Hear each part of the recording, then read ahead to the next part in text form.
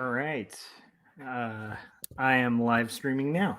Woohoo. So if you guys are joining or anything like that, and you have trouble kind of seeing what's going on, or like any audio issues or video issues or anything like that, just let me know. I'm going to be inking this panel today, right here, and we'll just kind of see how far we get. It's been a while since I've live streamed, so I'm kind of excited to get back to it. And I'm doing a late night stream. So, and I have a bunch of cool stuff to share with you guys. Let's start with this. Hold on a sec. Okay. Oh my goodness. My cam fell. Okay, so let's start with this. So we have basically, let me just explain who I am. I'm Joshua Kemble. This is my live stream. I'm a cartoonist, illustrator, and graphic designer. I've been doing illustration professionally for over 15 years now. And I have a bunch of cool stuff to share, which I'm pretty excited to kind of share with you all, which I think will be really cool too. So anyhow, I also do graphic novels. I'm a full-time art director, and when I'm not art directing, being a dad or doing things like that, I'm usually up late working on graphic novels. My first graphic novel being Two Stories, which is a comic book that talks really openly about my journey learning how to deal with manic depression and caregiving for panic disorder.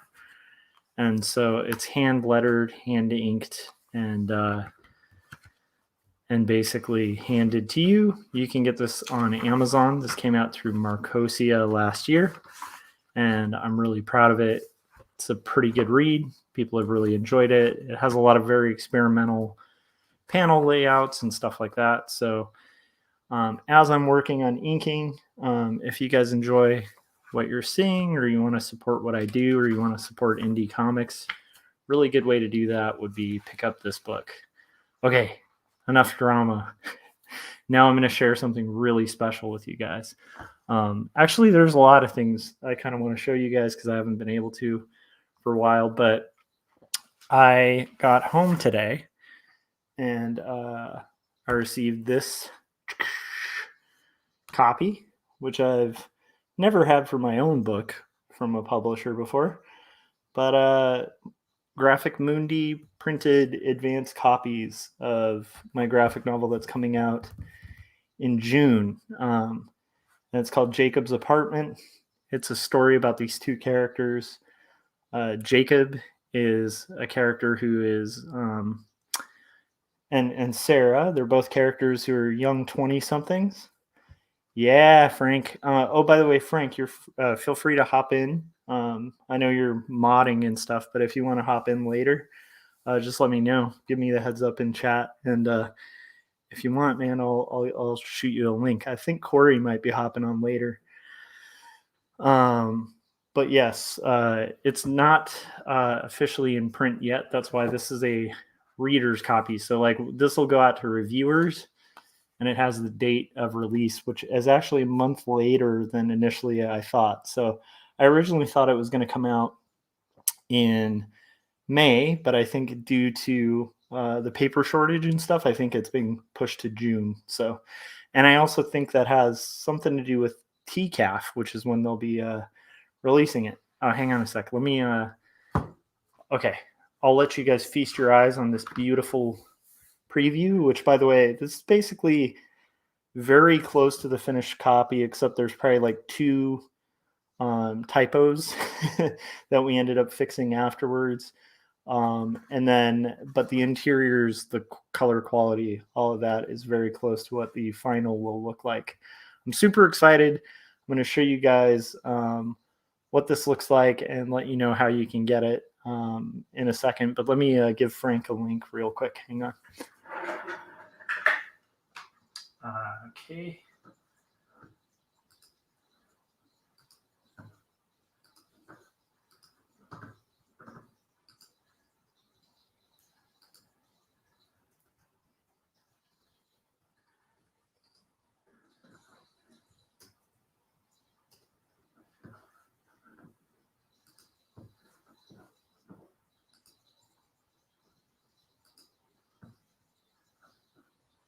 just got to make sure my settings are okay for like a half screen.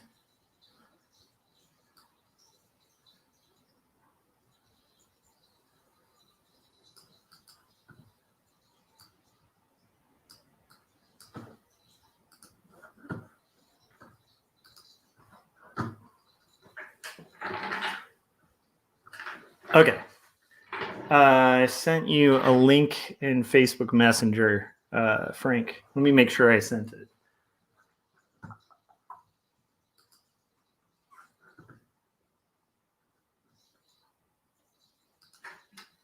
Yeah, I sent it. So just give me a heads up when you're on. So I'm really excited. Philip said that looks very nice. Thank you. So this was actually my first graphic novel.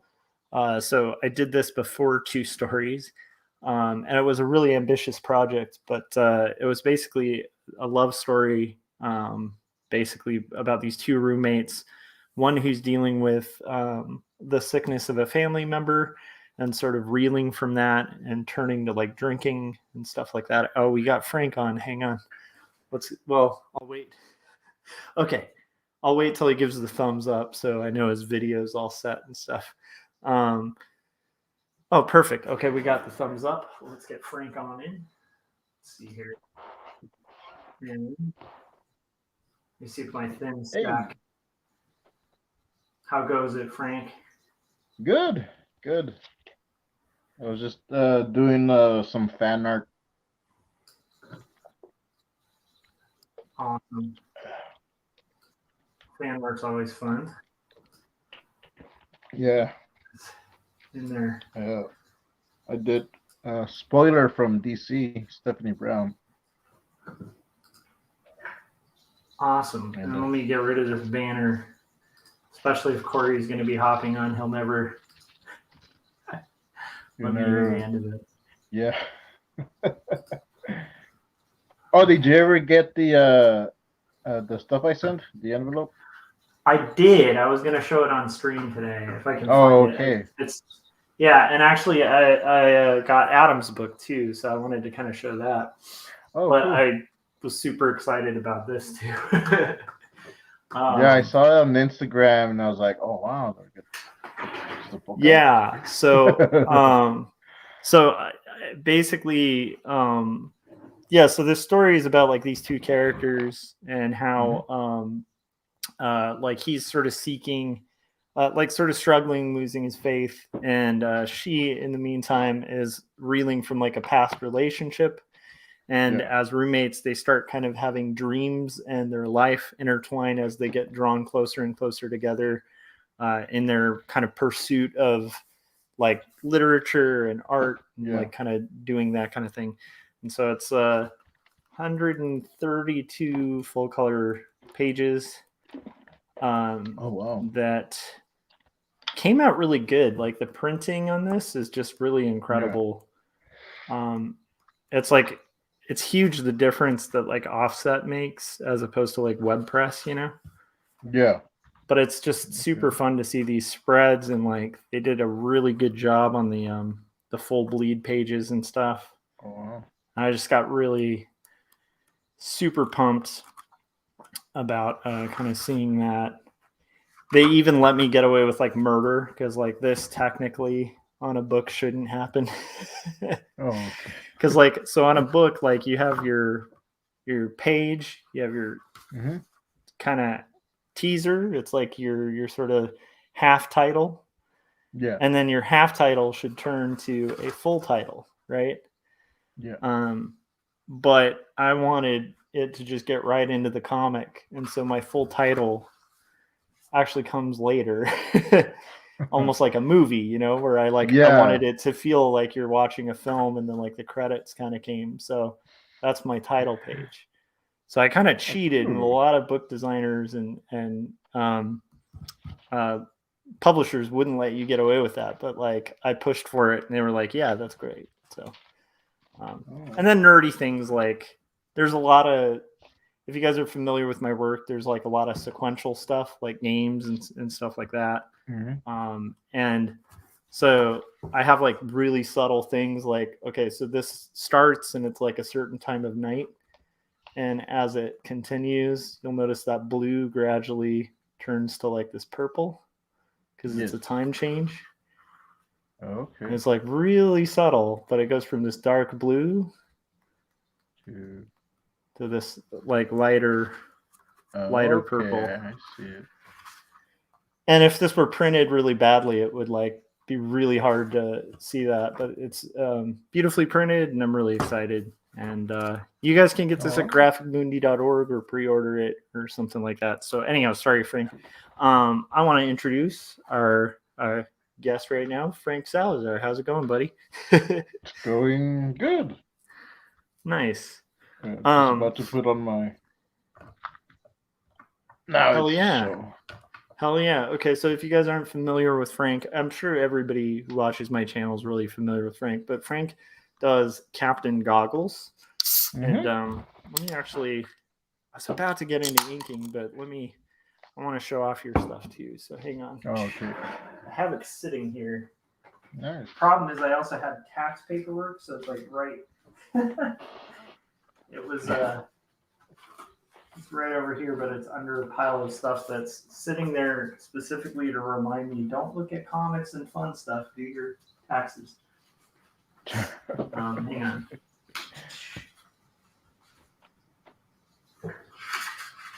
Okay.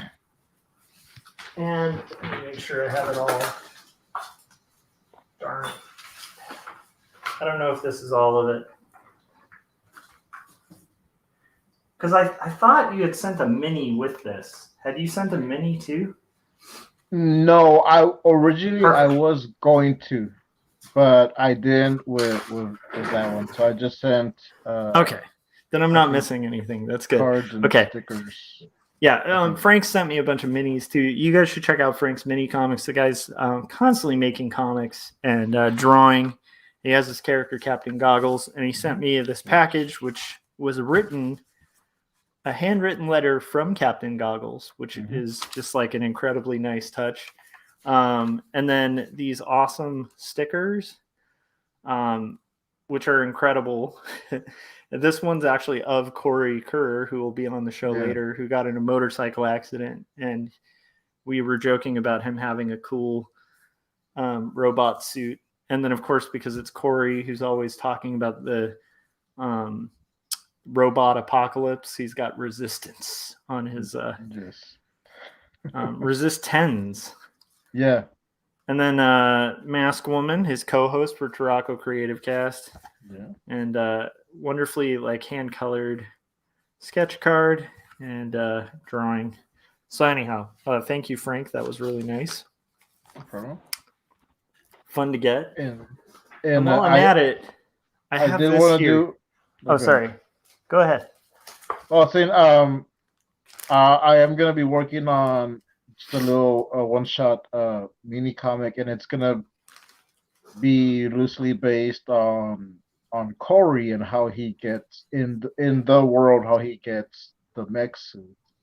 And I love it. You should definitely. So I was gonna use that illustration. So I got like some rough thumbnails, but I have like in random notebooks. I need to grab like go through which one did I do it in. But there's like a little motorcycle going along the road, so I'm gonna have like a monster or something. Okay, you need to have a kayaking bear in it. Like it should be like a kayaking accident with a bear. That's like trying to steal his kayak or something. That would be amazing. Sorry, this is a long, deep-seated joke for our live stream. And then I also want to shout out, because Adam's been doing really cool. Adam Laurie has been doing really cool live streams lately. I've actually been watching a bunch of them when I should have been live streaming. I know. I've watched like a ton of them because they're super interesting. Adam's a really good guy. I ordered this like months ago.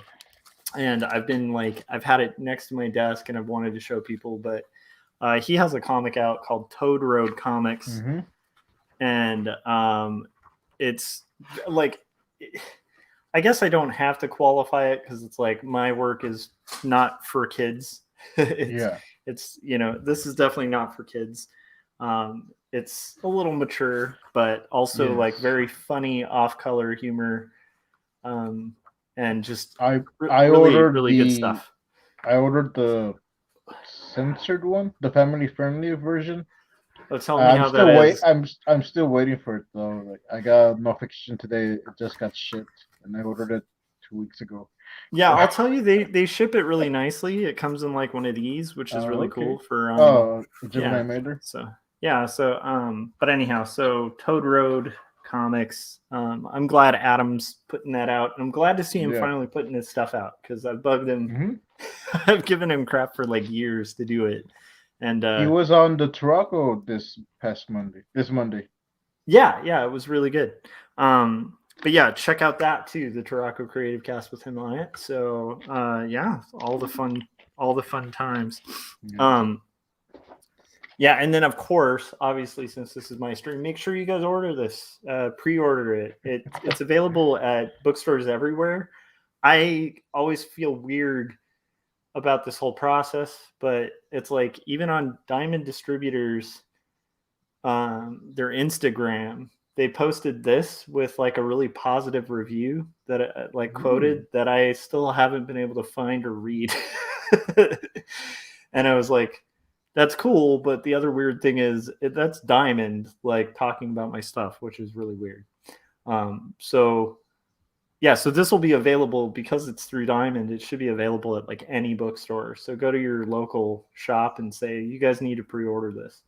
I'm going to be trying to book signings and stuff. That's what these are for, is to like kind of give to shops and reviewers and stuff like that. So they order it. But yeah, it's pretty awesome. I even did a like custom type on the cover and stuff like that. I will say, unlike my other book, this is not hand lettered. Oh. I mean, this part is actually custom lettering. But yeah, I didn't get into hand lettering until after this. Which I have your first other book here. Yes. Thank you, Frank. Thank you. But yeah, if you guys can pre-order that, that'd be cool. So what are you going to be working on, Betty? I'll probably just do some sketches. I was doing a fan art of Spoiler from DC, and I literally only did that so I can name it Spoiler in the as the image, so I can post it on Discord. Because when you do that on Discord, it'll post it as a spoiler warning. So I literally wanted Spoiler to be a spoiler warning, and that's the only reason I do it. That's cool. It on Discord. And I'm the only one that thought it was funny. No one else. So it's just based on a bit where you're like, I need to do a spoiler of Spoiler. Yeah. I can understand that. And I looked up the character, and I was looking at her design as Spoiler, and like, there's a lot of similarities to Masked Woman. So like, oh, well, I hope I don't get sued, or Anna gets sued. It's based on her. But it's a cool character from what I saw. Dude, that's awesome. So I'm gonna do some sketching right now. Very cool. I'm gonna try to figure out how to angle this thing while I ink. It's been a while since I've live streamed, so I'm like, how did I do this before? I guess maybe a lot of the time you guys just saw the top of my head. Yeah. Oh, I did finish. So you mentioned Captain Goggles and Masked Woman, the mini comics. So it was a little series, and I decided to end it on issue 3. So I got the 1 and 2 right here, and I finished the third one finally, and I made it into an ash can size, and I made it 20 pages with covers. I got here. Dude, very nice. Very nice. Okay, so I think that'll work. Let me see if this will work. Yeah, that's then my printer ran out of ink, so I ordered a new a cartridge today. So nice. Do you do an inkjet or? It's a Canon Canon Pixma. So it's color in black and white, but I do want to get a laser printer that's just just black ink. Yeah, that's why I was So asking, because I can just focus that on the mini comics and ash cans since I do in black and white anyway. yeah, I was gonna say like it'll save you a lot. Like in the Yeah, short cause run, it's gonna I go through cost a you a lot of little. Sorry, yeah. what? Well, yeah, I go through a lot of ink, and so Yeah, in the short run, it'll cost you like a little bit to get a laser, but for like especially if you're running them off from home, like mhm. it's and doing minis, it's like that's gonna be a Yeah, game changer for you, dude. Um, yeah, yeah, because those inkjet cartridges, man, they're like not meant for like high output, so those cartridges will run you. Whereas, like I think with a laser, you get like one cartridge, you can do like thousands of minis. yeah. And I think it was a conversation we had a while ago, and that's when I was thinking that I need to get a laser printer. Yeah, So yeah, yeah. Ah, yeah. the good old days of minis. I wish I had one of my minis or something here. I used to do minis quite a bit, um, but I haven't done them in a long time. But I still have like Mhm. love in my heart for mini comics because Yeah. what cartoonist doesn't like mini comics? They're just super fun. Oh I yeah. also will say so tomorrow. This is the crazy thing. So it's been like part of why I haven't really been like streaming is just like it's just been like game time, you know. Um, Yeah. but what's kind of funny is I started. I got this today, and I know that this is. I have to start hitting bookstores and stuff, kind of like I did on my blogs for 2 stories. I have to kind of do that all over again with this book, but like try for like bigger independent bookstores and then like Barnes and Yeah. Noble, big chains like that. Um, and just stop by the stores, like meet the buyers and stuff like that, and try to get like some signings going. Yeah. Um, but then like the crazy thing is like so I also have to finish 2 stories book 2, which I think people who read book 1 want that. Mhm. And then I also have a meeting with my publisher, Wes Margin, for a book that is I'm collaborating on with my sister. So, and that's going to be doing like a little over a year. So it's been like chaos the last few days, just last few weeks. I was trying to hustle and get a lot done. Um, and then also I got sick like a little bit back. It was funny. Everybody from the Artcasters Yeah. got Yeah. sick around the same time. I also Luckily, I got didn't get sick. COVID, you know. Yeah. Sorry, what? I said I also got sick back in the begin the first day of the year of the new year. Oh, wow. so, So, same thing, huh? so Just like yeah, Happy New Year. Here, have some sickness. yeah. And I don't know if it was COVID because I didn't go get tested. Since I don't have a vehicle, so I could just go Oh, somewhere. But I no. tried to order the test, but all the stores were sold out. They were out of Yeah, stock. that's craziness, man. And I called my doctor, and they don't do COVID tests. So like, okay, well, I'm just gonna treat it like it's the flu. So I did that. In a few days, it was gone. But I got sick again because I went out in the cold without a jacket or anything. So Oh, so, no. so I was out again for a couple of days. I'm fine. Like took some cough medicine and bundled up. So, Yeah, for me, it was like, it wasn't too bad, but like, I took a rapid test. My wife like pre-ordered a bunch on Amazon. So we have them okay. around the house because like with my kid going to school and stuff, it's like Yeah.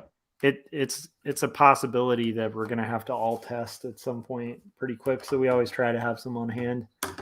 Okay. Um, but it's like the Yeah, so I tested negative, but that thing lasted, and I took like 2 tests throughout it because I kept going, well, maybe, it's like Yeah. it lasted for like a week and a half, but I think it was just a sinus infection, um, which I tend to get every year almost because I have a very mild asthma. Okay. Um, Yeah. it was way more severe when I was a kid where I had to have like an inhaler. But I don't know. It's weird. I reached this certain age where I really didn't need it, but I still get Yeah. really easy sinus infections. Okay. But anyhow, needless to say, that took me out of the game for a little bit, so I wasn't able to like make anything. Which is funny. I wonder if it was similar for you, but like for me, that was the most annoying part. Although it was kind of weirdly a nice break. Like I caught up on a lot of things. Yeah. Watched. It, it's yeah. It slowed me down a little bit. Like I wasn't able to do everything I wanted to do, it, and I didn't do the Turaco that week. Yeah. Um, or yeah. And I talked to Anna about it. She said, like, "No, take care of yourself." 'Cause I was like, "Oh, come on." Yeah, I also kind of feel like that's like part of why we skipped Artcasters because we barely ever Yeah. miss. But we also figured we're kind of sparing the audience too because all of us could talk, but we would be like coughing every other word, Yeah. like sneezing, and then Corey, I think Corey and Scott both got COVID too, so it's like, and then me with a sinus infection, it just would have been like brutal, like for Yeah. people to sit there and kind of listen to it. Just a sick guy. He's like, it's the comics. But my wife was kind of teasing me too, because that it's one of the few things where like I was kind of unable to work for a couple days. So there were a couple days where I just watched TV, Yeah. and it's like that's something I barely ever do. Is just like, I mean, I'm always working, so it was Yeah. kind of interesting to like have that moment of like, oh no, I actually have to like chill. My Yeah. wife was kind of teasing me that I have to get sick in order to just kind of relax and have a normal day. Yeah.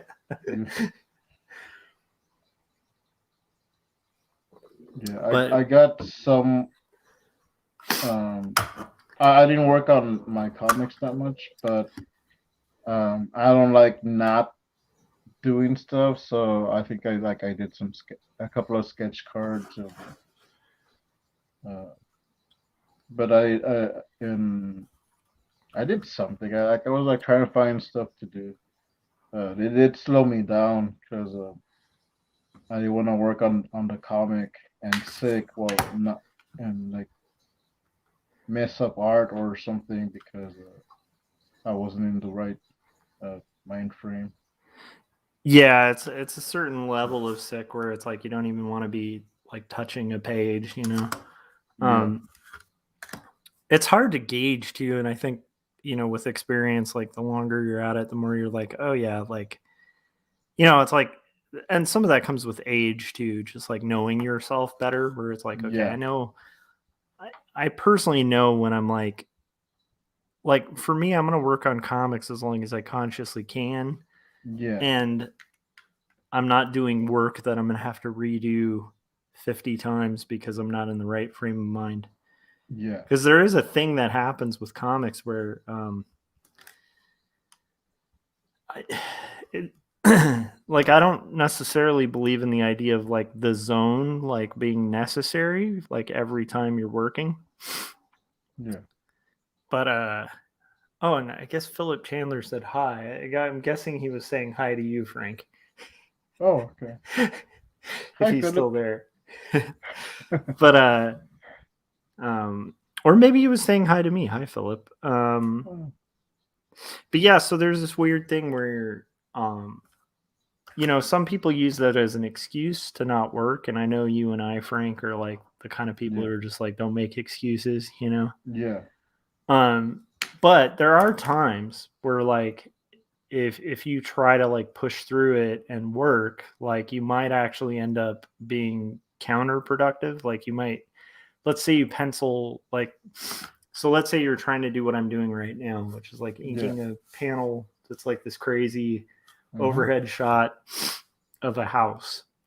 And you're trying to do that. If you do that in the wrong frame of mind, you're going to end up having to redraw and like redo all of this work. And then if you're doing it directly over pencils, then like you might have to repencil that whole panel because you chose to work when you shouldn't have, you know? So it's like there is this weird line of like you do have to kind of be in a zone. However, I do think that zone just kind of presents itself when you get in the habit of just being like, oh, I have free time, I'm going to sit and draw, you know? Yeah. But it is funny how like, I feel like when you start off, like usually that's the problem is you're making too many moments of like, oh, I'm not inspired or, you know, like it's just like, or you're like struggling with drawing, which is pretty natural when you're first drawing, you know? Yeah. Oh, and Philip said, I'm still here. I said hi to Frank. Thanks, Philip. No hi for me. No, I'm just kidding. And then he also said, I'm also drawing while listening to you guys talking. Oh, that's nice. Cool. What are you working on, Philip? I'm kind of curious what he's rocking too. So I do have like a mild allergy thing going right now too. So ironically, I was talking about sparing people by not like streaming while being sick, and you guys might still hear some sniffles and stuff. For me, that was a crazy, because I think you got sick around the same time, and it's like that was definitely weird because I was like right at the peak of the you know, surge. Like it's like the fourth surge or whatever we've all had to deal with. But it's like that one I definitely felt, because locally here, I think because of the politics of my area too, there's a lot of people who probably got it very quick. And like I know a lot of people got it, like that, you know, got it. And my sister called me yesterday that her family got COVID. She hasn't gotten symptoms, and they don't want to test her. But I'm gonna call her. I'll send her a message later and tell her like, well, I have some, because I did end up getting some tests after the fact. Yeah, some like PCR tests. It's like a government new thing now. Yeah, they sent you could get some free ones. Yeah. So I ordered one, and I was gonna let her know like, well, I got some extra tests if you want to get tested. Yeah, dude, it's definitely not a bad thing. But yeah, that was like, at least when it happened here, and I'm guessing it's probably similar down there. It was like every like, because you know usually those tests you can get at like any, you know, pharmacy. Yeah, you can get, you know, CVS or Walgreens, and yeah. So like checking online, and they're all sold out. Yeah, so that was the nutty thing, was like Walgreens, CVS, and like we went, like my wife and I went to like every physical location. They had none like in our entire area. It's like, you know, it's not a huge city, but it's like, you know, we have 300,000, 400,000 residents.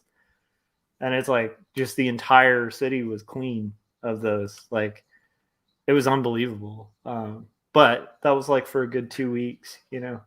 Which is also annoying because, like, for me, I also work in house, so it's like I have to test clear if I'm going to go back, you know, to work. Like that's just the policy. Like if we have like, you know, a sore throat or whatever, you got to make sure you know, are clear of that, because we don't want to bring it to like 50 people, you know. And that was crazy, man. That was a crazy time. So we had to hunt like crazy. But that's part of why we have a bunch on reserve now, is we just were like, you know what, we're going to order like a good chunk on Amazon. Not like a bunch, you know, but like enough for each of us. And then if we have to use one, we'll just kind of restock, because it's like, I don't want to be in that scenario again. You know. Philip said, I'm working on some rough character designs. I'm starting a children's book I'm going to be working on this year. Awesome. Oh, cool. It's cool.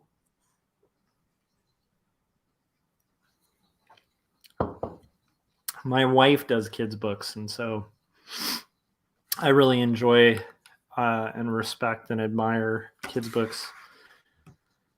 And at some point in my life, I might write one. I always think it would be fun to write one and have somebody else illustrate it. Yeah. I'm kind of thinking while I'm in the thick of it with the 2 graphic novels, if I start getting a real writing bug, that might be what I do, is like write like a real quick kids book thing and see if I can get it picked up for somebody else to draw.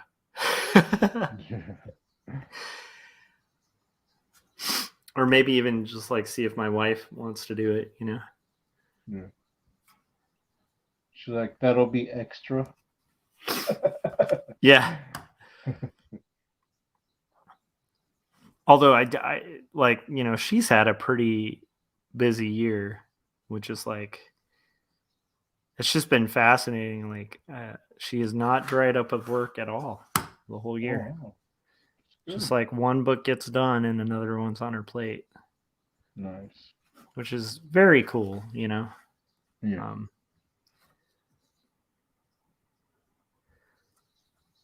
Although this is a funny thing. So, I was thinking about that parable of, oh my gosh, I'm going to get this all wrong. The talents. Oh, yeah. Where it's like, you know, like each, like 3 people are given different talents, and one takes, 10, and then they're told by like their boss basically like, hey, here's some talents, which I guess is like currency at the time. It's like, hey, I want you to go invest this, right? So go do good things with this, right? And so like the first guy who gets it, like invests it, comes back with like 10 talents. He's like, hey, I invested this, it did really well. I'm totally paraphrasing. Frank could probably tell the story better. Frank knows the scripture a lot better than I do. But you know, which is not like, yeah. not a point of pride for me. But this is more for just anybody listening. So like he comes back with like 10 talents, you know, it's like, oh, well done. You went out there, you were faithful, you invested, you got a return. The second guy comes back, he's like, hey, I took this, I invested it, didn't do so great, but I did gain like 2 talents. So like, and again, like, you know, master's just like, hey, this is great. Like you went out there, you invested it.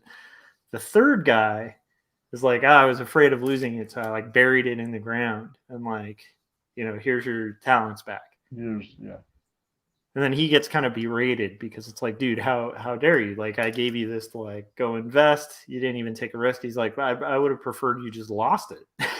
Like, I prefer you just like took a risk with it, basically, because you've been given this thing not to just sit with. So anyhow, I've been thinking about that with so from the angle of the first guy and the talents who does the investment, he's also rewarded with more responsibility. Mm-hmm.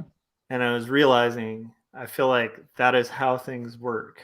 I don't know if this makes sense, but it's like I've the last few days felt slightly overwhelmed just because it's like so many books. And then a lot of stuff I have to do. And I'm like, I have no idea how I'm going to do this. I don't know how I'm going to do another press release while I'm starting another book, while I'm like working on another book. And I don't know where I'm going to find the time or be able to do any of this stuff. It's a bunch of extra responsibility now. And I was thinking about that. And I was like, well, you know, that makes sense because I'm investing my talents. Not like to us. It's a weird thing, but it's just something I've been thinking about where I'm like, okay, so I think I've been, I guess my point is like, I shouldn't be surprised if there's more work as a reward for work. That's how it works. I don't know. Does that make sense, Frank? Or can you make sense of that weird ramble? It totally does, because the more we do it, we invest in whatever project we're doing, or whatever aspect of our life, we're gonna be rewarded with more, but it's more to take care of. So now you have more responsibility. So, so I think like the first guy, he didn't even want to uh, do anything, so he didn't gain anything. And the other two, like they went to go and do something and got something. The I think that was the guy with a 10. He was given the talent from the first guy, from the one that didn't do anything. I think you're right. Yeah. Yeah. It's been a while. But I think that's right. And I think it's like basically the premise of it being like whatever you're given, even if it's a small amount. Corey just chimed in the chats. What are you doing in the chats, Corey? If you're on here, you need to be on here Corey. chatting with us. We're talking about the story of the talents, man. You know the story. Yeah, like I guess what I've been thinking about, not that I'm like, I don't think I'm anyone special or anything like that. Like I feel like I'm very fortunate to like I don't know, if I take like this, like these here, let me use these as an example. This is 10 years, like these two books. That's 10 years. Right there in like two little books. 5 each. So I don't think I'm like extraordinarily talented. I know a lot of cartoonists who with like 10 years could have put out a lot more work for comics and stuff. But I think it is a scenario of like, I've experienced this with like management and by the way, full transparency to people too. I am bringing up like somewhat religious stuff because I'm a Christian and Frank's a Christian. So we're talking about some of that. I'm not trying to like preach to anyone. I'm just having a conversation with Frank, but I just wanted to let you guys know that's what this whole talents thing is and stuff. It's me talking about like some of the stuff I've been thinking about with my own faith. Right. But it's like, I have felt led to create art and create these things and keep making it and keep showing up. And I've prayed about it a lot because it does take a lot of time away from like friends, from family. Yeah. There's a lot of like sacrifice to it kind of, but like it also could be considered like kind of self-indulgent. And so I've really put a lot of thought and prayer into it, and I've come away really convicted that I'm supposed to be doing this. And but a similar thing happened with when I started working in management, or you could also think of it at like from, this happens when you're a parent too, where it's like, it's such a blessing to have a kid. Like it is one of the coolest things you'll ever experience in your life, but it is a ton of responsibility and work. And it also, as well as being like a reward, is like a fear-filled thing, because you're full of, here's Corey. Sweet. Corey can jump on this too. Maybe you can chime in on the talents. Are you good to come on, bud? Oh, yeah. Perfect. You already hopped on. Good. So yeah, so like with like being a parent, it's like you have a kid and it is a massive extra amount of work, even though it is a blessing, right?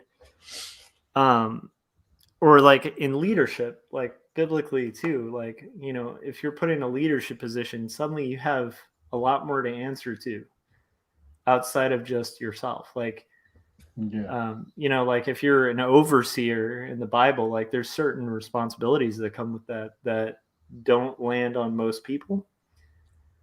And so it's like, well, it's this blessing. It's also a lot of responsibility and fear. And I've just been thinking about that a lot lately because I've realized like I've been really blessed with this, with with this, like this is a huge blessing that not everybody gets to have, right? And I'm so thankful for it. Like the fact that I have a publisher, they have a decent distribution thing. They were willing to print like a full color book. It's a huge blessing.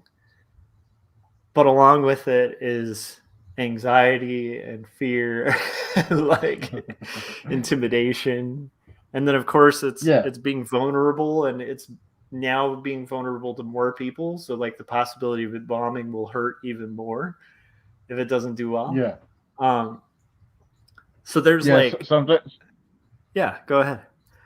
Well, I was gonna say sometimes I think the easy part is making it, because even though like I know for you it took 5 years, and for me like it's been taking a while, but like once you're finished, it's like, oh, now I have to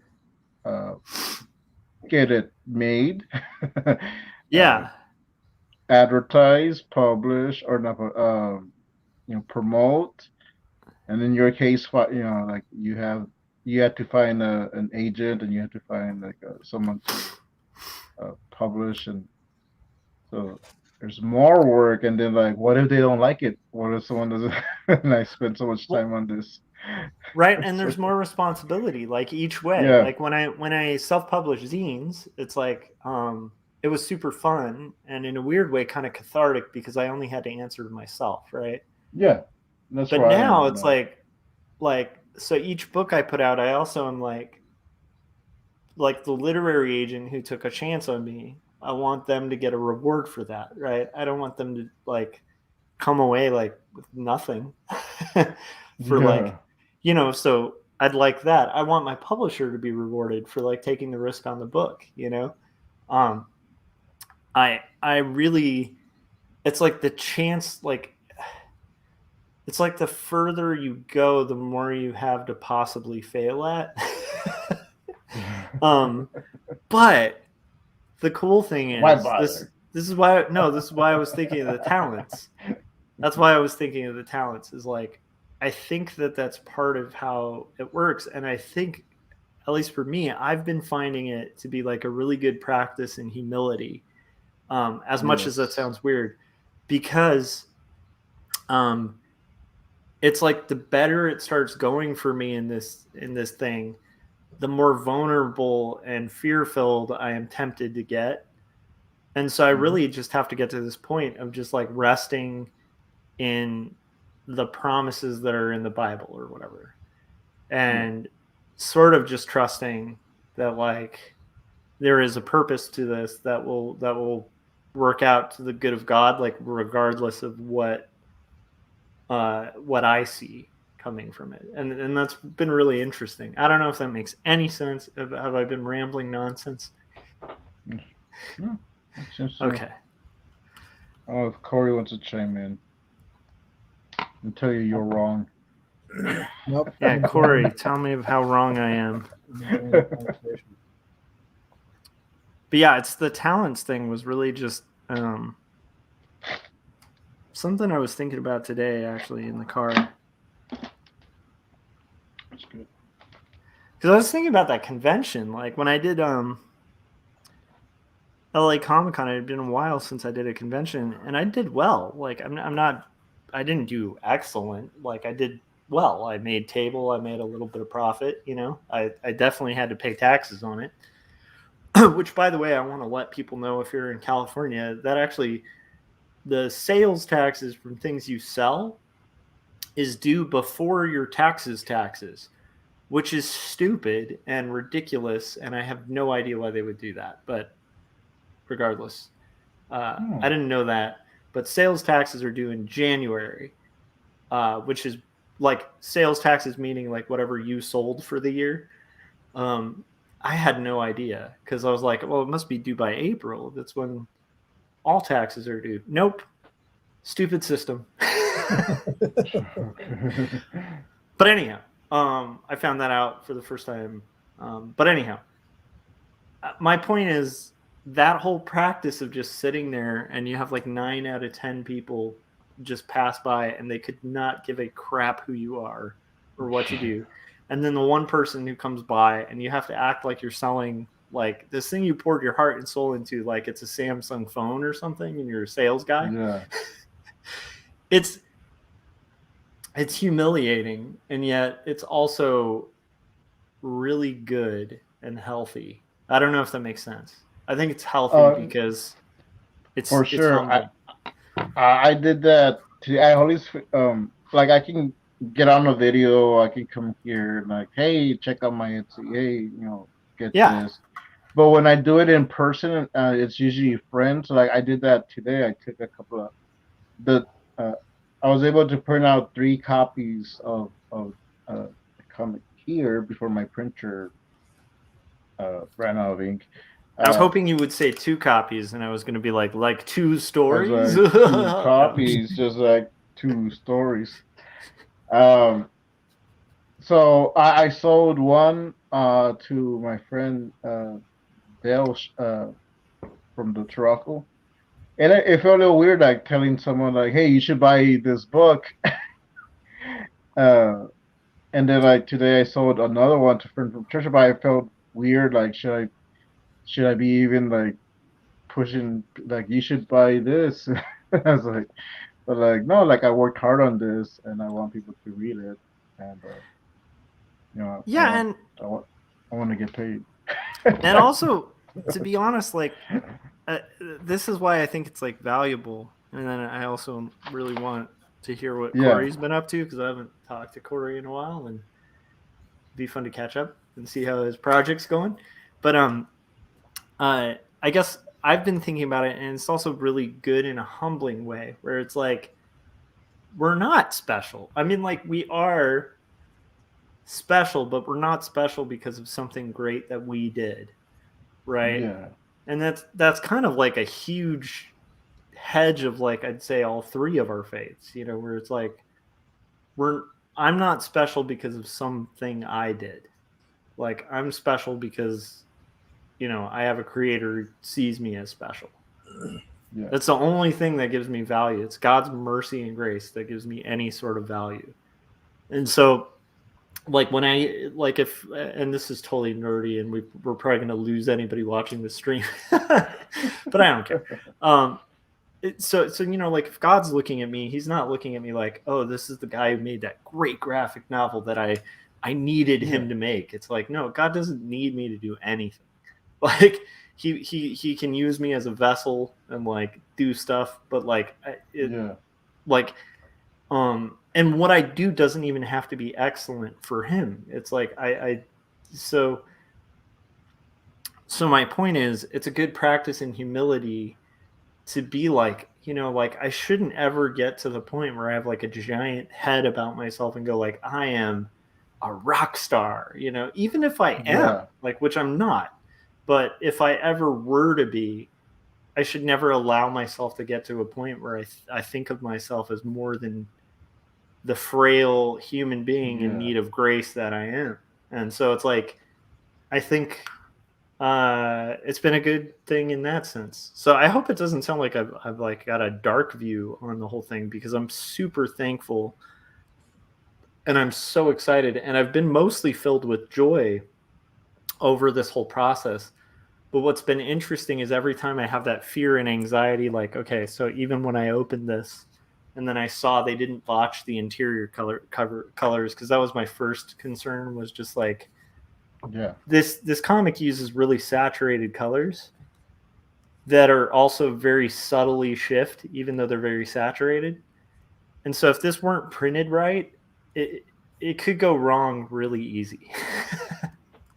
I don't know if that makes sense. So when I got over that, I was like, okay, it's printed well. I had this brief moment of like, oh man, this is real. Now I really gotta, and I started thinking about all the stuff I have to do and how am I going to do it and how am I going to find time to do it and stuff like that. And then I just was like able to kind of just put it, like give it to God, and then just kind of enjoy the experience of the blessing, rather than just like thinking about like, well, what am I going to do with these talents? What am I going to bury them? Am I going to do, it's like, no, just to enjoy the experience. Like you've been given this thing to like invest whatever you can with, and like, cool. That's that's it. Like there's not much more I need to do other than to the best of my ability do what I can with it. And I don't know, that's been really enjoyable and allowed me to enjoy the experience, which is weird. So it probably sounds really lame to people, me talking about that, but I just thought it was something people don't talk about a lot, you know. But for me, it's been like this mixed thing. Corey, how you been? Yeah.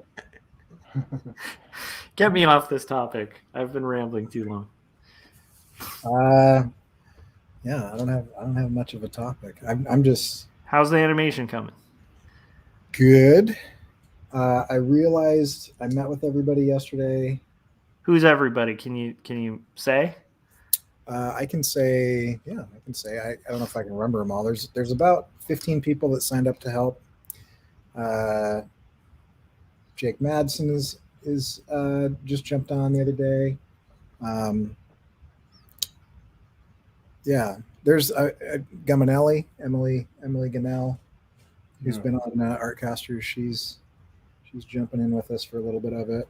Yeah, she was doing a. Is she still doing those? They were doing a 48-hour art check. Yeah, they're doing that a little bit. Cool. I don't know if they still are, but yeah, they were doing that. Yeah, a couple of people, a lot of people that you probably wouldn't know, but are pretty good. There's a guy, Gerald. He goes by Two-Headed Giant on Instagram. He's pretty awesome. He's involved, and Caden Dawson. Anyway, quite a few people. Nice. But a lot of them are Wesley Mata. A lot of them are just students who are just beginning and are kind of learning a lot of this. And so that's really fun to kind of have kind of that energy going. But I can show you our Trello board. So let me pull this up here.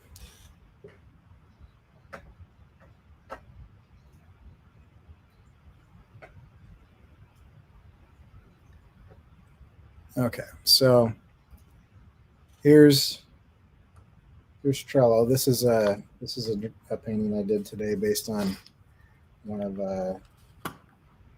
I think it was Gerald's sketches. So basically what we've done is we've got this whole thing, and there's about 45 different scenes that need to be illustrated and designed for animation within the next 3 weeks. Mm-hmm. So yeah, we took on a lot. It's looking pretty good.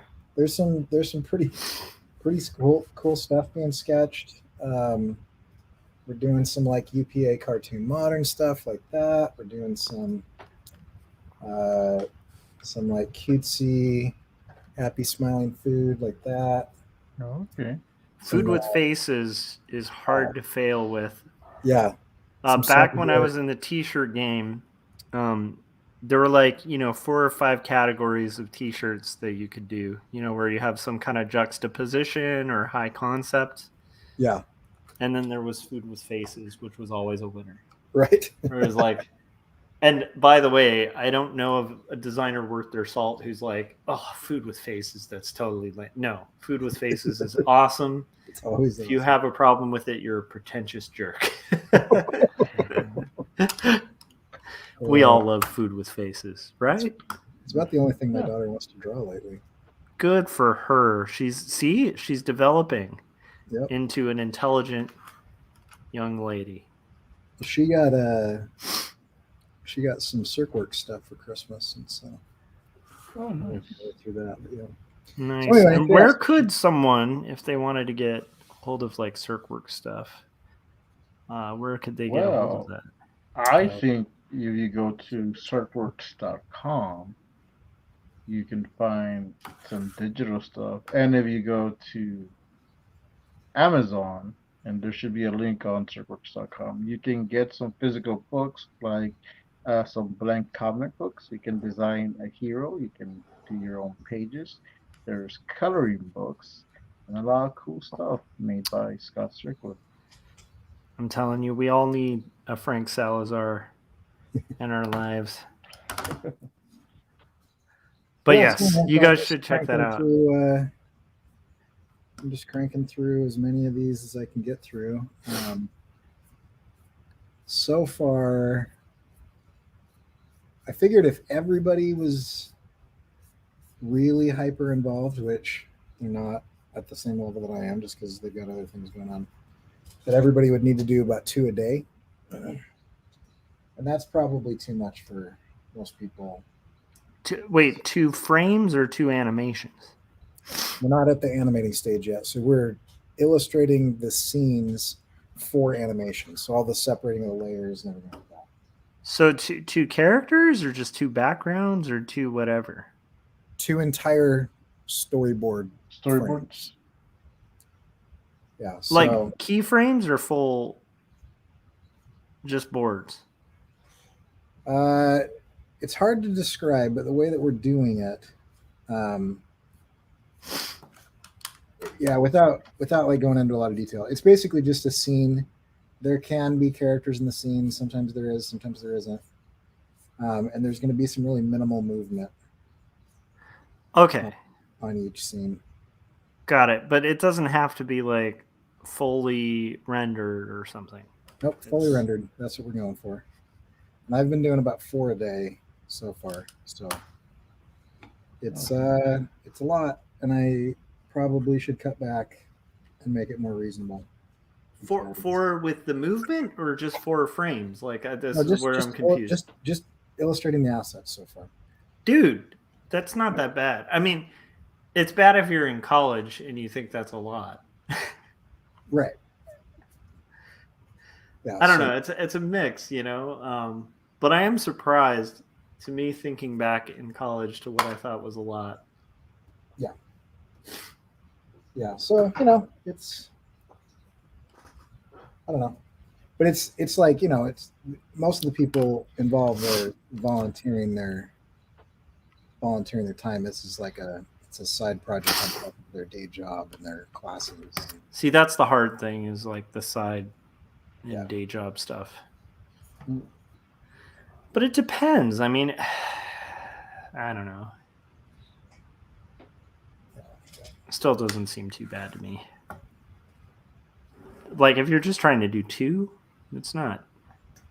I don't know. That seems. Well, we're reasonable. talking fully inked and colored and shaded, like, and it's not like an illustration. It's like all of the layers illustrated to make sure that it moves. Yeah, that can be tough. So, anyway, and you're learning it. You know, it's like new. Does it have to be vector? No, it doesn't have to be. Oh, well. I'm letting everybody do whatever they want. Yeah, because I'm like, depending, you know? Yeah. But anyway. Well, I don't know if you watch the... That's pretty ambitious for a college student, though. Like, to try to do 2. Yeah. But that was long ago for me. It's hard to... I remember, though, man, like, I remember back when I was teaching, being mystified by somebody having, like, a month to work on a gig poster, kind of make, like, a perfect poster design. Mm-hmm. And how people would feel like, I only have a week to do roughs. Yeah. And you're like, it's a week. You get a week? It's a week, man. Like, that's a cherished time. Like, that is not that big of a deal. So yeah. So trying to remember that mind frame of like, yeah. I'm just gonna crap talk your college students, Corey, just to motivate them if they're watching. You guys need to, stack up and help Corey out here. I'm just kidding. Yeah, not all of them are college students. Some of them have graduated and they're just jumping in because they thought it'd be fun. The no excuses guy. I'm just kidding. Yeah. That is a lot of work. I say as somebody who wouldn't take that on myself right now. On top of what I got. I mean, that's kind of what I told them. I said, you know, you guys can be as involved as you want to be. Yeah. As long as as long as like the level of commitment is like understood, and you don't take on something that you're not going to do or that you don't do. And if it becomes too much, you let me know. Yeah. People have been pretty good. I'm kind of bummed. I would have enjoyed hopping on that. Yeah. What's up? Come on and do it. On top of the 2 graphic novels I have to do. Yeah, when you need a break. There's your break. Yes. That would be a break, but probably not like a relaxing break, more like a fracture kind of break. Right. On top of, but I am loving what I'm seeing of the frames and stuff. Yeah. Is this like a Flintstones kind of thing? Yeah. So the idea is, the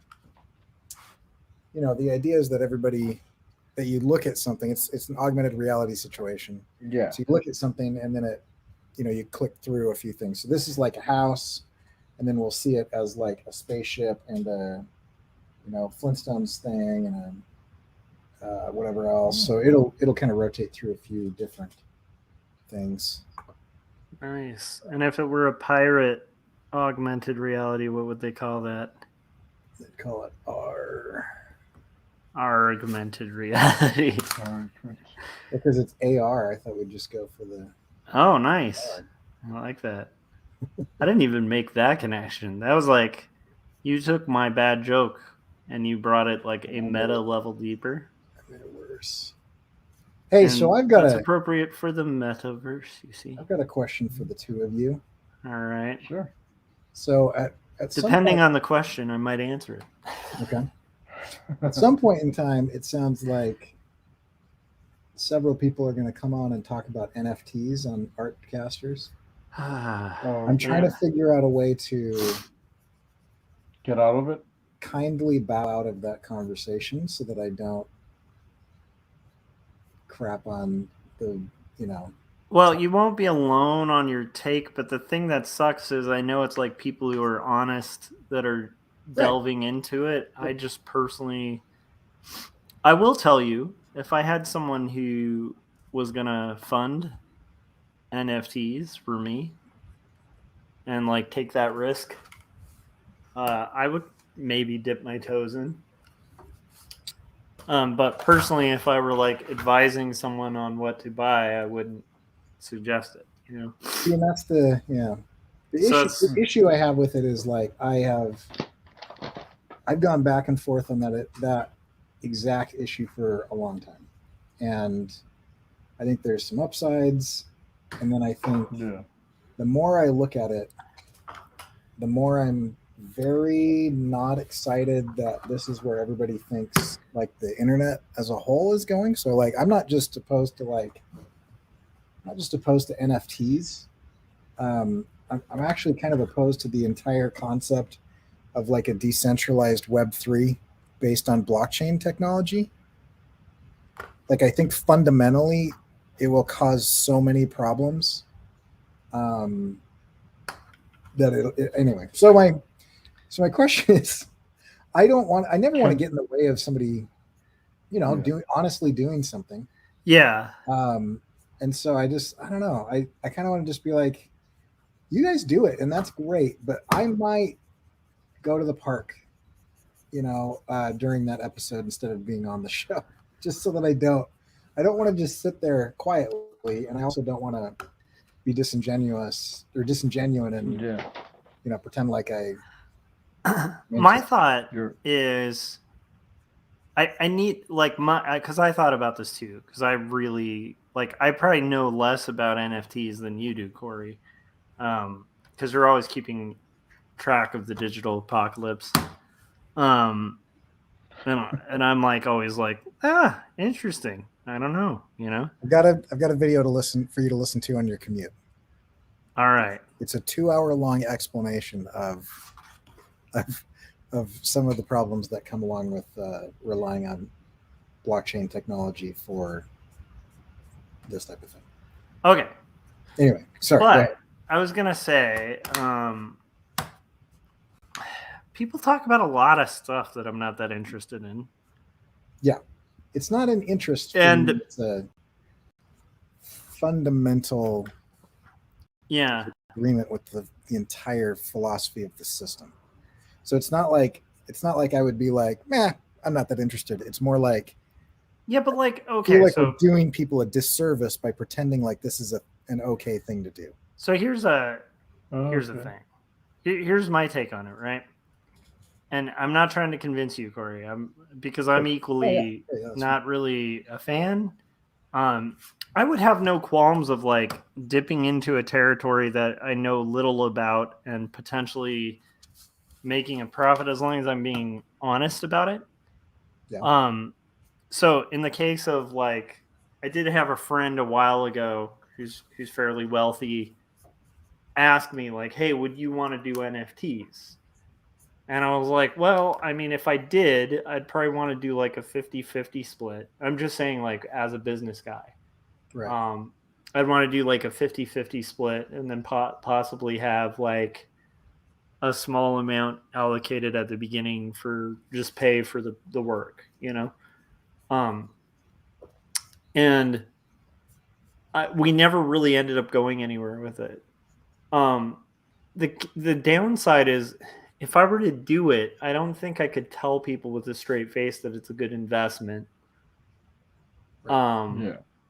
Because I do feel like it's a bit pyramid schemey. Yeah, it is the definition of the greater fool theory. Yeah. Okay. But I also, to be honest, think that's kind of stocks in general. So, I mean, This is significantly more so though. It does share a lot of. well, I think there's a false reality to a lot of. Sorry, go ahead. So I was just saying it does share a lot of the speculative nature of stocks. I think I think it shares a lot of speculative and value trouble. Which, by the way, I wouldn't tell somebody to not, invest in stocks. Although if they do, be careful. But there are not enough, but some regulations and laws surrounding like pump and dump schemes in stocks and insider trading and things like that. Yeah. Whereas those practices that we would deem illegal in the stock market are encouraged in blockchain because it's a completely unregulated Well, I situation. mean, like for instance, I've always been rooting for Dogecoin because it's funny to me. Right. But yeah, it's a pump and dump scheme. Like any time that thing escalates, it's because somebody's promoting it to sell. So they're pumping the perceived value, probably emailing some buddies that talk about it and trying to get some hype about it, and then they're gonna sell like 10 things that they bought for a cent, or thousands of things or millions of things that they bought for a cent, make a crap load of profit, Right? and then it'll settle back to its actual value, which is next to nothing. Which we would find unethical to the point of illegal in any other situation. I mean, kind of. Although I do kind of feel like that still happens in the stock market a lot. It still happens, but like it's not legal to do that. Yeah. So just because it happens doesn't mean that it's okay. that society has decided that it's okay. But anyhow, anyway. So here's my point, Corey. I don't think I would do NFTs. If I did, I would be still pretty transparent about the fact that, like, hey, I don't particularly know or believe in this stuff because I have no idea. Like, I have no idea if it has value. I really don't. I don't know enough about it. From what I understand, I don't personally understand it. But I will also say we've had people on who do, and this is just my take on it. We've had people on who do like pervy pinup art. Right. And I don't judge that like as a person. Like I don't really particularly have like some moral qualm about it. I personally, for myself, would have a massive moral qualm about it. You know what I mean? Yep. But in those conversations, I'm able to kind of like go, well, it's an industry I don't know tons about. I do wonder often, hey, what's life like doing that? And not only that, I think sometimes people will be under the illusion that like that still doesn't take effort or work, and I think that stuff does. Sure. And I do think it's just a different value system, but I still think it's an artist, and maybe they aren't making art that I agree with, but they are making art, you know? Yeah. And that's a little bit of a unrelated field, just because I would agree with you on all of those points, including that they're making art. But I don't feel like NFTs have anything to do with art. no, but what I'm getting at is, well, they do in the sense that like if we're doing art casters, right, and they're talking about art that they're making into NFTs, it is art. It's just like similar to the pinup artist who's doing pervy art that I don't necessarily agree with. And keep in mind, like, it's weird because this is my own taste, right? I don't have a problem with pervy pinup art. And I think there's ways to do pervy art that's great and excellent and very artistic and challenging. But I will say we've had people on who do a realm of that I just feel like is trash. You know? Right. And I'm not trashing the person who did it because they seem happy with their career and stuff like that. So it's you know, it's good. And like honestly, it made for really interesting content, really interesting conversation. And it's something that person's using to like be a breadwinner for their family, and that's good. But I personally wouldn't touch that kind of nonsense with a 10-foot pole. Because if I were going to go into that territory, I'd go like dark. Like, you know, I'd go way further. Illustration equivalent of a snuff illustration.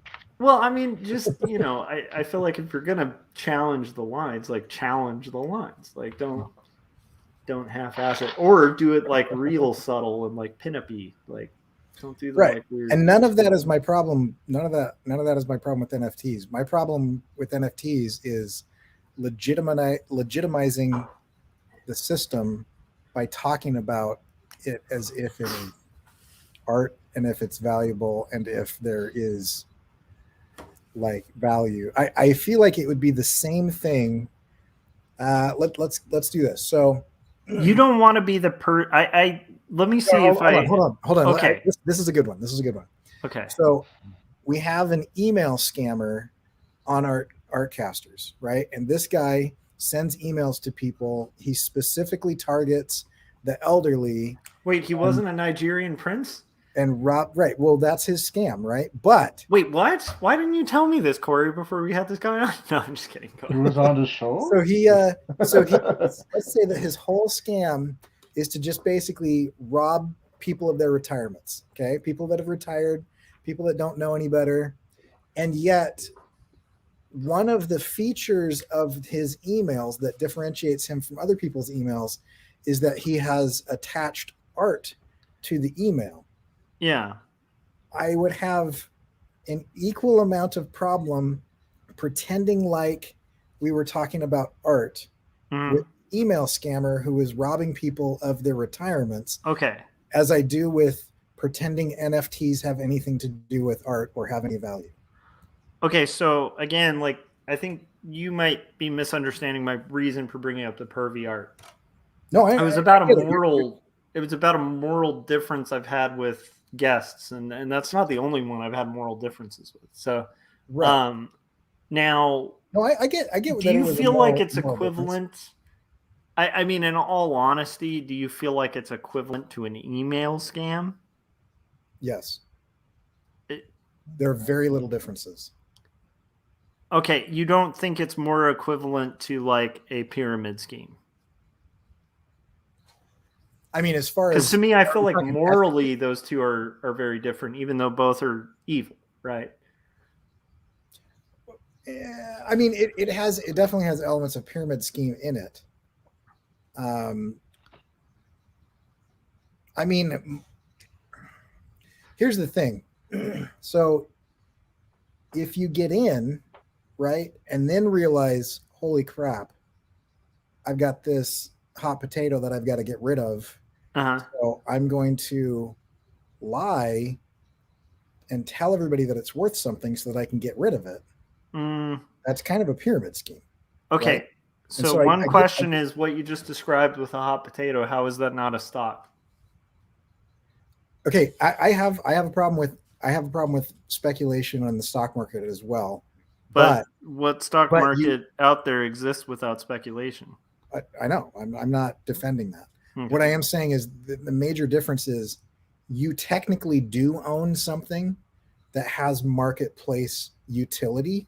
What's that thing?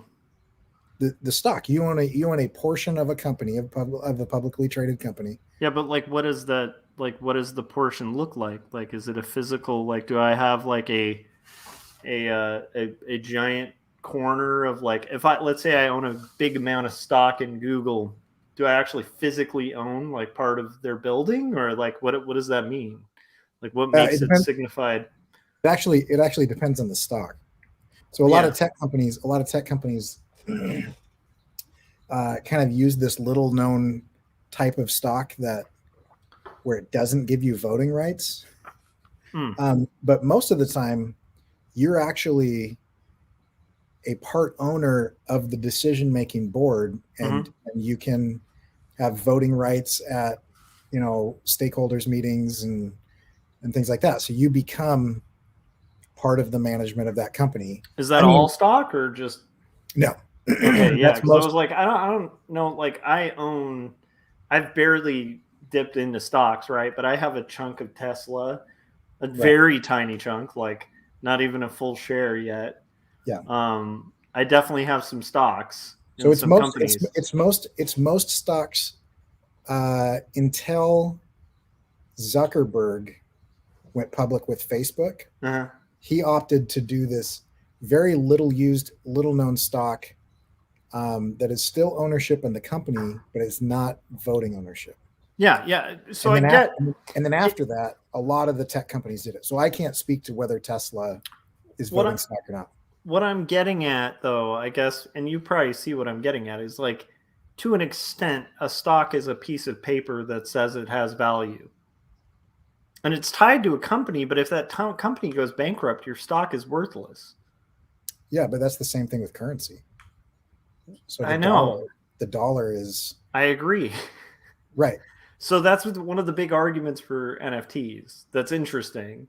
I don't agree with it, but I think it would be valuable and interesting to have a conversation on air. And I think it would be good to have people who aren't all cheerleading for it. Like, but I also understand, because you don't want to, like, I get it. It's like you don't want to crap in the water. And I have similar concerns. I would literally be actively trying to tank one of my good friends' opportunities to make money in something that he's invested hours in. I've thought about that too. I'm not interested about it, but I'm also like one of those guys who, like, I have trouble shutting up. So like I tend to speak my mind, and like that could be a problem. I don't know. It would look weird if we both bowed out of that episode, though. Is that when me and Gary come in, like, Corey and Josh couldn't make it, but we showed it. But here's the thing. So Corey, I do feel like you're being a bit hyperbolic on what you actually feel about it. And maybe I'm misreading it, but like, I don't think you view it as an email scam. I think that's more hyperbolic than you actually feel about it. Why don't you feel that way? Why don't I feel like that's what you feel? Yeah. Because I think that would just be... Are you mansplaining to Corey? I am. I'm mansplaining to... You don't feel this, Corey. Wait, technically you can't mansplain to a man, but if Corey, if you are identifying... If two vegan atheist mansplainers are mansplaining to each other... You know what's horrible? Corey and I mansplain to everyone, so when mansplaining became a thing, that was a bad thing for guys like Corey and I, because we over-explain everything anyway. So I don't care if you're a man, a woman, whatever. I'm gonna over-explain. I'm gonna mansplain. I over-explain to my dog, and then I'm like, wait a minute, like my dog doesn't understand what I'm saying here. Like I just I need to simplify. That's anyhow. No, I guess I'm just saying, like, I get it, and I have weird qualms about it, and I'm sure yours are probably a lot more extreme than mine Well, against it, but I don't know if you call it like the same as saying like I'm a Nigerian prince.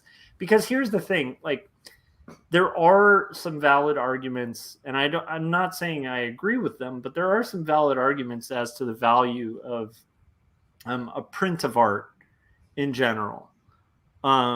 Or the value of like a book, like that's a replication of an original, or even the value of an original. Like art is kind of insane.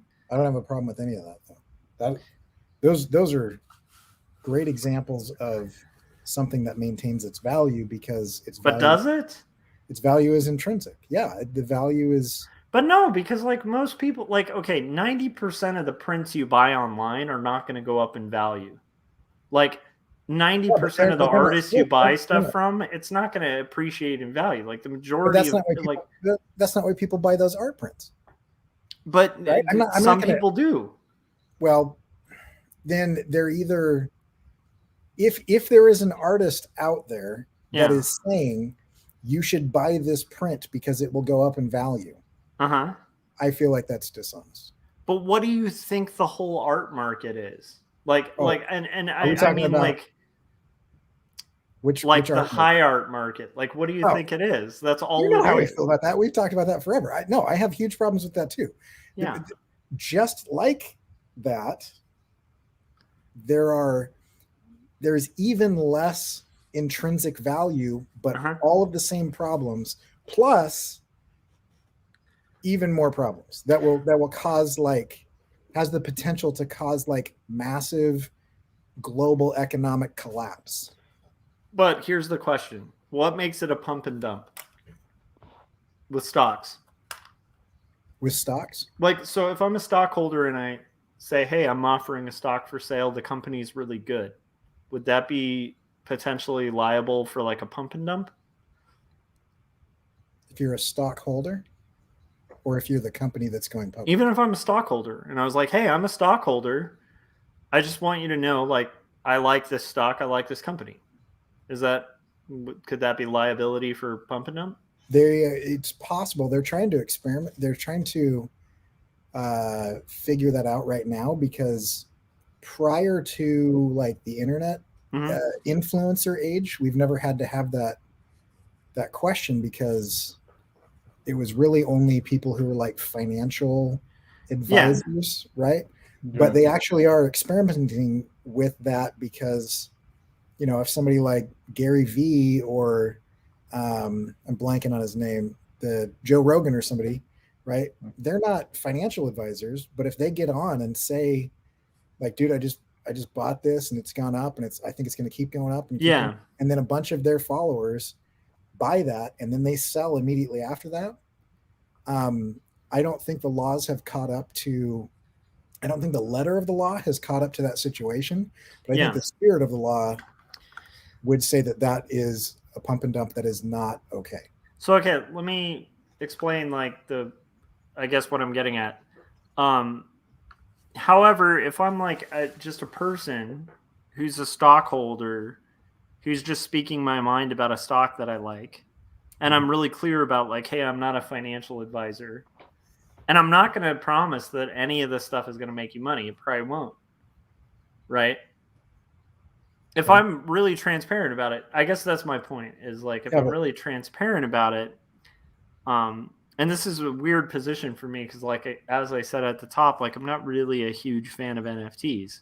I'm just trying to kind of do devil's advocate because I have thought about it because I had similar qualms as you, and I'm kind of excited that I'm not alone on that. But anyhow, like, so I don't see Scott as somebody who's going to be like, hey, these things are going to like go up in value and it's going to be crazy. You got to act now because you're not going to get your value back. Like if he did that, I'd be really uncomfortable. But I think if he's just like, hey, these are NFTs, it's like a thing. And maybe even if he said it's collectible, that's not necessarily wrong. Right. You know, like a Pokemon card or something. I don't think it's wrong for Pokemon cards to exist. I think it would be Mhm. wrong for somebody to sell you a Pokemon card and be like, "This is going to be worth $1 million tomorrow." You know, it's Well, speaking collectability. It's a collectible speaking of market. collectible cards, you can get some of these on my Etsy store. Those are rare, and they're promised to make you $1 million. And I'm joking. Please do not hold me liable to that. So I guess like I don't know. I guess my point is like I don't know. Like, what if NFTs are something somebody wants to buy? Like maybe they aren't. Maybe it's like a meme coin. You know, like I mean, Bitcoin is very speculative. Do you think it's wrong for people to buy Bitcoin? I think Bitcoin has some significant problems as well. But would it be wrong if like you knew somebody who like bought or sold Bitcoin? I buy and sell Bitcoin. Okay, then like would you be uncomfortable talking to you on a podcast or on a show? No. Well, so what's the difference? You're speculating. Well, you're not letting me explain my. Okay, explain. Every time I try to cutting you explain off. where I'm coming from, you cut me off, and so It's a habit of mine. I apologize. it's fine. But like you keep telling me I don't think you actually feel that way, and I'm like, well, I haven't actually had a chance. That's to tell also you not fair. Yes, go ahead. So, Extrapolate and explain to me what I'm getting wrong about it. okay, so there's a couple different things. Okay, one is I am into 3 different cryptocurrencies, and I am doing it fully aware that it is 100% speculative, and I'm kind of just doing it because it's entertaining. I have no real money in it that is significant. That you can't like lose. Yeah, it's cheaper than a couple days at Disneyland. The amount that I put in there. it's slot machine with a little bit better odds. Right, and I mean you can see the line go up and down. You know what I mean? Like Yeah. So, but I mean, yeah. So, and if I were to right today get out, I would lose, more than half of what I put in, because Today would be the worst time to get out if you are vested in, and I will say that, and again, I'm not a financial advisor, but if any of you guys bought Bitcoin like a month ago, don't sell today. That would be the stupidest thing in the world, in my opinion, but I'm not a financial guy, but I'm just saying, like, if you look at the markets right now, it's not a good time to sell anything. Don't sell anything. Yeah, buying things right now is not a bad idea. But what's up? I said buying things right now is not a bad idea, but yeah, selling stuff right now is dumb. Yeah, now is a good time to buy. But anyhow, but like my point. Okay, hold on. So wait, yeah, I don't want to cut you off. Go ahead. So I just want to be transparent that I'm not down on the existence of speculation. I feel like we've got stuff that exists all over the place that causes that, and people can do that. They can do that unethically, they can do that ethically, they can do that in a stupid way, they can do that in a very smart way. Like, there are ways to do all of those things, right? And so that's all kind of part of it. But NFTs, specifically non-fungible tokens, are different than fungible tokens. And so all major cryptocurrency coins are fungible, just like a dollar bill is. Explain what fungible means, because I actually don't know, and it's easily interchangeable. So if I gave you $10 and you gave me 2 5s back, it's fungible in the fact that, yeah, they're technically different and they have like different serial numbers, but the value exchange was equal there. And I wouldn't be annoyed with you if I handed you $1 and you handed me a different dollar back. They're you can swap them. I follow that. Because I'm who I am and I am annoying sometimes, I can't not make this joke. Who lives in a pineapple under the sea? Is it funge? SpongeBob Square. Okay, anyhow, sorry. Go ahead. I just was thinking fungible SpongeBob SquarePants. This is my brain. It's messed up and insane. I was like, where are you going with this? I am seeing. I know Frank's just like, I'm not even following this, Josh. No, Corey, I get where you're at so far. I'm still not seeing the. Oh yeah, so let me get into. Yeah, get more specific about your specific issue with NFTs and why you think they're immoral. Okay, well, I don't think tell you why you're NFTs wrong. themselves are immoral. Okay, NFTs themselves are a thing. Like I don't feel like a gun or a car is immoral, but I feel like, you know, having those situations being completely unregulated and given to anybody to do whatever they want with, that has huge problems. Okay. So if I let my 12-year-old drive a vehicle on the freeway, that is going to cause a lot of huge problems. And it's a big deal because people can die and get hurt, and it can cause property damage and things like That's that. That's a good point. I have to go stop Ben. Hang on, I'll be right. I'm just kidding. But the car itself, right, is not moral or immoral. Yeah. But the way I, as a parent, chose to allow that car to be operated, I feel like is. Or if I drove under the influence of alcohol or drugs, right, the car is not immoral. It's not the vehicle that it's immoral. It's the way that I have chosen to do it. Okay. So, but like, okay, I want to let you finish, but I instantly see a flaw in the vehicle thing. Because I'm like, if it's just a vehicle, I mean, would you be opposed to somebody driving a vehicle before there were regulations? I think under the influence of alcohol and things, I don't think something that is legal necessarily. If we went off of everything being legal or illegal to make all of our decisions as a society, that would be awful. That would be Lord of the Flies crazy. Right? Okay, so you think that, but you were saying, like, here's my issue. The alcohol is not what you were comparing to the NFT. I would imagine the alcohol would be the user who's unregulated. My point was the part that was the comparison to the NFT where it's the gun or the alcohol. It's like it in itself is not immoral, is what you were saying. I might actually make a qualm about the gun thing, but I think you and I might disagree about that.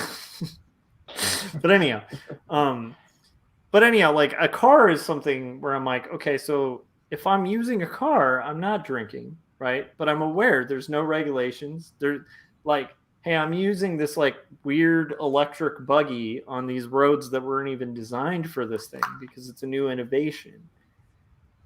And I'm going to be as responsibly drive this thing as I can.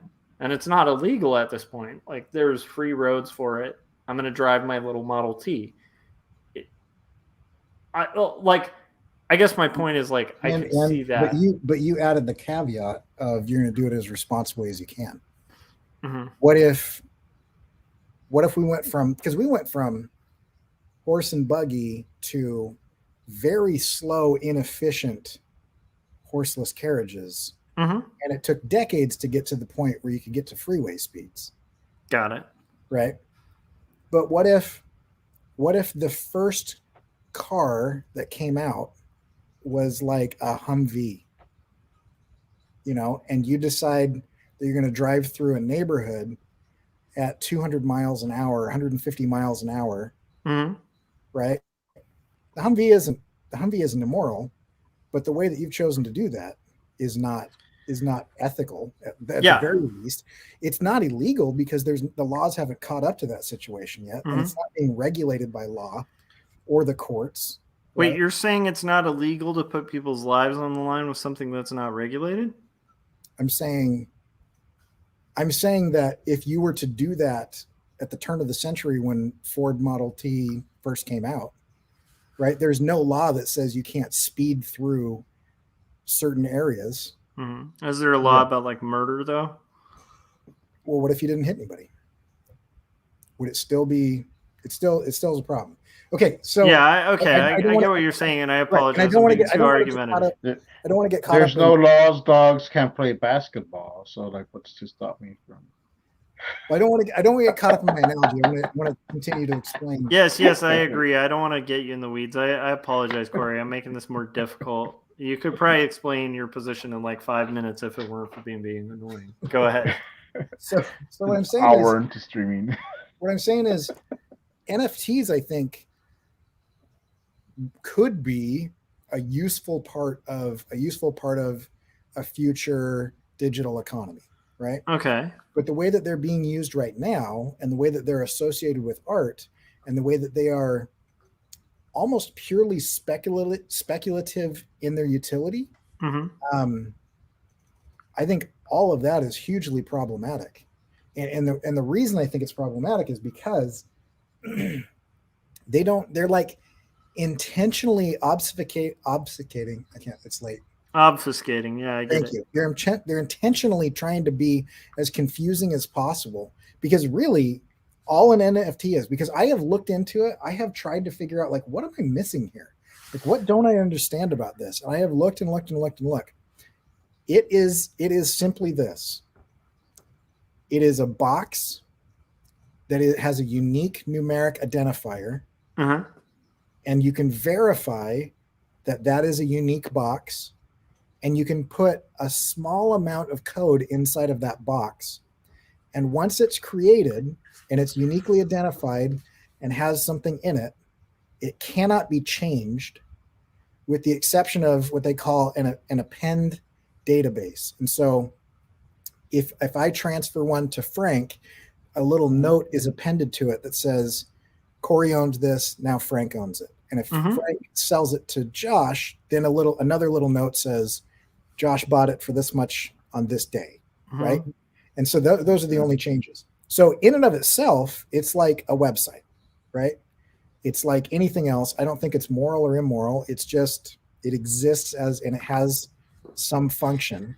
Yeah. What everybody is saying that it does and what it is really deceitful. And it's intentionally deceitful.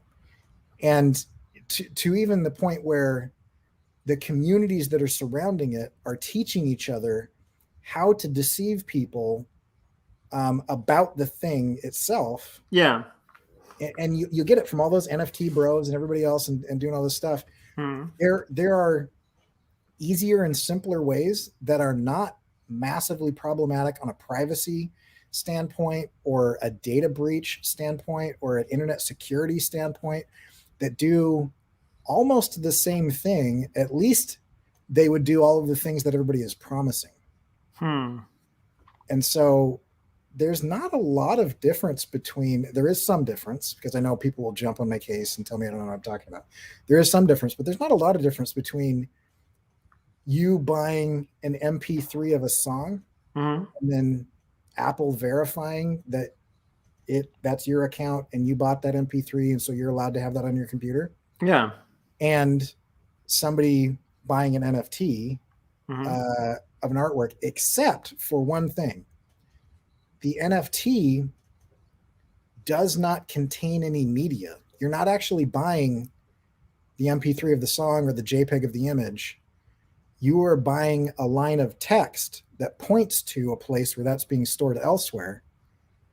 And you're not even buying that. You're just buying the right to have your name on the receipt that says that this receipt is attached to this image.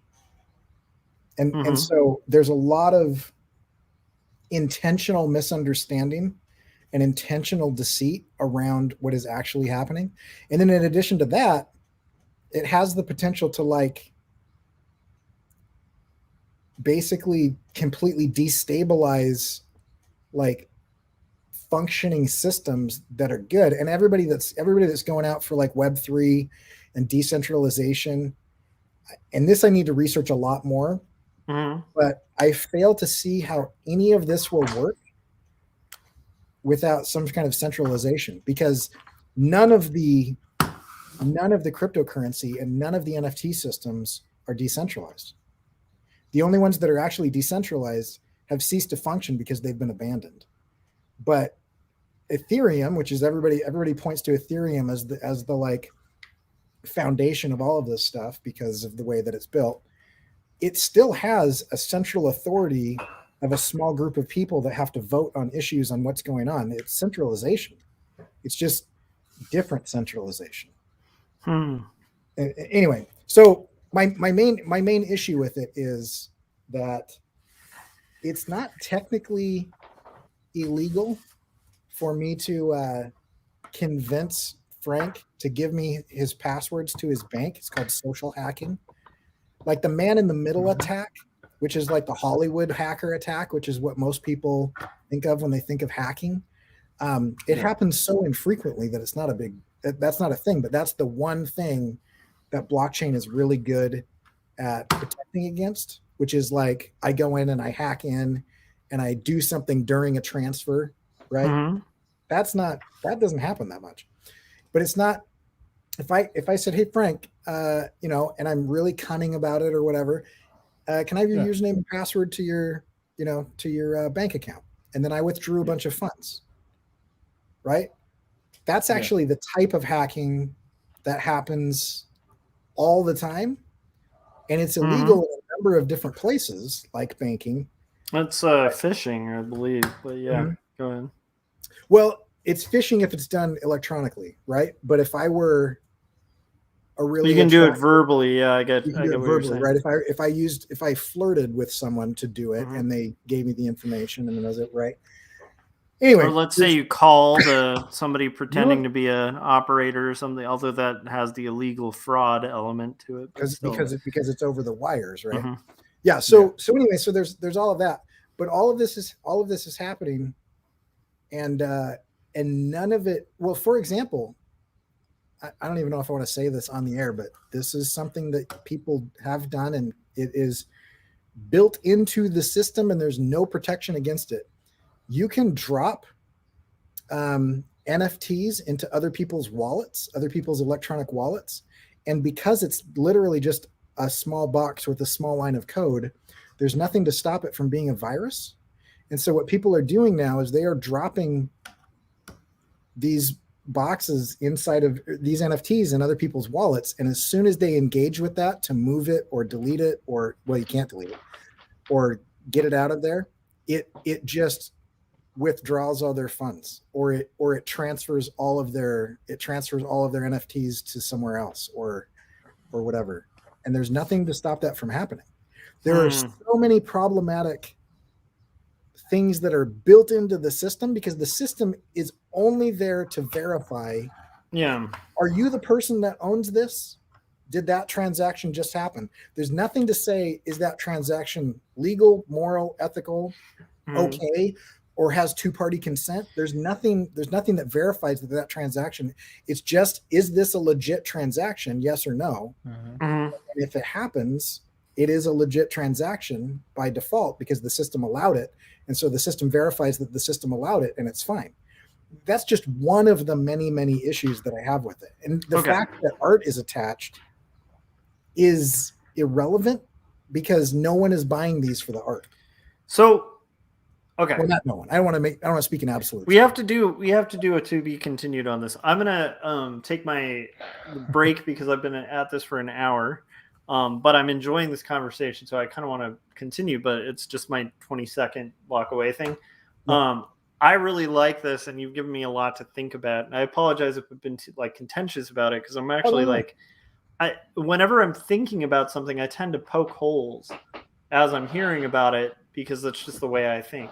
It doesn't mean that I don't even that I'm not persuaded. It's actually more of just like the process of kind of absorbing that kind of thing for me. So now I'm kind of curious because I have a bunch of questions, but I want to come back with them. So, but I appreciate. I also want to make sure that you've been fully heard. So when I get back, if there's anything you didn't specify or whatever, I want you to clarify that. I mean, there's a lot more, but yeah, that's pretty much it. Okay. And then we can mansplain and tell you how you're wrong, Corey. All right, Frank, mansplain to Corey why he's wrong while I'm gone on my break. Actually, why don't you mansplain to the audience where they can find your stuff? Corey, same thing. And while you're all doing that, good I'm stuff. actually going to roll my back on the foam roller. So I'll be. Oh, well, then, Corey, let me mansplain to you how you do that. What you do is you get the foam. No, I'm just kidding. All right. All right. Everyone, I guess you can go on Etsy, Salazar Nation Comics, and you want to pick up these. It's the first 2 mini comics of Captain Goggles Masked Woman and the standalone issue. I sell these together, so you can get these for $5 plus shipping. And I have the 3rd and final issue of the mini comics version of Captain Goggles Masked Woman ready, and this will be up on my Etsy store in a few days, maybe next week. So,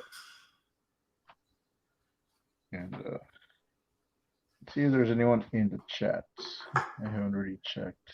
All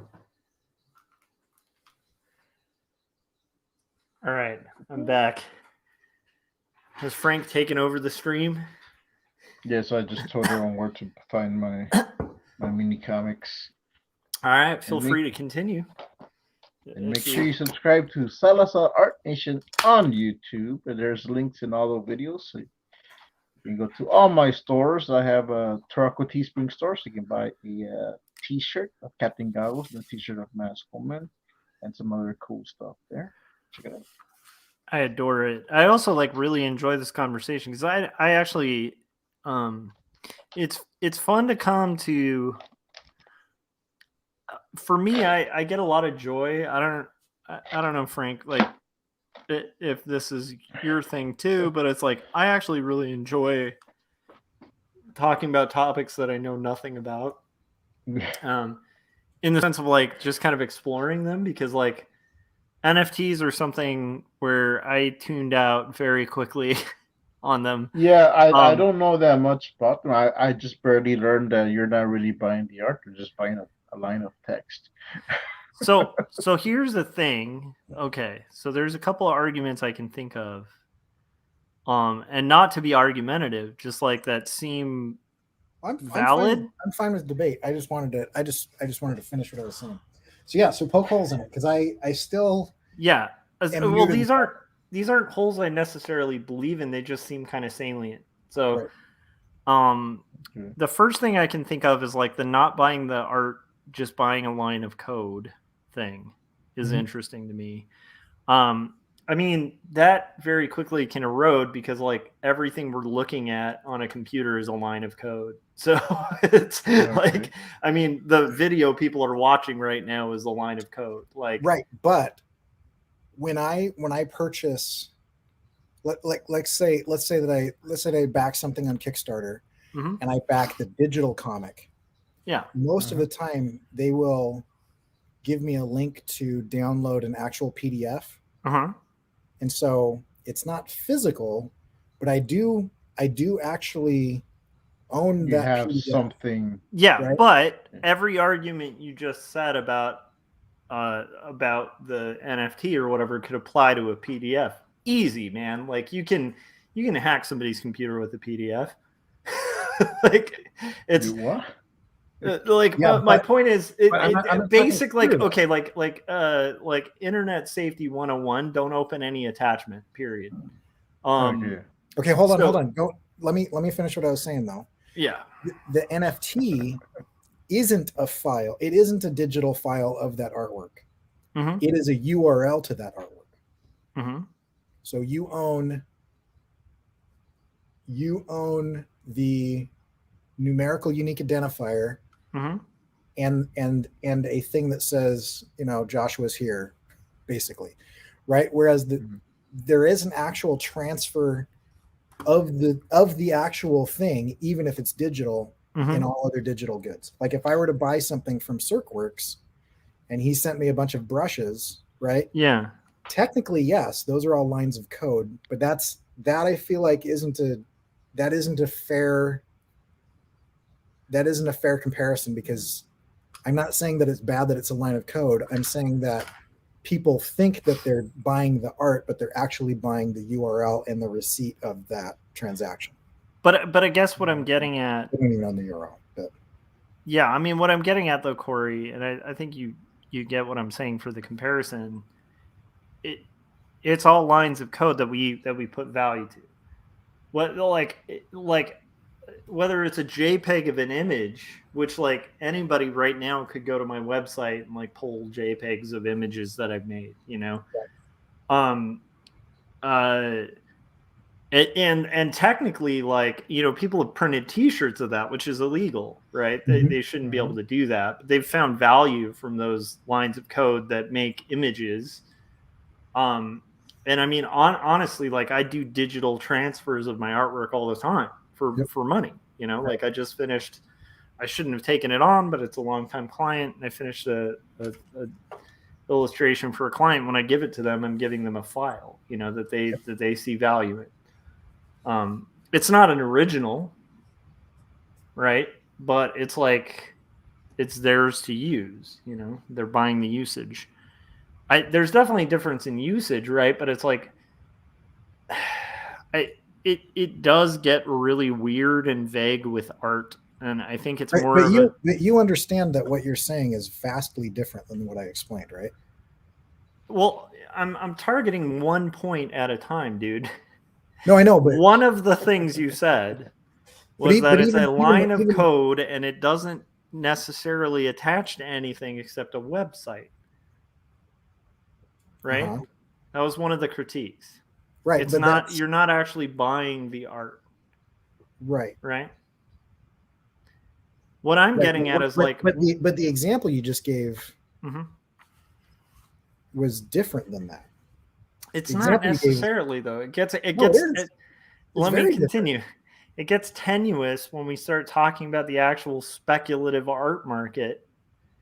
Right. Like, so first off, like, well, actually, this will tie into a different thing. So I don't want to get too heavy into speculation, but I want to compare it to something more speculative that'll actually be a little more salient. An art print. If somebody buys a print of my artwork at a show, they're just buying a piece of paper with ink on it. Yep. And it's technically its actual value is probably like 10 cents, 20 cents. Now they're paying like $20 for that. Right. Why is that justifiable? Because it's an image that I could make 1 million of.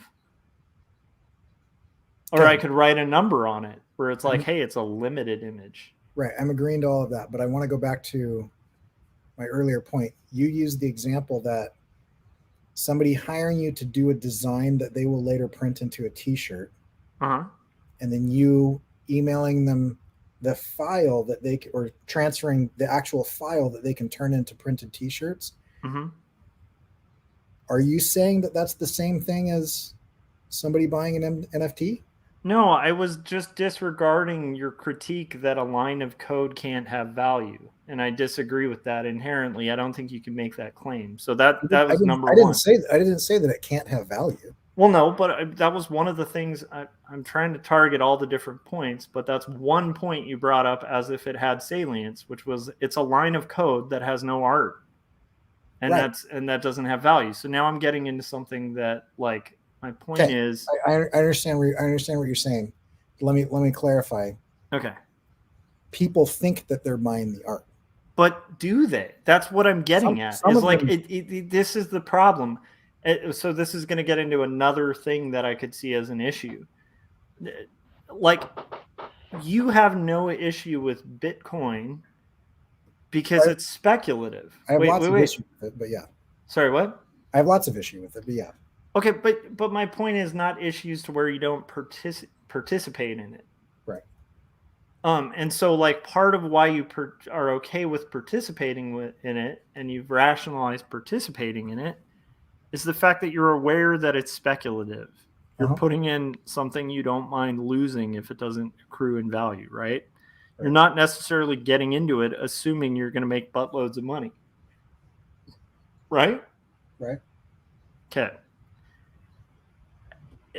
Bitcoin is the line of code. That's speculative, that technically doesn't have value except what other people are placing on it, and could easily be worth 0 tomorrow. Yeah. I mean, like, so if I'm like, let's say I was like in business, or let's say I made a decent amount of money on Bitcoin or something, and then I'm selling Bitcoin, and I told people, hey, I'm selling Bitcoin. Is that unethical to be like, hey, I'm going to sell Bitcoin? Because I know it's speculative. Well, Or does it become unethical if I make that extra step and say like this thing is going to like blow up and accrue in value? Does that make sense? Like, I feel like maybe, so this is going to get into point number 2, which is I think your concern is correct if it's sold wrong. Like, meaning I don't particularly think I'll ever buy an NFT. But I think if people are really open about it and they're like, hey, if you like my art, this is a way you can support what I do. And your name's attached to it in this weird way. And you don't like, that's the thing. I think I guess the issue I have is like, I don't know. It almost would like require somebody to not be honest about what they're selling for it to be a problem for you. That is my main problem with it. Yes. Yeah. But like, what if somebody knows like fully well, like, hey, so this is a line of code, your name gets on it, right? It's attached to the art. The art isn't necessarily attached to it. You know? Uh-huh. It's like a Bitcoin. I mean, would that be wrong? No, I think that's less problematic. I don't want to say wrong or right, and I don't want to say ethical, moral, or no. legal. And Corey, So I understand right now you're not speaking in sweep, and I want to clarify to anybody listening too. I don't think Corey's speaking in like a judgmental, sweeping, like everyone is wrong about this. It's more of a personal discussion, like about like how you personally feel about it, right? Right, and I want to make sure that I am saying the scale that I'm measuring things on is problematic. Not, I don't want to say ethical, moral, legal, whatever, because that each one of those has a different set of criteria that got it. It's off into the weeds. And so if somebody's entering into that situation fully knowing what's going on and with their eyes open, and they just like, let's say that you make an NFT and they're like, I love Joshua Kemble. I would love to own the NFT of the cover art for 2 Stories, because I'm down with that. I've been watching his YouTube for years, and I would love it. Yeah, that is significantly less problematic, to the point of almost no problems. But that, okay, so I want to go a step further. So let's say somebody comes along and they're like, hey, I like Joshua Kemble too. I want that NFT of 2 Stories. And now it costs twice as much, but I'm willing to pay that because I really like that NFT. Is that problematic? Because now it has more value, right? How much in this scenario? How much were you involved in, like, promoting that transaction? Oh, at this point, I'm hands off. But maybe the guy who bought the NFT is like, "Hey, I own this NFT. It's really cool." Yeah, I think that's probably okay. It depends on how he's doing that, though. Okay, what he's saying. Yeah. So here's my question. This is where I was going to bring up art. So if I buy the 2-story cover NFT, and I'm telling Corey, hey, I just bought this great cover by this Joshua Kemble guy. I hear his health isn't that great. He might pass away in a few weeks. This is going to go in value. It's going to go 3 times the value when that happens. I'll sell it to you for half that now, and you can have it. Would that be unethical? That would be more problematic. Yeah, I agree with the problematic. So here's my question. Okay, and this, Corey, you probably already know where this is going, but it's like, now I want to bring in the art print to debunk this issue. Because, like, so I see Frank at a convention, and I really like his Captain Goggles print, and I'm a good convention goer. So I like an artist. I'm going to support that artist. I buy it.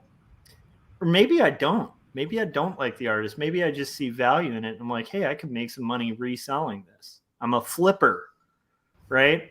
Okay. And I go to that convention and I buy Frank's print, and then I go and I tell everybody Frank Salazar is going to be the biggest cartoonist in the world. I have this print. It's rare. Maybe it's a print 1 out of 1, like it's numbered 1 out of 1, like an NFT, right? Like an NFT, it does have a unique number to it, right? Yep. So I'm like, okay, I have this limited edition print. The artist only charged $20 for it. I'm going to sell it for $50 because it's got value. It's limited, and Frank's going to blow up. Is that problematic? No, but you're transferring a physical thing. Well, technically, but it's still a replicate. It's a piece of paper with dots of ink on it. Yeah. Right. But it has real world utility. Does it? Because somebody can hang it up on the wall. Yeah. I could hang numbers on a wall. The utility of art is a real problematic thing already, Corey. You know that. You're delving into that's one of the reasons NFTs and art have really connected. It's justifying the utility of art, unless we're talking like airplane manuals, or like story-based art. It's a hard thing to do. Airplane manuals would be more design, I would imagine. The argument being made, even if there was some illustrative elements to it. Yeah, but my point is, like, there's a lot of art that doesn't have utility other than just being pleasing to the eye or like making your house look nice. But like hanging a print on your wall doesn't necessarily do anything utilitarian for your place other than just your own pleasure. So it becomes problematic in the comparison to the NFT. And my point is, one step further, even if that were problematic, that somebody's flipping a print, is that Frank's problem for selling the print in the first place, that then it gets flipped and flipped and flipped, and suddenly if somebody's paying $1 million for something, Frank himself would be like, dude, that's worth $20, man. Like, it's not, okay, so this is interesting. I don't fault the artists involved at all. Well, no, I'm not even talking about the artist. At this point, I'm talking about whoever creates the original NFT. You know what I mean? It doesn't necessarily have to be the artist. Maybe it's Anna is watching the booth for Frank and sells the original print. You know what I mean? It doesn't. I don't even need to connect to the artist for the kind of comparison to hang in there. She sells the original artwork without my permission. Well, that I don't think anybody's going to disagree with. Is like, there's definitely, I think all of us. But it's a masked woman artwork. So but it's my character. So but that not I don't want to derail, but I do want to throw this out there. That is a huge part of NFTs is art theft. Oh yeah, but I mean, like, that luckily is already illegal, and I have heard of companies already starting to crack down on that. So if people are out there selling NFTs of other artists, I'll be honest, man. I hope people are out there selling NFTs of like my puppet checkup print, so I can find out the millions you make off of it, and I can sue. And I hope it's enough money you make off that crap that I can sue the crap out of you and retire. That's my hope. But it has to be enough for me to even be worth suing for. Okay. But yeah, like, anyhow, that's already failed in courts a lot. Is NFT guys claiming they had copyright that they don't. Copyright law is not negated by this NFT thing. Just letting you guys know. And that's one nice thing, is copyright law is not negated. But anyhow, my point is just, do you get the crux of it? It's like, if something accrues in value, is that the fault of Frank, who sold it for $20? He's like, hey, this is a way for me to support my art. Or Anna, who sold it for Frank, or a company that paid Frank and was like, hey, I'm going to sell this Hallmark card or whatever. And then the Hallmark card was done by Robert Crumb back in the 60s. And suddenly it's worth like $10 million in like 20 years, Yeah, no, I'm not going to argue value. Yeah. Because that's just value of anything is just, what the market will bear. And the perception of value is an individual thing to each person. Got it. I don't have a problem with that. I have a problem with the deceitful nature that is rife in the community and the dangerous implications of having a lot of these things, a lot of these systems be so poorly thought out and basing giant numbers of things in them. That's so I don't have a problem. Like I said, NFTs or vehicles or whatever else, right? It's just a box. Mm-hmm. I don't have a problem with the box. I do have a problem with, I don't have a problem with snake oil. I do have a problem with the salesman. So here's the difference, though. Like snake oil, if it's sold as snake oil, nobody's claiming it's going to do anything. Uh-huh. Is a lot different than like the holistic medicine BS, which is really popular nowadays. It's weird to see that like coming back actually in vogue, where it's literally essential oils. It's got oils in the title, and yet like people are just so willing to embrace it. First off, I want to validate your concern, Corey, because I think you're concerned about the Emperor's New Clothes. It's basically the Emperor's New Clothes, and you're the guy who's like, dude, the Emperor's naked, and everybody's like, what are you talking about? The Emperor has clothes. I totally understand. Yeah. And to me, that seems like a boiled down version of your argument. It's like you're concerned that these things have no value, that they might even be detrimental and problematic. And there's a bunch of people running around being like, these things are the best new thing. They're great. They're great. And you're like, it's naked. It's nothing. Right? Yeah. Well, yes, except I'm not saying that they have no value, because they have the value that people put on them.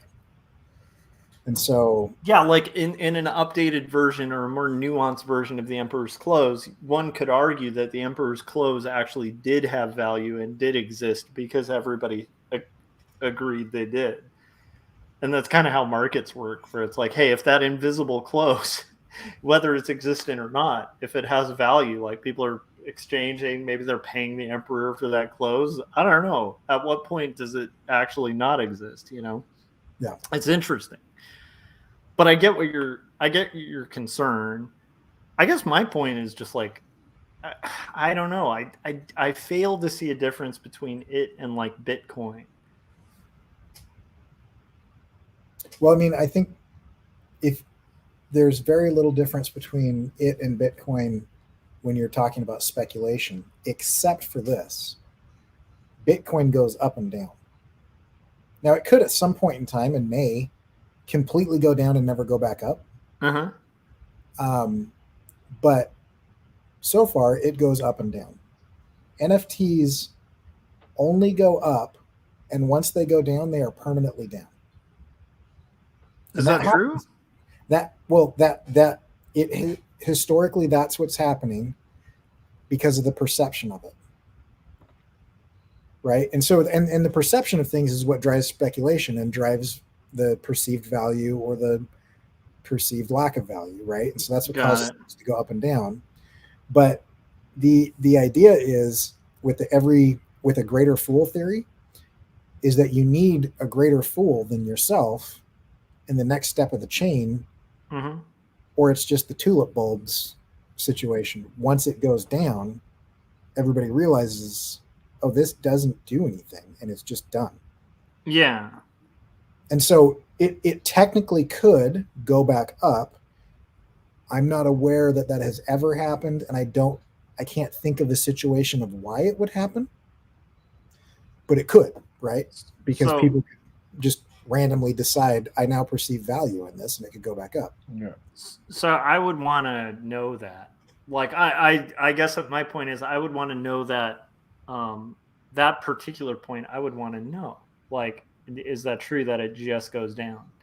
Because the last I saw, I mean, there's been a lot of news articles and stuff, and I'm sure there's a lot of like failed NFTs that have gone nowhere. But it's like there's also NFTs that have gone from $20 to $100 to $1,000 to $10,000 to $100,000 to millions of dollars. Right. It's a point where I think one of them was sold at like Sotheby's or something. It's like, it's insane. Right. don't get me wrong, it's definitely speculative as hell. Yeah, But I don't know. Like, I'd be that's- curious to see like that $1 million NFT or whatever, if that went down, or if it's just on offer, or like you're right. Like, is that the biggest sucker? So there's a couple things that happen with NFTs that are interesting. One is there's these sock accounts, Yeah. sock puppet accounts, and so Wait, are they actual sock puppets? no, but that's what they're called. I'm sorry. I think it would be amazing if they were accounts Okay, run by actual. I will sock tell you puppets. this: if I weren't in the middle of a time crunch project right now, I would launch 2 satire things, and one of them would be sock puppets just trading NFTs with each other, and then another one would be what was the other one? I thought of it while we were talking. Oh, we're joined by Brianna K. Wielder, who said, "Hey, how's it going?" I Hey is kind of for want to horses, make a Brianna. YouTube account where it's sock puppets.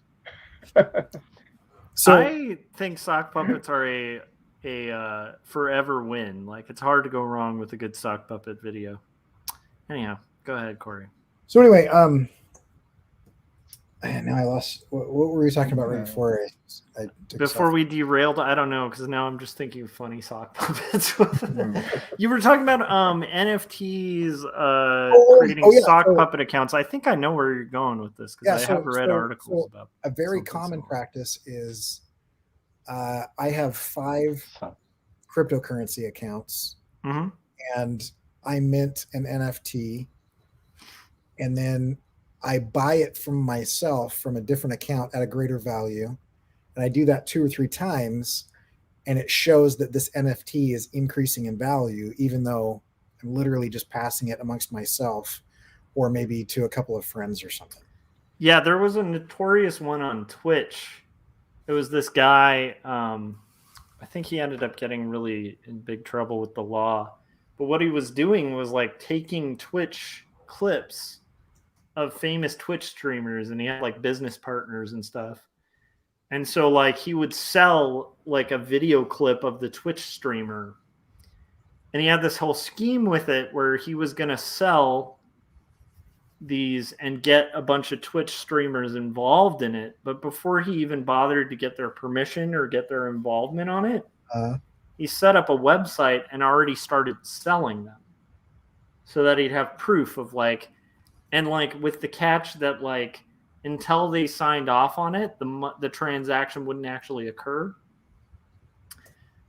And of course this was a problem, and none of the a lot of streamers were really mad that he's literally just stealing content. And again, copyright law does not supersede like because it's an NFT, like it's silly. So the guy got like, I think, sued out of existence. But the point being, like, before he did, it was interesting because what you were talking about with sock accounts, he also ended up getting grilled by a bunch of different Twitch streamers who found out about this, like on air.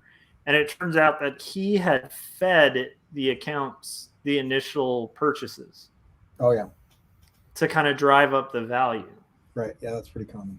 And so the company was doing this to like literally give seed money to like, try to seed the beginning of it. So yeah, there's definitely like some unethical stuff that can happen, but I also feel like that doesn't necessarily negate the NFT. I feel like it's very similar to like there's a lot of unethical stuff that's happened with crypto.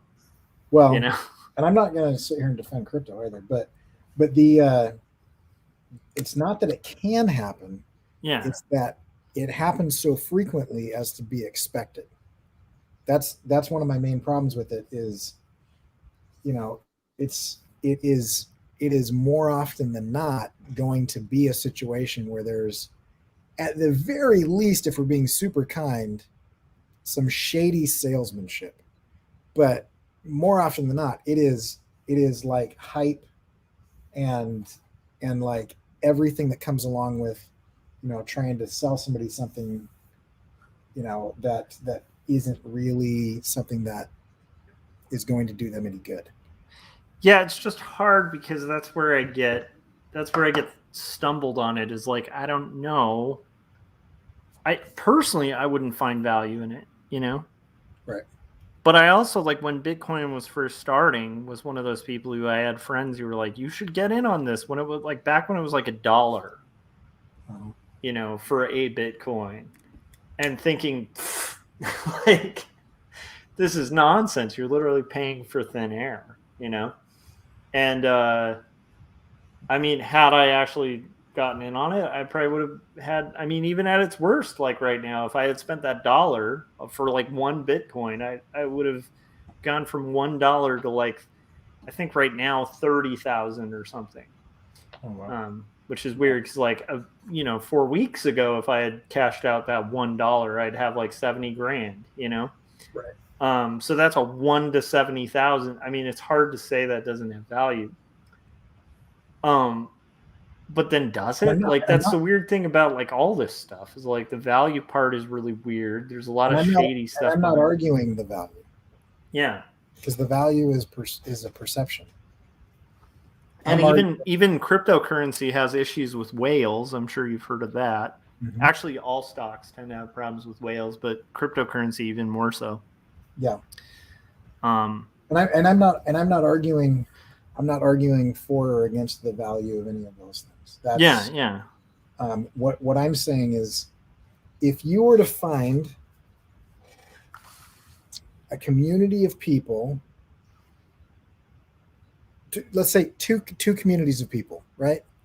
And they're both doing relatively the same thing. One of them is totally screwing people over and being massively dishonest about it, and the other is doing it fairly ethically. It's not the thing that they're doing, it's the way that they're doing it that's a problem. And if you can fully expect that if you do it in town A versus town B, that you're either going to get a good deal and an honest handshake, or you're going to get royally screwed and be lied to. Yeah. You know, that's the problem that I have, is the practices that surround it are massively problematic. And that's not to say I also have problems with trying to rebuild the entire internet based on this type of functionality, which is really limited because you can't change it. There's an example of somebody that tried to put lines of code into these things. It's like these wolf and sheep, and you know 9 out of 10 are sheep and 1 out of 10 are wolves, and the wolves are more valuable or whatever. And so people are buying and selling all this stuff. And there was some game attached to it or whatever. But there was a bug that was inside of the NFT. And so when those NFTs were created, that bug was fixed in place and cannot be updated. It can only be replaced. There's no patch. There's no way to do that. And so like in addition to the problematic nature of the ethical, moral, legal side of it, there's also like, it's not a good system to try to rebuild the decentralized Web3 internet on. Got it. But that's a whole different subject.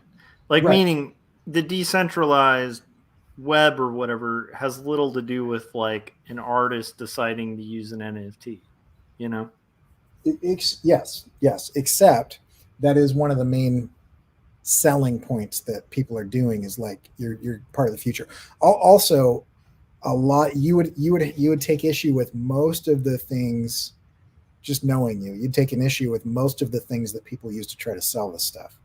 Like they're using like the inevitability of it, you know, as a selling point. They're using like fear of missing out, you know, as a selling point. You know, there's a lot of these kind of like fear-based selling points. How do you feel about like foil variants? I don't care. I mean, I think they're kind of stupid because I'm in it for the story and for the art. But if there's people that like them, like I also think slabbing a comic is dumb. But but what I'm getting at is like, do you think it's wrong for a comic book artist to sell a slabbed comic? No, it's not wrong. Do you think it's problematic? It's problematic if they say that, you know, in a couple of years you're going to be able to pay for your kid's college because you bought this comic. But what if you were to say it's limited edition? You know, If you're it might sell out if you don't act now. If you're explaining that and you add a little bit of urgency, sure. But if you're making promises that you can't cash, I mean, Brianna was saying this is a tough subject for my brain to grapple with over breakfast. It's a tough subject for me to talk about at 2 a.m. too. So I appreciate you braving the subject. Actually, I think it's really good. Yeah, it's very interesting. It is an interesting thing, but my main issue is, and I appreciate the devil's advocate because a lot of this has been in my head, and so getting it out of my head is helpful in solidifying my opinion. Yeah, and I also want to be really clear. I am not necessarily expressing an opinion because I don't really have one yet. So that's why this is, I think, very valuable because you're starting to ground your opinion. And for me, it's more of I'm trying to kind of test it a little bit to see what exactly I think because I have no idea. But I definitely lean towards heavy skepticism. But I'm like that about everything. Yeah. I'm skeptical about most tech and most new stuff. Yeah. Sometimes to my own detriment. Because there are times where people will be like, "This is the future." Social media. I was a very late adopter. And that was definitely one of those scenarios where everybody was like, "This is the future." And I'm like, whatever, be good with my MySpace or whatever. And then MySpace is forever. I love Tom. Yeah, Tom was amazing. He was a good friend. He was a friend to everybody. Yeah, he's my first friend. So I think Corey's saying it's more the ethical practices of selling the NFT than the NFT itself. Not even selling it. I don't even care if people sell it. That's fine. My problem with it is when you sell it in a dishonest, hyped, overpromise and underdeliver situation. Then it becomes because I don't like multi-level marketing's thing. I don't like multi-level marketing schemes. I as a business model, I think they're dumb and whatever. But if somebody wants to sell Mary Kay or whatever microfiber cloth is running around or whatever, that's fine, right? But I do take issue with some of the promises that are made around that business model. You're going to be a millionaire and you're going to, look at me. And they have this, they take people that are, I find it problematic because you're preying on desperate people, uneducated, desperate, lower class people that don't if you were going after this is a perfect time to interject. Speaking of preying on lower class uneducated people, we do take super chats. I'm just kidding. No, man. I don't think that's going to lead to any super chat. But my point being, you can we will read this on Amazon. I will literally, and by the way, I only say that interjecting because I have the smartest, most educated audience in the world. But I will say we do take super chats, and if you guys pump in a super chat, we will promise to read it on air as long as it's not inflammatory or rude, and it's a good way to support the show. And I will guarantee you it does not come with some promise of $1 million. It's just a way to support the channel. Would you say that there's value to that super chat, Josh? The value to that is my value. If you value me and you want to help me out, that's a good thing. So anyhow, back to it. I get what you're talking about, Corey. I get your speculation about it. I still think everything you're saying could literally apply to almost anything in art. And I literally think if you unethically approach selling anything or you overpromise the capability of anything, it's problematic. I get your hesitance because I would personally, I won't have a problem if we're doing a stream where I have a friend selling NFTs. I will have a problem if that friend starts talking about it accruing in value. Now, they could talk about some NFTs have accrued in value. That wouldn't be necessarily problematic for me. But if they suddenly go, and you have to act now because this is going to shoot up in value, I don't know.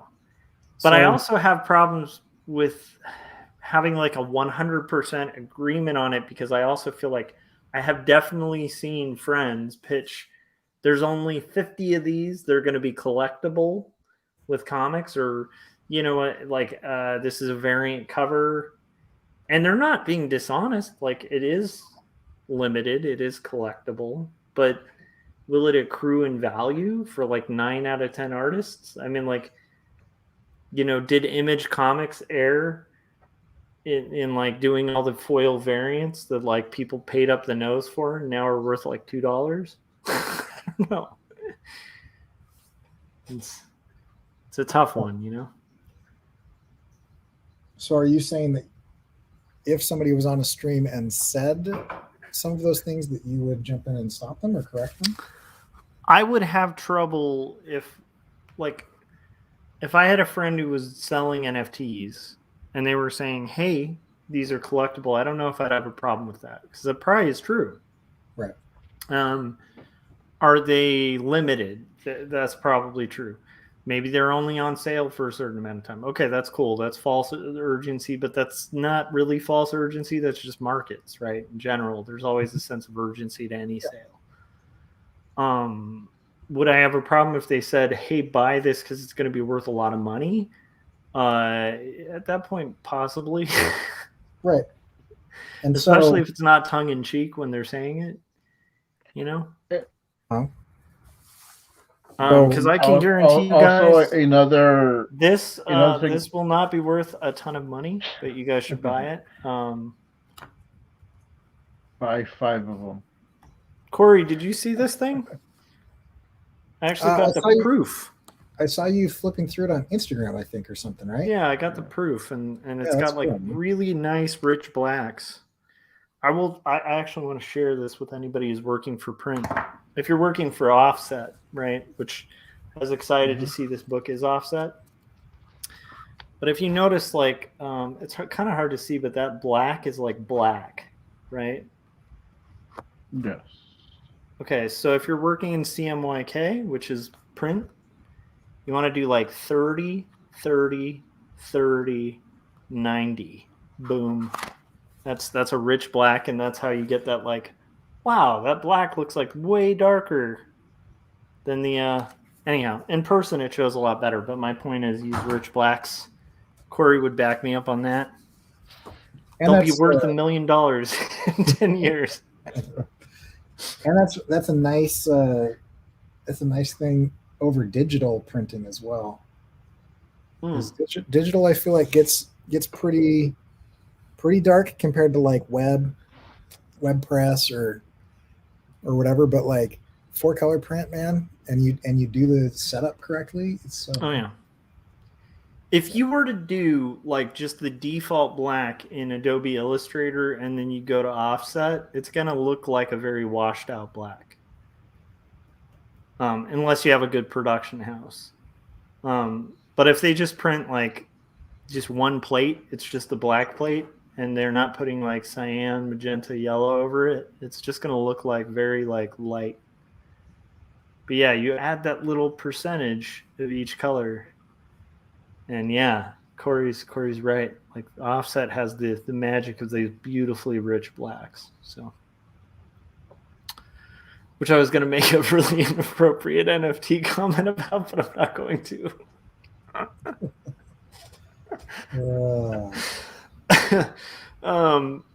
Anyhow, so I don't know, Corey. I mean, like, I guess my point is, it sounds like your issue is more with just like unethical sales. Yes, but it's an entire system that is built around unethical sales. So whereas I find multi-level marketing annoying, and it's annoying. My real problem with it is that there are very few multi-level marketing situations out there where they don't pretty much unethically sell people. Yeah, I remember I had a friend in college who got really into one of the multi-level marketing things. And so he had friends over to his apartment. Mm-hmm. And it was like drawing on a blackboard how it works. I can actually do a demo here. I'll show you. Was he drawing a pyramid like Michael Scott? Yeah, he pretty much drew a pyramid, but he was like, so yeah, it works because you have your sale here, right? And then you sell to two friends, right? This is the product. It's a revolutionary product. And so you have two friends, right? And then they sell to two friends. And I was like, wait a minute. So this is a pyramid scheme. And he's like, no, it's not a pyramid. And I was like, dude. But you look at my pyramid. So I go up to his blackboard and I'm like, no, look, that is a pyramid, right? That's the definition of a pyramid scheme. You're just, the only person making money is this guy. And then maybe the two up here, right? And then everybody down there just gets more and more screwed, like the further down the pyramid you are. And by the time it's gotten to you, dude, to print, you're way down the pyramid. You're like, so he was like, no.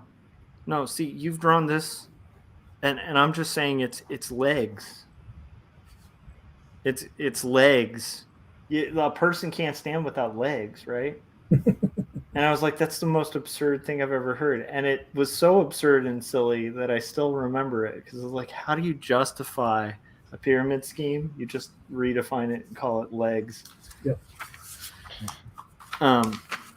Yeah, it didn't make him a ton of money. Years later.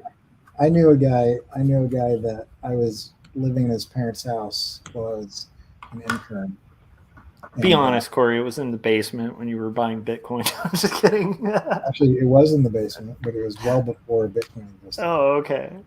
And I have a almost bought Bitcoin story too. Like I almost bought Bitcoin when it was $112 per Bitcoin. Mm. And yeah, so but anyway, so I just kept poking holes in the business model, and he kept calling me a wage slave. And eventually I was like, well, any business model that is based on, and this is my problem with the current NFT situation. Any business model that is based on, needing to like turn your friends and family into like customers and consumers of your thing is a limited business model. Like there's huge limitations to that. And it's the greater fool theory again. But yeah, anyway, it was fun.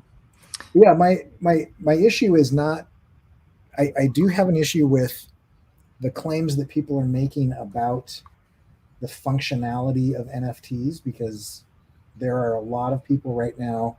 I mean, Facebook just hired a new person that's basically over blockchain and like the implementation of that in the metaverse and all that stuff. And that is problematic. So I don't want to say that I don't have a problem with NFT, but the biggest problem that we've been talking about here is about the culture around NFTs. It's like, I don't have a problem with white sheets, but I do have a problem with the Ku Klux Klan, but my problem is not the package that they're wrapped in. It's the culture and the beliefs and what they say. But like the weird thing is, again, like, so the white sheets are a problem. The Ku Klux Klan? No, not at all. I was more just saying, like, it's interesting to hear that comparison or analogy, but you're comfortable buying Bitcoin, which has the exact same culture and the exact same sheets and the exact same toxic atmosphere around it. There is a toxic atmosphere, but I don't feel like it's the exact same. Saying that it's the exact same is a little bit of a misunderstanding of what's going on there. I don't think I said exact. Maybe I did. You did say exact same 3 times. Okay, well, let me say very similar. I don't think I said similar. The thing that I just said. In fact, I guess the best analogy would be, of all the NFT bros, how many of them are Bitcoin bros? Yeah, that's interesting. I would imagine there's a huge, like the Venn diagram is probably almost a circle. Yeah, like I feel like the crypto and NFT bro crowd is about the same. We're joined by Ronnie. Ronnie Yes. Gunter, we're having a heated debate about NFTs. Please tell us everything you believe about it and defend it right now. I'm just kidding. How are you doing, Ronnie? And how's your comic coming, man? There is some difference because I can add fundamentally, my problem with NFTs. yeah, I'm interested. What do you got, Frank? Yeah, Well, I'm sorry, Frank. since We've been just rambling back. I have people that don't NFTs. really know NFTs, but they see the monetary value, and I don't know that much about NFTs, so they keep persuading me to make an NFT. Uh-huh. So, I think that aspect where two parties don't know that much, they're encouraging someone else, and then when they get into it, like if I went off and did an NFT, I might lose, might get bankrupt or lose money or just have something just there, and I wasted money minting it. So it's Yep. like the whole culture behind I mean, not the whole culture, but like the concept behind it, like, oh, if you jump in this now, you're gonna make money, and if you don't know that much, you're gonna get into getting way overhead with the MLM things where like, oh, I'm gonna buy all this stuff and I have to sell them and I'm gonna make so much money, and then you get stuck with overhead or whatever.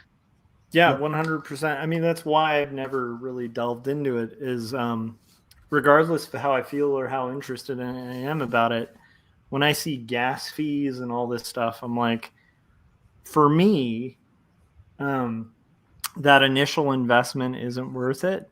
However, I want to clarify that if I had someone investing in it, it might be something I would dip into, just out of If someone was curiosity. actually interested in it. Yeah, like if I had like a financier for it who was like, hey, I'll pay the gas fees, I'll do the coding, you do the art, and we'll split it 50-50 or something like that, I'd be like, I don't know. I mean, it might be interesting to try. It depends, but to me, I agree with Corey a lot.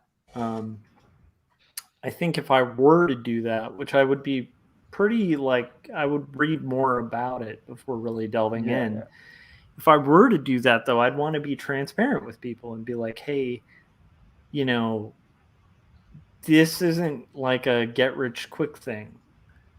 It's like hey, you want to support artists, I have heard people compare it to like art prints, and I think that's probably a pretty salient route to go. I don't think they should push it beyond that.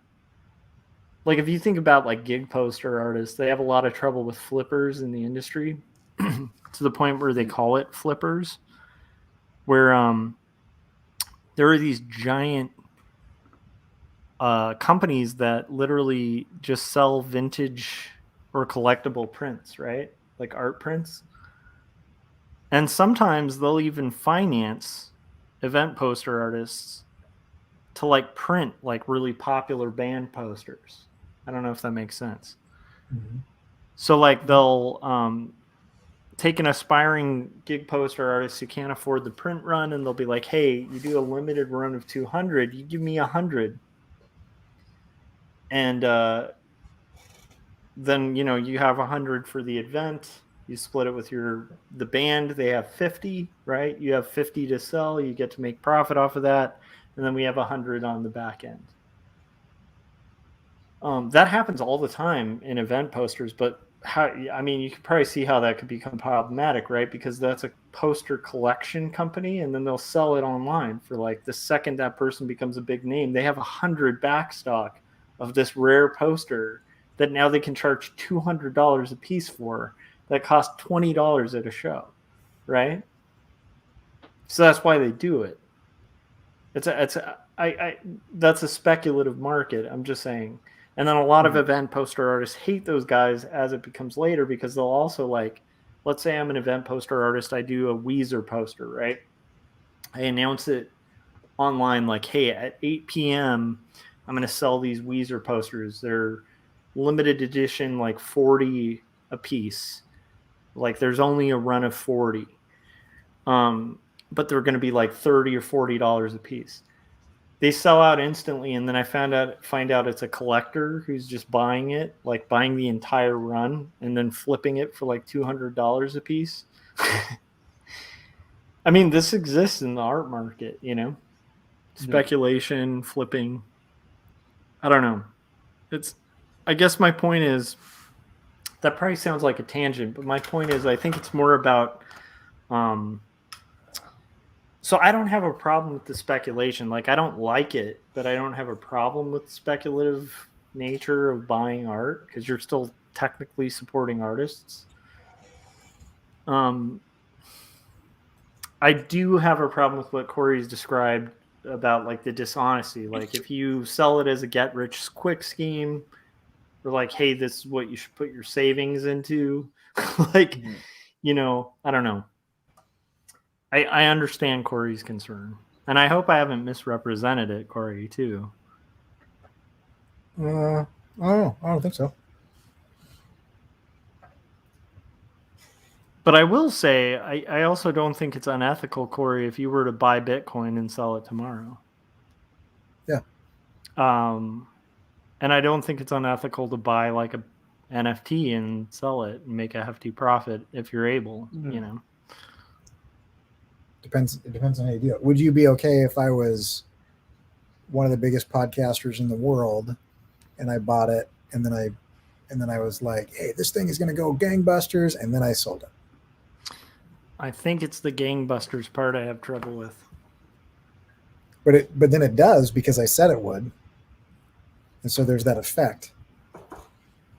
So the initial people that get in early on that, they're great. Everybody else who buys after that, when I sell it, kind of gets screwed.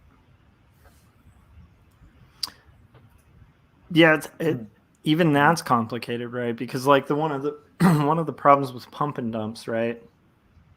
And why they still exist in the market, even though they're illegal, and they're really hard to prove. Right. Because markets do this weird thing with like a pump and dump where, if you think of like what was the recent one that's still going? What was it? GameStop? Oh yeah. So GameStop initially was like being called a pump and dump because like a bunch of people were talking about it online and like perpetuating like a false sense of value for a company that was failing. And so there was like this online thing and a push, and there was a lot of people who made a lot of money on that initial sale because they were talking about it, and a lot of them were like big influencers. The weird thing though is the stock very quickly declined after this like giant boost. But then this weird thing happens in the stock market where like something of value just dipped, and so everybody starts pouring more money into it because they're like, oh man, that was like this is down 5%. That could go back up. So they're buying at the dip, and then like the pump and dump actually might become like more of a real market for at least a temporary time. So it's really hard to prove a pump and dump even in the current market because you can't necessarily tell, because sometimes it kind of creates a value that perpetuates itself and actually becomes tenable, which is really weird. So I think it's a hard thing to kind of I don't know. It seems hard to like prove, but I would agree with you, Corey, in the sense of guaranteeing value that isn't there is kind of problematic. But Corey, same question to you: would it be wrong to say it could accrue in value? Wrong?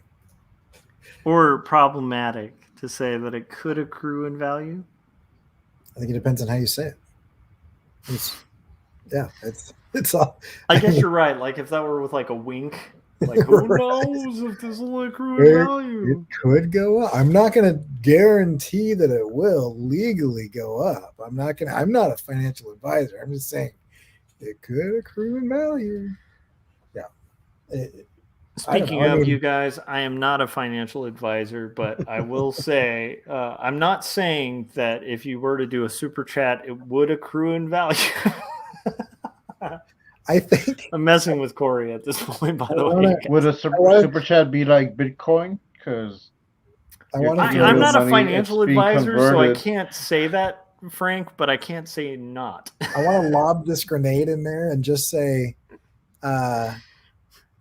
it's you could argue for and against President Trump inciting an insurrection on all of the arguments that we're making. Just did he? A lot of people think he did. A lot of people think he didn't. No, And it all comes He down didn't to say you how should was that- go. how was that perceived? You I agree with you, could, Corey. The but- like tone of voice and context and stuff like that. But I guess what I'm getting at is like, Would you like to buy my NFT? do you think anyone in our immediate circle would be selling in the way that you're saying? You know, maybe that's something we shouldn't say on air. Yeah, I'm not going to say it. I don't think that they would. I don't know. But my concern is you're still because I have almost gotten into NFTs several times. Like I'm coming at this from I was pretty pro NFT for a while. Yeah, you might have been the first person to bring it up, man. That's why I bought all this NFT last week, because Corey said you own a bunch of Bored Ape NFTs. Yeah. Oh my! I've been seeing those. Isn't that just like you're just like tracing your own art and like changing it a little bit and selling it? Yeah, I mean the way that you can produce it is there's software that will take variables in art and do a bunch of them. So you're not like making everything. But oh, sorry. Yeah. I just want to throw in that Crimson Owl Comics, Ronnie Gunter, who does a great show on YouTube, Comics de las Muerte, which I'm going to mispronounce. Frank, I should just have you pronounce that because you're going to do it more justice.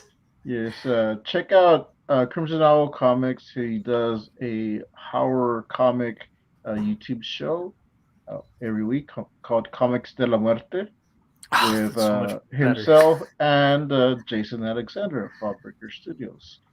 And Ronnie mentioned in the chats that he's doing a web comic on Tapas. Would that be an NFT? I don't know. But you can go check it out. And you guys, it's a limited time. The latest episode has a very handsome character in there that was based off me. So go check it out. Okay, see, I'm still behind on the latest episode, so I'm kind of excited to hear that. I was a model, a face model. Yeah, I'm mixed on it, Corey, and you've given me a lot of food for thought, you know? Yeah. So Frank, what's your like are you buying entirely Corey's descent on the NFT things? Do you have any questions or thoughts on it? I wasn't like 100% sure on NFTs to begin with. I've seen some people like talk about it, but in like Scott talking about this current project he's doing, and I want Scott to succeed.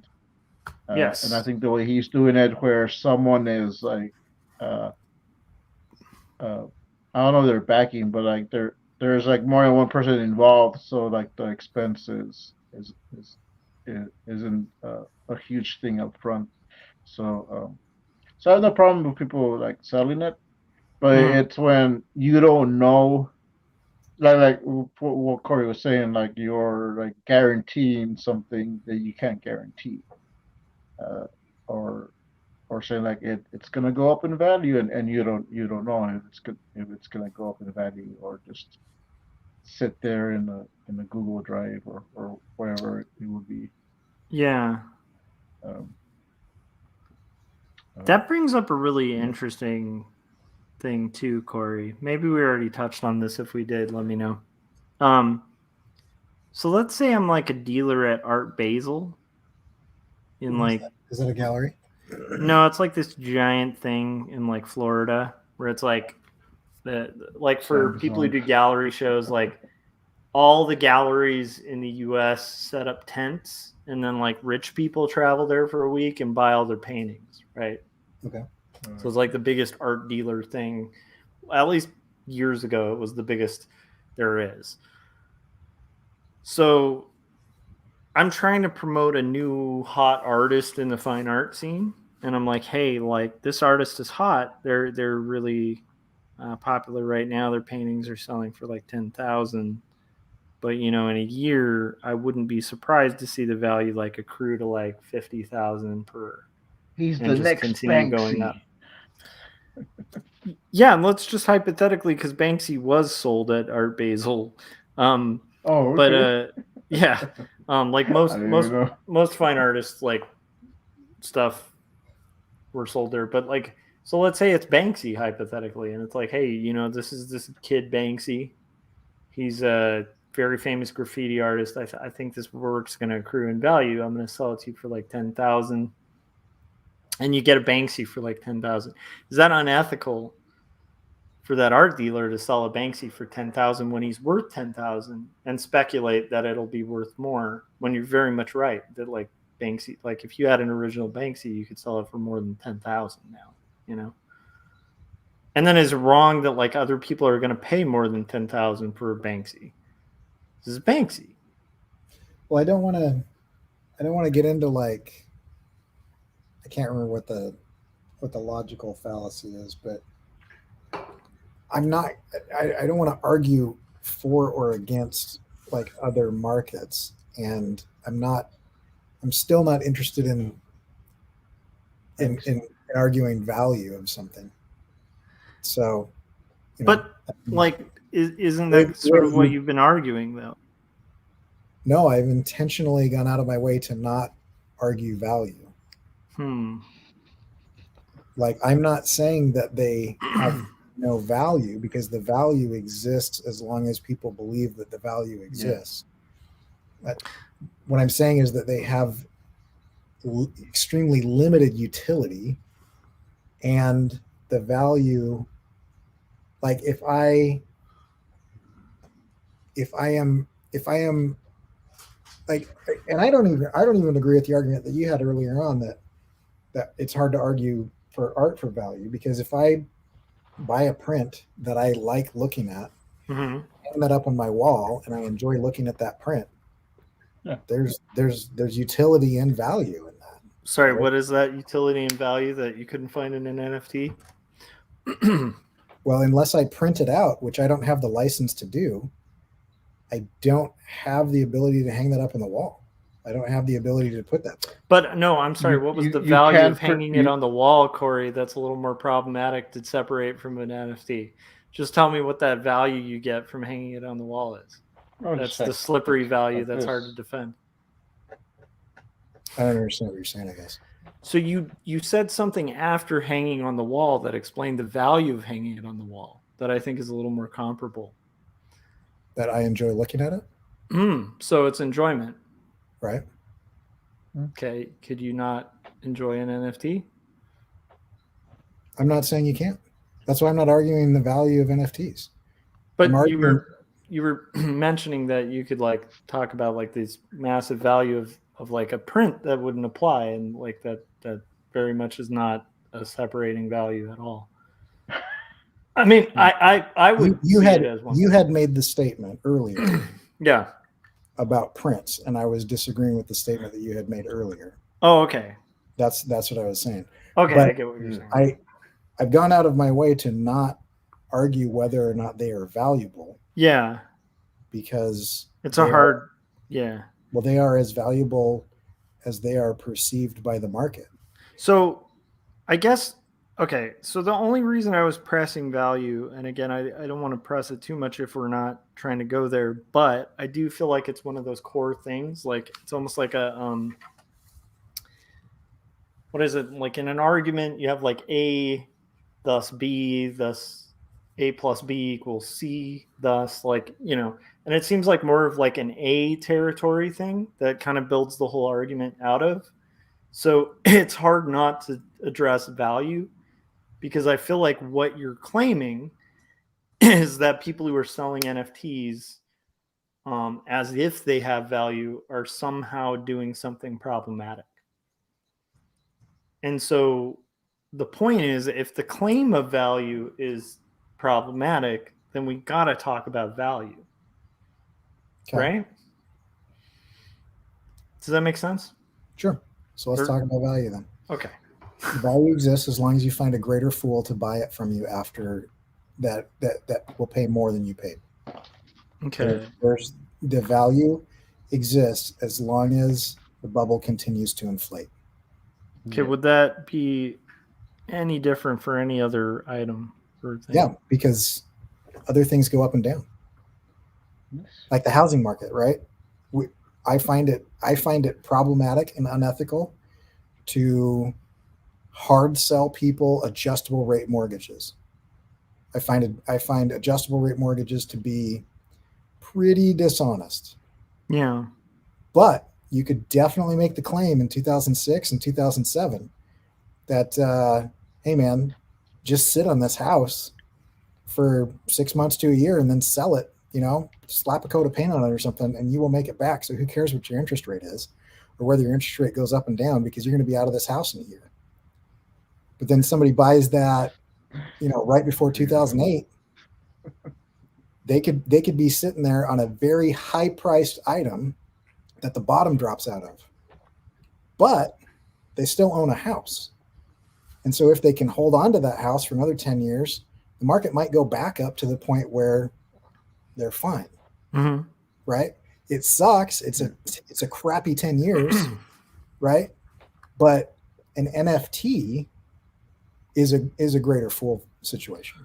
Yeah, but that's an easy comparison with a house, and financially that's a easier comparison because that's actually something called a hard asset, right? And we're not talking about hard assets. We're talking about soft assets. But that's what I'm saying is that's one of the problems of it, is that it's a soft asset. Well, what I'm getting at though, Corey, is pretty much all of cryptocurrency, all of stocks, all of speculative anything tend to be soft assets. I'm not defending speculation. What I'm getting at is it seems weird to specifically have a problem with a specific speculative thing that, from what I've seen, again, I'm not aware of it. But the people I know who are dipping into it, don't really think of it as anything but speculative. Mm-hmm. And I don't think that's necessarily justifying calling it a greater fool situation.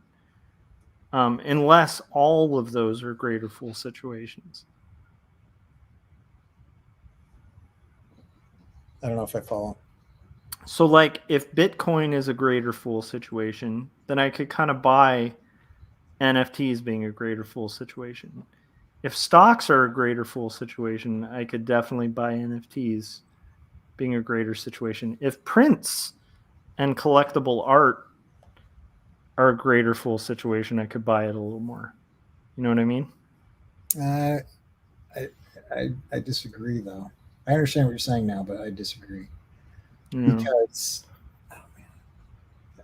sorry, Corey. No, I'm just trying to decide how I want to ink this.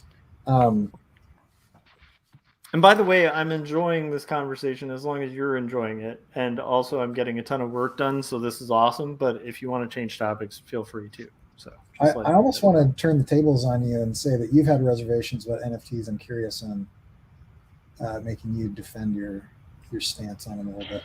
But I'm down. The greater fool thing is that it has to continue to go up, because once it goes down, it's done. Whereas, is it? Yes. I mean, have they been around long enough to even know? No, but you can look at the way that they function, and you can look at the short history of them. Like I said before. Okay, Brianna's asking. I don't know what an NFT is. So. Oh my gosh, Brianna. I'm going to tell you. All right, Corey, explain it, because I don't quite understand it. It's a non-fungible fungi. It's a mushroom that cannot grow because it cannot be fungible. I'm kidding. Go ahead, Corey. a non-fungible token. It's basically a box that has a unique identifier that can be verified and guaranteed to be unique because it's on the blockchain. And that's the only thing that the blockchain does, is to say this container is unlike any other container. It is one of one, unique, right? Mhm. Whereas that's what it is. And then what it can contain is very limited, to be basically just lines of code or a small program or it's a contract. It's this idea of software is or code is law is what they're trying to push, that somehow like it being code and being decided by computers is better than our current system of having juries and governments and things. But Wait, I'm sorry. Does the NFT tie into juries and governments, or is that you doing your speculative extra stuff? The code is law is a phrase that's bandied about with the decentralized Web3 situation. They're trying to say, they're trying to say that computer algorithmic arbitration and verification is going to be better than human governments or giant corporations, which I like the idea of decentralization, but I don't understand how logically that works because there's people involved. Hey, you know what's funny? There's one guy here with 2 thumbs who has less problems with the Fed than probably anyone in this stream. This guy. I see a purpose for centralized authority, and I think the second you try to decentralize, you just end up centralizing somewhere else. So right. I am all about that conversation. Yeah, like I guess my point is like I still think there's a case for NFTs that doesn't necessarily like equate to like this sort of crazy immoral system that's going to end and that has to be sold in like this unethical way. Yeah, no doubt. It to me does not seem like a stone's throw even from like Bitcoin or any other currency, except for the fact that you can actually connect it to a JPEG or a GIF or something like that. And maybe it's arbitrarily connected, like the value of the dollar to what the dollar represents. But it's like it's still kind of like arbitrarily connected in the same way like a Bitcoin is arbitrarily connected to the line of code that you're buying when you buy Bitcoin. You know? I mean, I can cash out my Bitcoin right now. Mm-hmm. Like I don't need another person to buy it from me. No, that's not true. That's entirely not true, Corey. Come on, you know that. You can't cash out your Bitcoin for nothing. Someone is at the other side of that exchange. It's a market exchange, dude. Yeah, it's a market exchange. That's true. If there's no people in a market, can you sell? Like if I go to the market to sell cantaloupe, and no one wants to buy cantaloupe, what happens to my cantaloupe? It dies. I misspoke, right? But the size of the market is significantly different because an NFT mm-hmm. is a one-to-one transaction, whereas if there are people and money in the market, mm-hmm. then I can and by people I mean crowds of people. Then I can sell that and cash it out. Okay, that actually makes a lot of sense. So that's the fungible. Where can I sell an part. NFT though? So where's the market? Like where can I sell if I were to mint, a Captain Goggles? So I don't know. Sketch. I don't know too much on that side because I decided not to get involved in that. But I think like OpenSea and stuff like that where there are marketplaces of NFTs. Wherever you mint it, there's also a place where you can sell it on the same market. And how much is it to mint? I want to highlight thousands? Brianna's guess here that she said, like this is before she heard what we were defining it as. She said NFT equals non-funded tidbits. Yeah. And then later, after we explained it, said, I was actually pretty close with my guess. Sorry. Yeah. Yeah, Sorry, it's tough. what were you saying, Frank? Yeah. I don't know. I was trying to sell my NFT, but then Josh interrupted. Oh yeah. So No. where's Frank gonna go in the markets? What was I say? Oh yeah, like the mark is like where if I wanted to mint that, where would I take it? And also, how much does it cost to mint it? Oh, how Is much it- does it cost? Yeah, and that's another problematic thing. It's Yeah, based on this will touch on why I didn't do it. yeah, it's based on the volatility. It's based on the volatility of cryptocurrency. So it's not like I can say it costs you $60 because it costs you a certain amount of Ethereum, and Ethereum is a cryptocurrency that can vary wildly from minute to minute. And so 1 hour Ethereum could be worth, I don't know what it's at right now. I can look. I've got a thing. Probably not so great lately. Yeah, it's half of what it was 2 weeks ago or something. Which, by the way, doesn't speak ill of Ethereum. It's just like, if anybody's aware, just the market is like in a very bad decline right now because everybody's freaked out about the Fed raising interest rates. Yeah, but I mean, it could cost you anywhere from $30 to $500, and that could be the same amount of Ethereum, just like the yen or the peso or the pound sterling versus the dollar fluctuates. So does so does cryptocurrency, but cryptocurrency fluctuates almost completely based on the cryptocurrency market, which is really very small. Yeah, and it's notoriously volatile. So like what Corey was talking about with like the percentages, that could literally be a day.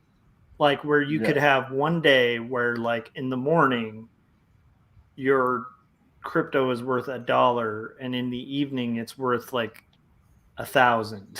Like it fluctuates a lot, and that can actually be within seconds. It's kind of insane. Yeah. Which also is an argument against cryptocurrency, because a lot of people are saying, oh, cryptocurrency makes, it's going to replace like government controlled currencies and stuff. And it's like, how do I buy a sandwich when in the space of time that it takes me to wait in line at the sandwich shop, my cryptocurrency in my wallet is worth half of what it was when I get to the front of the line, or worth 5 times as much as it was yesterday. Yeah. The volatility of it makes it really difficult. Whereas inflation sucks and deflation sucks, but like it happens significantly slower most of the time. Yeah. So like a $5 sandwich is going to be a $5 sandwich, and 2 months from now, it'll probably still be a $5 sandwich. Yeah. So you're talking about like fluctuations with like years of spans of time. Yeah. Whereas like, if all currency fluctuated like the price of gas, where you literally have every price ticker on a gas station sign is like, I used to work at a gas station. It's like you literally have a marquee that you change every morning. So it's like, if it goes up 2 cents, it's like the price is going to change. Those marquees are built to change price like on a daily basis. If you had that with like all pricing in general, that would just make markets almost untenable. The argument for Bitcoin being like more current is usually it's a little less volatile, although it still is volatile. So, but yeah, Corey's got a point on that. Yeah. Corey, you were going to make me defend something. So what was your I want you to go on the attack, because I feel like I've been the dog here biting, and like I frankly still don't fully understand it. So I'm more than willing to kind of take the other end here of defense, because again, like, defend your stance on. Yeah, I don't even know my stance, so I'd love to try it. Before we get into that, there is a collector edition of the. These are collector items. The Captain Goggles and Matt Schoolman. Are they accruing in value very quickly, Frank? There's that depends on you. There's a limited set left on Etsy, so act now, because once these artist editions are gone, that's it. So they might go up in value. I'm not saying they will. They might. Will you be a billionaire? I'm not saying that. Probably not. I'm not gonna say that. I love it. All right, guys, support Frank go because ahead. that was a funny joke, and honestly pretty good. And honestly, if it is like that, that's the part that's a little tenuous about it because like if you do a limited run, even though like there's a thing and Corey is fully aware of this, but it's like in marketing there's a thing called like perceived value. Mhm. And it's something all markets do is like try to create a perception of value. Limited availability is sometimes a derived thing, but it becomes a reality. Like let's say Corey worked for a guitar company or something, but let's say they released a guitar that was limited edition, and they're not lying about it. Like they limit it to like, let's say we're gonna make 1,000 of these guitars, and that's it. Like once that's done, it'll modify. It'll be different. What you see here is like the first 1,000, and that's it. Like we're never remaking this in this exact way. Yeah. Now, if the It'll be a company different pre-plans that, if they pre-plan that, knowing that the market tends to react well to like something that's limited, because it creates a perceived value, and it creates a higher demand, and it creates an accrual of value over time. I don't think any of that would be something Corey would find unethical, right? Mhm. So it Ironic. is tough, where it's like, I don't think it's unethical to like make a limited edition item, knowing that like part of why you're limiting it is to create a perceived value. Yeah. I don't know. It's hard. It is a tough one. How would an But I NFT see a lot be of the points. a limited edition? What's that? How would an NFT be a limited edition? Like, Well, that's the catch of NFTs. Is like every NFT is limited. Like there's only one. okay. But it's But I get, but It's I a can take a number. screenshot. It's only one of the NFT, which is only a number on a receipt with your name on it. Yes. Mm-hmm. So it's not like there's only one of that JPEG or there's only one of that piece of artwork. There's just only one of that receipt that says that you owned it at this point in time. Mhm. You owned the receipt at this point in time. So Okay.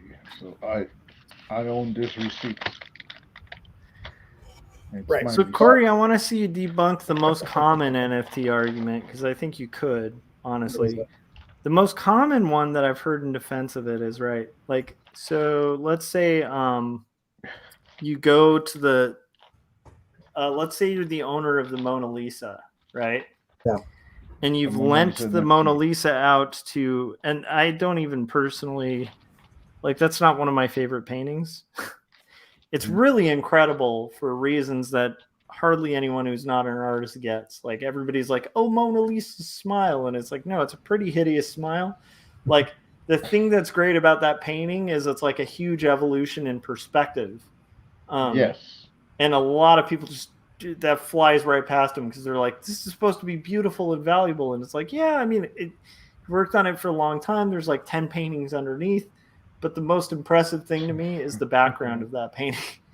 Yeah. But anyhow, point being, because it's one of the most valuable paintings in the world, let's use that as an example. I own the Mona Lisa. I loan it to a museum to exhibit, and it has my name on a plaque.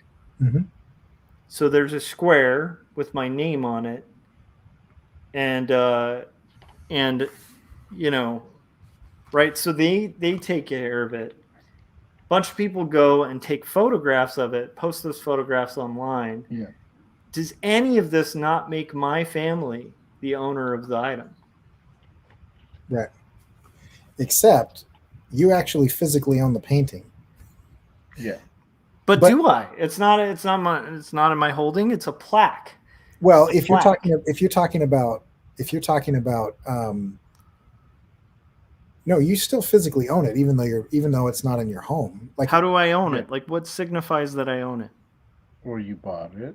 I can't remember what it's called, but there's a thing in the art market that signifies ownership. And what you're actually describing is one of the few utilities of NFTs that I think could have value at some point in time. So I don't think it has value that you should, gamble money that you don't have on. But like, you actually are describing one of the few values is that you could go to a place in the future virtual reality metaverse that Facebook is building, and I could go and view all of these artworks in a gallery, and underneath one of those artworks, it could say, the NFT owner of this artwork is Joshua Kemble. And if you find prestige in recognition from your stories, that would be valuable, and that would be a utility from an NFT. It's one of the few things that actually the NFTs do. Okay, so that's one of the biggest arguments I've heard of the NFT is it's that plaque. It's like you own the NFT. Like you aren't necessarily the gallery displaying the artwork. You're the Medici. The difference is depending on the contract in the NFT, you still don't own the artwork, but you might be the only person that owns the right to display the digital version of that artwork in that specific virtual reality simulation. Yeah, and I do agree that that's a little problematic. Like, I feel like, honestly, of everything you've brought up so far as a criticism, which a lot of them I agree with, but I feel like could apply. It's funny. I feel like maybe we're both touching on some of the more salient ideas. Because, to me, what you're highlighting right now, Corey, actually would be one of the disagreements where I'm like fully on board and like don't have a devil's advocate argument for or against, I guess, is like I do see the fact that there's no ownership of the digital image as a problem. Like I think philosophically it's hard to defend. And I'm going to be open about that too, because I think like as I said before, the value of art in itself is a really tough one that philosophers have argued about for years, right? Because it's like trying to quantify beauty. It's a hard thing to, it's just hard to navigate. It's a tough one. But but I would agree with you. If you want to quantify it, just look at your screen right now and look at this beautiful face. Yeah, that's true. I mean, Frank Salazar's amazing mustache gets close to visually quantifying. You can turn this into an NFT right now, guys. Like someone screenshot it, mint it. I don't think it can be screenshot. I think it just quantifies like visually the value of aesthetics is like Frank's amazing visage. But my point is like, I think you're getting to something there, Corey, with that, because it is problematic that there's no guarantee that your name is going to show up with the art. Right. There's a lot of ambiguity to it that is a little frightening and weird. Well, and that's where it's like everybody that's so excited about NFTs being the future of whatever are also, most of them, not everybody, but many of them are also excited about this decentralized Web3 situation. But the only way that NFTs have any function or utility is if there is a central gathering where people find value in being there and viewing things. And so how are we decentralizing, if that's the case? But I mean, and it also depends on like that marketplace could go away, that, like it could be whatever. There's all kinds of issues and things with that. But that is one of the things is that you are, depending on the contract that's in the code, you are buying the right to do whatever that contract says. Which, like on Twitter, if you felt like this was important, this is one of the utilities of NFTs right now that just came out. You can pay $3 a month to display any NFT that you own as your avatar on Twitter, and instead of being a circle, it will be a hexagram or hexagon. Yeah.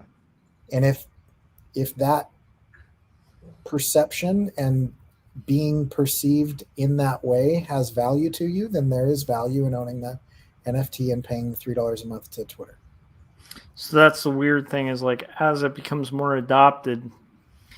But I do see what you're saying about like usage and stuff, but I also can see that it's a little slippery and it is tough because we're already dealing with pretty slippery definitions. But I also want to push back on one of the arguments that you've made several times that it just solidified in my mind. Your argument against a lot of the arguments, or your devil's advocate against a lot of the things that I'm saying, is that those things can also be found elsewhere. I don't think that's an argument against it. I just think it means that other things are also problematic. Well, no, that was more hedging specifically on the fact that you were hesitating on showing up on a show where you would be talking to somebody advocating for NFTs.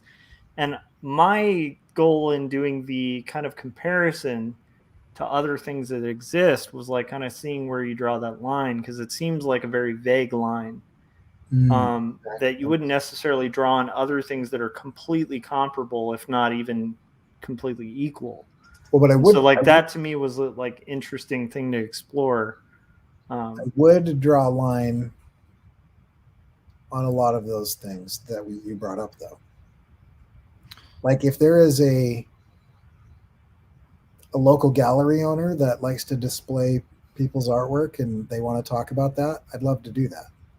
If there's somebody that is like a known shady money launderer inside of the art community that would like to come on Artcasters and talk about that, unless my role in that conversation is to trash them, don't want to be Corey, come on, is that really a fair comparison there? Is do you really view those as like the two things we're talking about as like shady? No. Like honestly, I mean, to me that seems like a very dishonest, like a very uncharitable comparison there, where it's like if I had a whale and I wanted to swim with it in a blood-sucking shark, I would definitely feel comfortable with the whale, but not so much the blood-sucking violent shark. I mean, come on, I don't think that's a fair comparison. You know? Do you? I don't know. Maybe. Sorry. Just sorry, it was hard not to call it because you were saying we have a gallery owner and then a guy who's like preying on people and like violently taking like advantage of them. It's like, well, yeah, I mean, of course you're going to draw that distinction. Those are two extremes in the fine art market. That was my point. Yeah, but like, to be fair, I think a more comparable thing would be you're literally making the assumption, like it's tough because are all art gallery dealers bloodsuckers? And I would make the argument probably. So having the art gallery owner on there is probably having somebody who does prey on people's desire to collect. You know what I mean? I don't know if that makes sense. I'm not. Yeah, I don't know if I agree with that. But my point is not to say. I wasn't saying that anybody that we're talking about is akin to that extreme. But you brought up like you're bringing up all these examples by way of saying, would you be comfortable coming on the show in these situations? Yeah. And I don't see what I said as a weird comparison, because I'm saying that there are nuances and extremes on both sides of all of these things. But I don't see, I don't know. That I'm not sure why you took issue with that. I still don't understand. Well, no, it was, I guess why I took issue with it is like, Corey, I guess my issue with it was more like this kind of like, well, a better comparison of what I'm saying here is like, I would be okay with talking to a guest, but I'm not okay with having a murderer on our show. And so that's all I'm trying to say. And it's like, wait a minute, like, you know what I mean? Like that I don't necessarily know if that's like equivalent, because I don't know if like we're saying that the other side is like a murderer. And that's what I'm not going to be on again. Yeah, Frank, you got to stop killing people before we have you on again. So my point was just it talked about this. I get what you're saying. Like it was But probably an extreme. how is that different in your devil's advocate in all of these random situations? Because you were doing the same thing. You're cherry picking all of these situations out there. I'm not, and I'm saying that there is a range. Yeah. One side where I'd be perfectly comfortable, and on the other side of that range where I'm definitely uncomfortable. Yeah. And there are stops along that range in between where I have varying levels of comfort. Okay, like I like that. So let's go with that. I just want to point out Brianna's comment. She's like, where did this conversation go while I was pulling some Corey and I get into it, which I actually really appreciate and enjoy about Corey. We kind of enjoy this like sort of thing. And the funny thing is, like, I'm not even really that attached to NFTs. In fact, I could give 3 craps less about NFTs, which is kind of the interesting thing about this conversation. Cause like, I'm more just interested in exploring like what is problematic about them. Wrong. Well, no, what's fascinating about this conversation, I don't know if anybody's picked up on this. Maybe I haven't been open enough about it, but I think Corey has actually pointed out very saliently some very big problems with NFTs through this conversation. I do think there's some criticisms that have really at least stuck with me. Yeah. And Corey said something that I didn't know, and that stuck out, especially when he said like, I won't have the license to print out the NFT if buy it. So like, you're not granted any licenses. Because that's copyright, right? There are some NFTs. There are some NFTs that have real world functionality built into the contract. Yeah. And so there are certain things that I think are going to be definitely a useful part of the future like that. Like I could sell an NFT and say, if you buy this NFT, you have the right to print it as many times as you'd like. As long as you're the owner of the NFT, you can print, you can sell those prints as long as you don't, post the original artwork on websites for other people. You can't transfer the digital file, but you can print it all you want. I have the right to do that as the person minting the NFT. That type of thing, I think, has some really interesting functionality. Like the Super Bowl this year, if you physically go to the Super Bowl, you will leave with a golden ticket NFT that says that you attended that Super Bowl thing or whatever. And Brianna said, how do we go from abstract figurative glasses containing small code jumbles to blood-sucking murderers? It's a live stream with Corey and I super late in the morning or early in the morning and we tend to get hyperbolic and interesting. Josh likes to take things that I say and blow them up and twist them. So here's the thing, like so far what I'm gathering from it is I think that like NFTs are a potentially useful thing that somebody could actually possibly get into in an ethical way currently, although it's problematic and there's a lot of things that are unknown.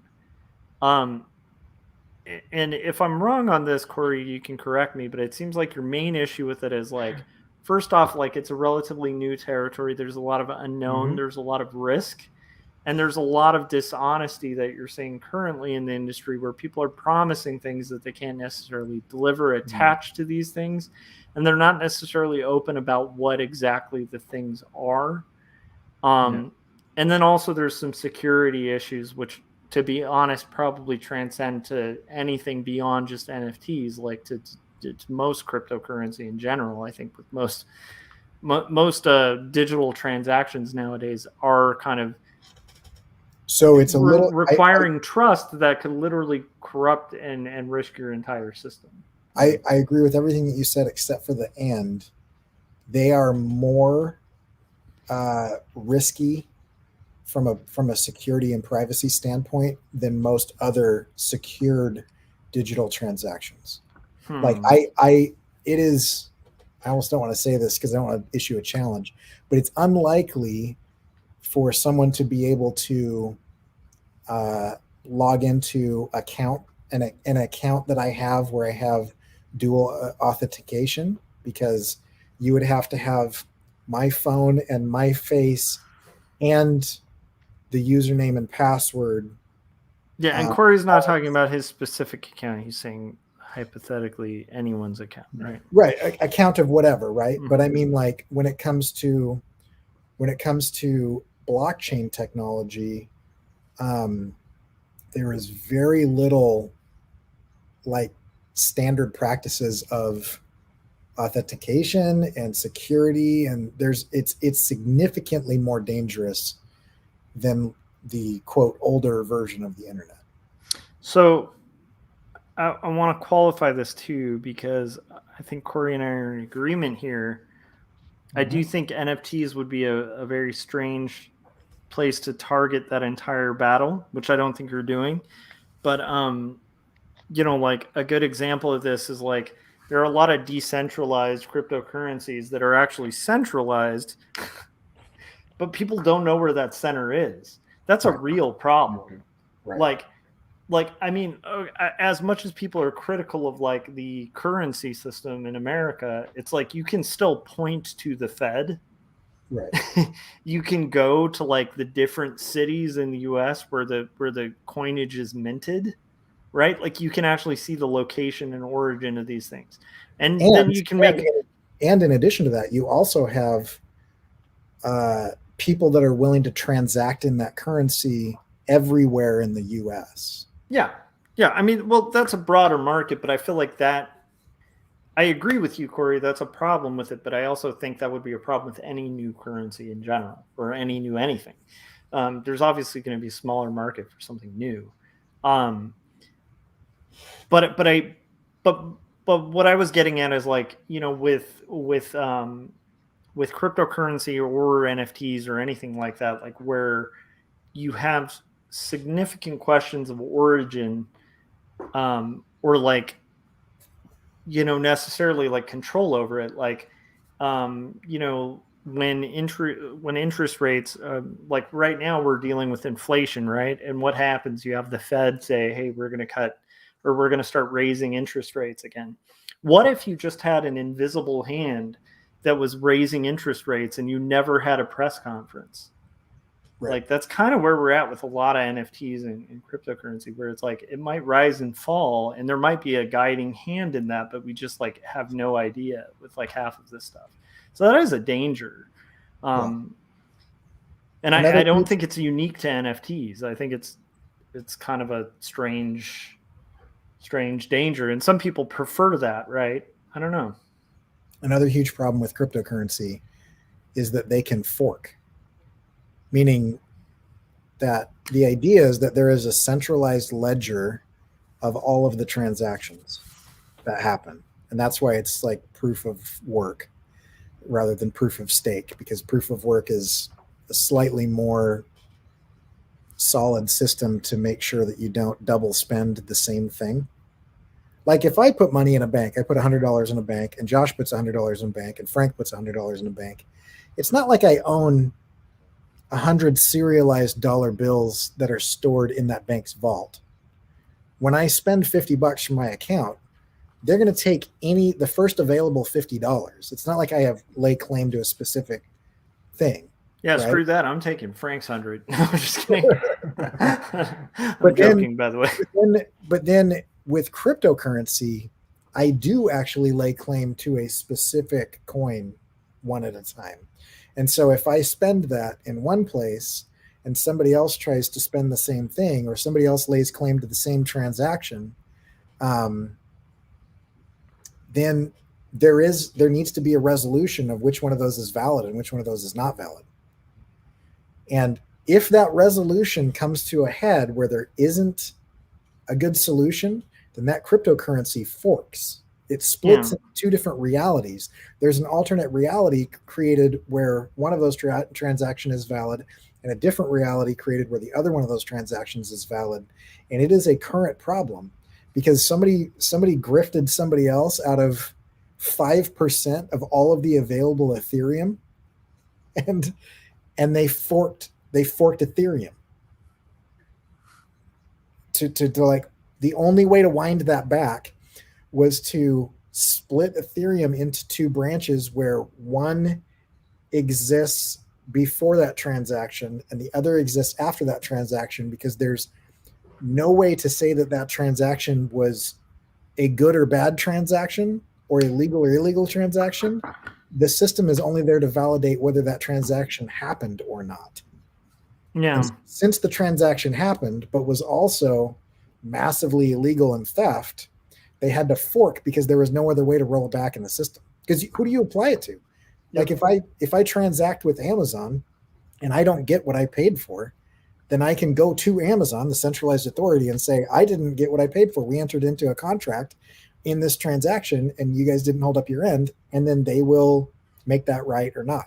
But who do you appeal to in cryptocurrency? Yeah. There is no one to appeal to.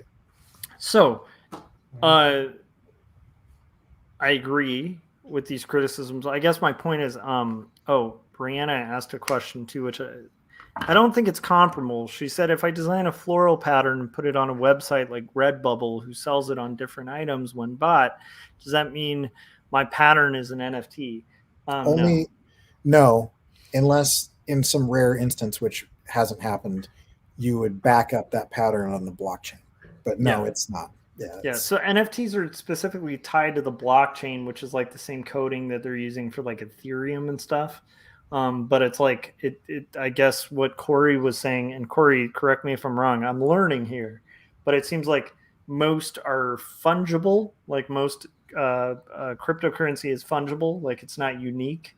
Yeah. It's like if I have crypto for one Bitcoin, it's the same Bitcoin as one other Bitcoin across the country, across the world. Whereas an NFT is non-fungible. So that makes it like unique in the sense of like, if I buy, let's say Corey's selling an NFT of the sketch he's doing. If I buy that, then my NFT, which is like just a code that's a box that's somehow attached to that image, I own that. And obviously the Emperor's New Clothes thing that Corey and I think both agree on. I know I've been playing devil's advocate on this, but I also have an issue with that, where it is hard to see how that attachment means anything without any sort of like legal connection to it. It doesn't really seem to, it's almost like a right without any sort of enforcement. It doesn't really make sense. I heard this a long time ago and it hit home for me, where it's talking about like people's rights, where it's like, hey, if you have like the freedom of speech, but you have absolutely no enforcement of that freedom of speech, then technically that freedom is useless. It's just paper with words. That doesn't mean anything. Like you need actual enforcement and law behind it to actually make it like a legitimate freedom that's defendable, so that you can actually put it to the test and use it. Right. Anyhow, that goes for all freedoms and stuff like that, but that also goes for like legality and law. Like if I buy a guitar and then the guitar's at my house, that's a property of mine. And if it's stolen, I can have recourse to it. It's a physical thing. And so it is hard to rectify like how having your name attached, like let's say Corey sold an NFT of the sketch he's doing, which by the way is really cool in cartoon modern, and I'm really loving the style changes you've been doing, Corey.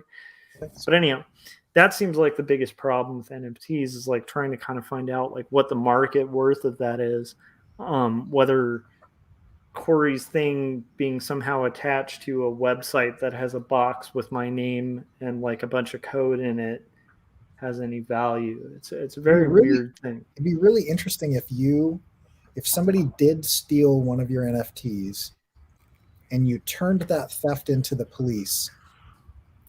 I'd be fascinated to see what happens from there. Probably a lot of what would happen with just like basic copyright theft, where it's like unless it's really worth your, but you're right, like it's not necessarily guided by law like copyright is. It is really hard to see. Brianna's taken off, but she said saying they forked is kind of hilarious if you've watched The Good Place, which I totally agree. And very similar, and she's going to take off. So all right, well, thanks for hanging with us and bearing with us during this wacky awesome conversation.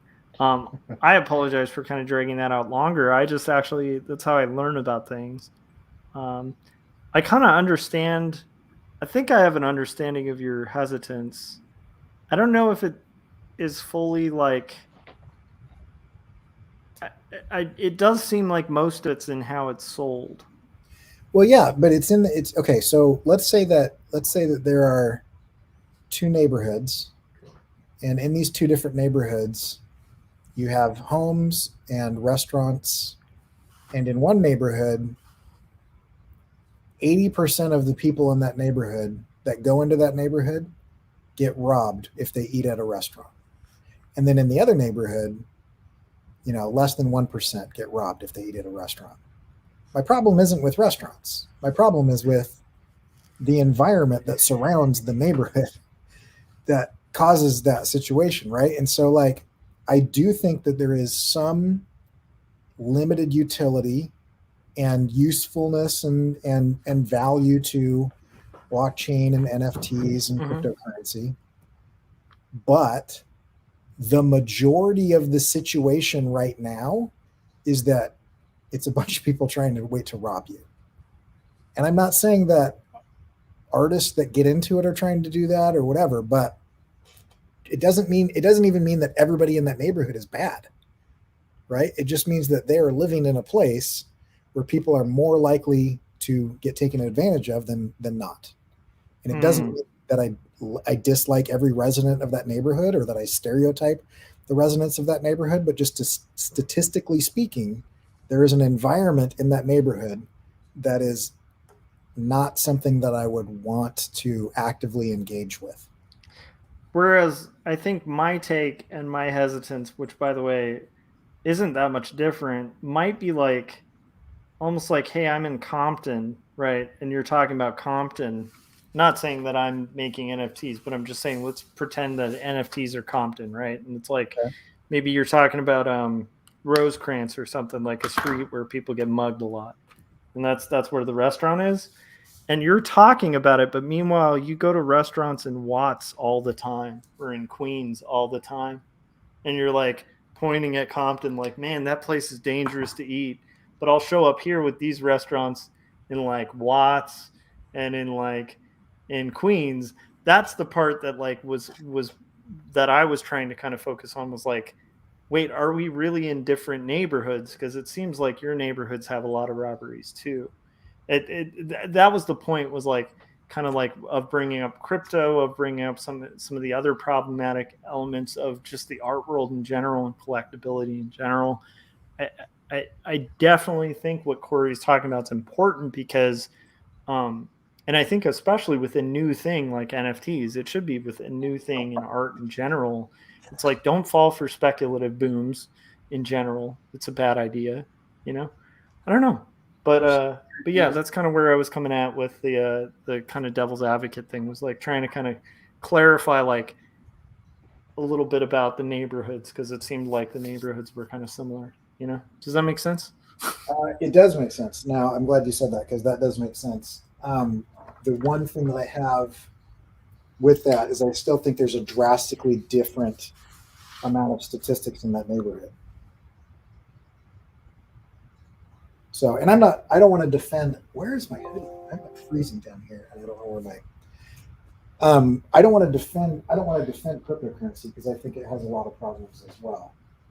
But it is easier to navigate, and the marketplace is significantly different in that it's not a one-to-one transaction and no one's trying to hype me on it. I am interacting with the data alone. No one else is trying to sell me on when I should buy or sell and how much I should buy or sell for. And so that's where that it breaks down a little bit for me. But it's definitely a Venn diagram, and they're built on each other. I mean, they exist in tandem with each other. So yeah, I think there's a lot of overlap too with the preachers of both. Like I do think there's a lot of overlap. Frank, has this been a boring discussion or interesting? Should we?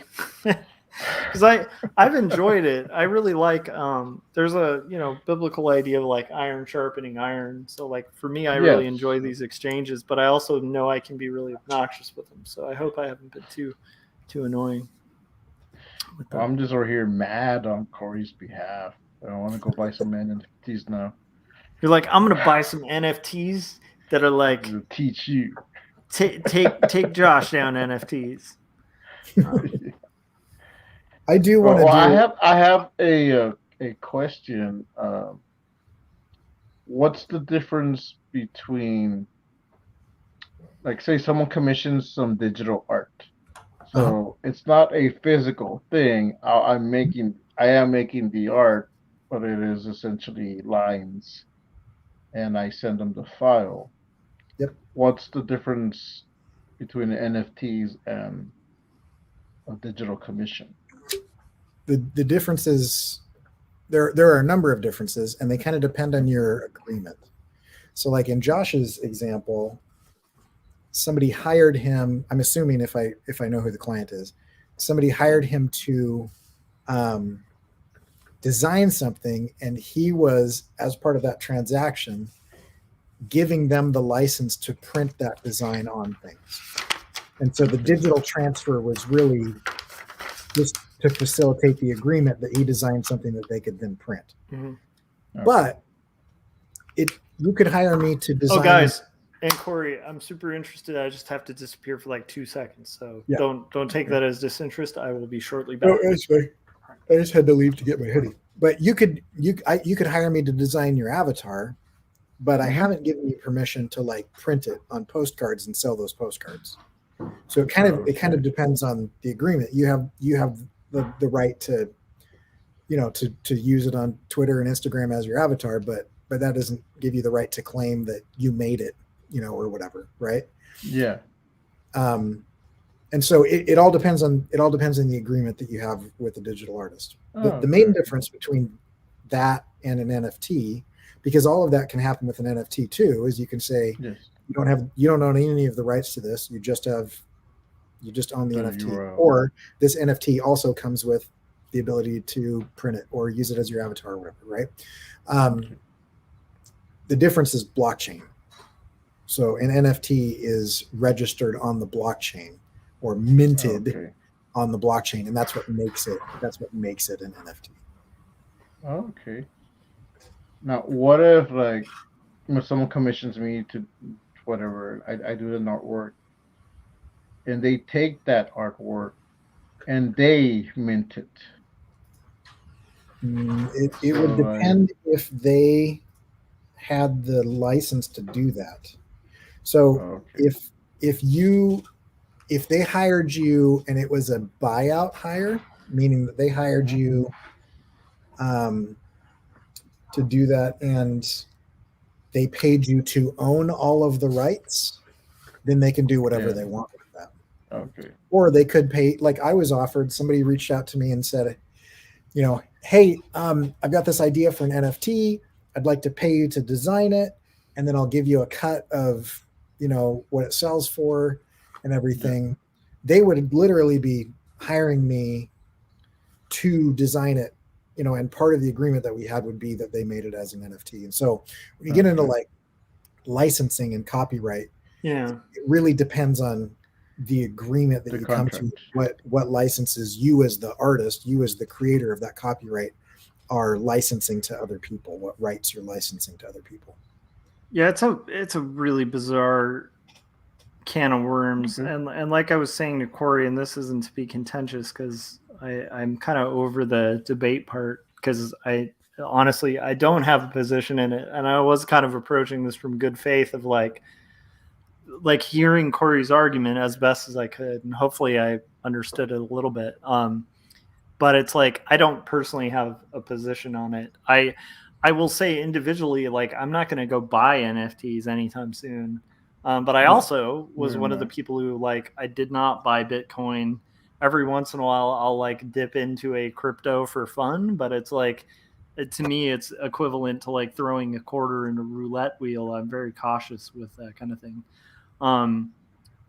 even stocks, like I'm pretty hesitant and very like limited on like what I'll put in, because of the fact that it's speculative. And I think that anyone going into anything like that should be aware that it's speculative and like that there's a very big chance of risk and loss.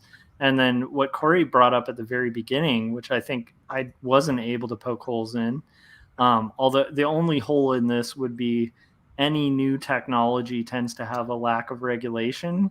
But as anybody who follows me on these things knows, like I'm a big fan of regulations. Like one of the reasons I know there's a lot of like vaccine hesitancy out there and stuff like that. But like one of the reasons I even trusted the vaccines was the fact that like I think it's a good thing that we have a federal Food and Drug Administration, and as corrupt as sometimes it can be, just the fact that there are checks and balances, that most of what they arrive at is based on peer-reviewed studies, and peer review is really important. This does connect, believe me. Corey knows it connects, but it's like the fact like peer review is so important to science, to anything. Like the idea that like if Corey were to come up with an academic idea, he works for an institution, right? He could publish a paper. Anybody can publish a paper. I could publish a paper and make it available to everybody at the institution he teaches at. The great thing about like a free and open society that also self-regulates and has checks and balances is the idea of that freeness being open to scrutiny and being open to the best and brightest minds being able to poke holes in like whatever you're throwing out there. One of the issues that Corey brought up really early on, if you guys are still with us, like I'm sorry, I didn't realize this went like 4 hours, dude. But one of the best and most salient issues NFT. Corey brought up with it is the fact that like, dude, this is completely new. It's very unregulated. You're literally purchasing lines of code. Lines of code can be very dangerous. It's like, I'll use a current example. I had a relative's Instagram account tell me like they messaged me as if they were a relative and then started talking about a PowerPoint something, and it was like they were saying it was a program that helps like the elderly and stuff, and I could tell like from like one line in the message I was like, oh, this is a scammer, like 100%, because like I know what a PowerPoint is. And I know that that's not a world program. A PowerPoint is a presentation. It's a program on a computer, right? Like this is clearly like geared to like manipulate older people to like click whatever the hell link you send. Because the second they click that thing, then you've got malware, and now they can get access to every single thing on your computer. So like what some of the risks of like what Corey's talking about, although there are risks in a lot of digital transactions, are definitely rife in like a brand new terrain, as they always are, So like what Corey's talking about is not a bad, it's not a bad skepticism. It's actually a pretty salient one. And I lean more towards to like what Corey was saying. Like it's like I'm not gonna go buy an NFT, and I'm not gonna go mint one unless someone like we were talking earlier, like someone commissions me to design it and they mint it, but there's the agreement that I will get a part of it. Then that's like fine, you can do that. Yeah, and I'm kind of like that with Frank. And then also, if I were gonna like partner with somebody, I'd want to make sure they're doing it in like as ethical a way as possible. Honest, ethical way, yeah. And we haven't even gotten into the environmental impact of any of this. It's fairly significant. One of the guys that was telling me, hey, you should make NFTs, and I jokingly said like, that's against the environment. And he's like, no, it's not. And he didn't explain why it wasn't, because from what I heard, like, no, yeah, it is. Like, it does impact the environment. So do tweets. But like, so I was kind of interested in hearing his argument, but he never said anything. Yeah, the idea is the idea is that there are two different ways on the blockchain. There are two different ways, and this is not an NFT problem. This is a blockchain problem, and so this Yes, is like it's a block. It's the blockchain cryptocurrencies and itself. NFTs and everything that it is. Proof of work basically means that they have to validate that that thing is what it says it is, and the way to validate that is to have the computer run a very complex problem. So it's like make the computer solve this really complex math problem, and to solve that problem, it takes the computer a certain amount of energy to do that. And so what's happening, and this started happening with cryptocurrency at the beginning, is people will buy a bunch of computers and just put them and rent an apartment somewhere and put them in an apartment and just crunch those numbers, and it's called mining. And so all of the blockchain that is based on proof of work is mined through burning through electricity. And if you take that and you transfer it over to Ethereum, which is how Ethereum is currently created, is by mining, then and you spend $500,000 on an NFT, that NFT costs a certain amount of energy consumption, which is bad for the environment. And so that's the argument against proof of work.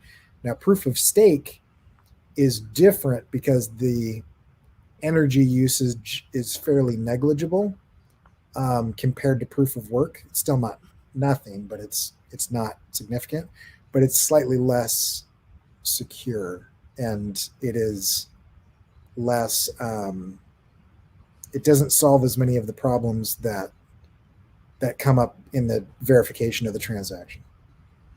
And so basically what happens is you have places like Greenland, which is very cold, where there are some people speculating that the climate is changing in Greenland because there are so many server farms there mining for blockchain.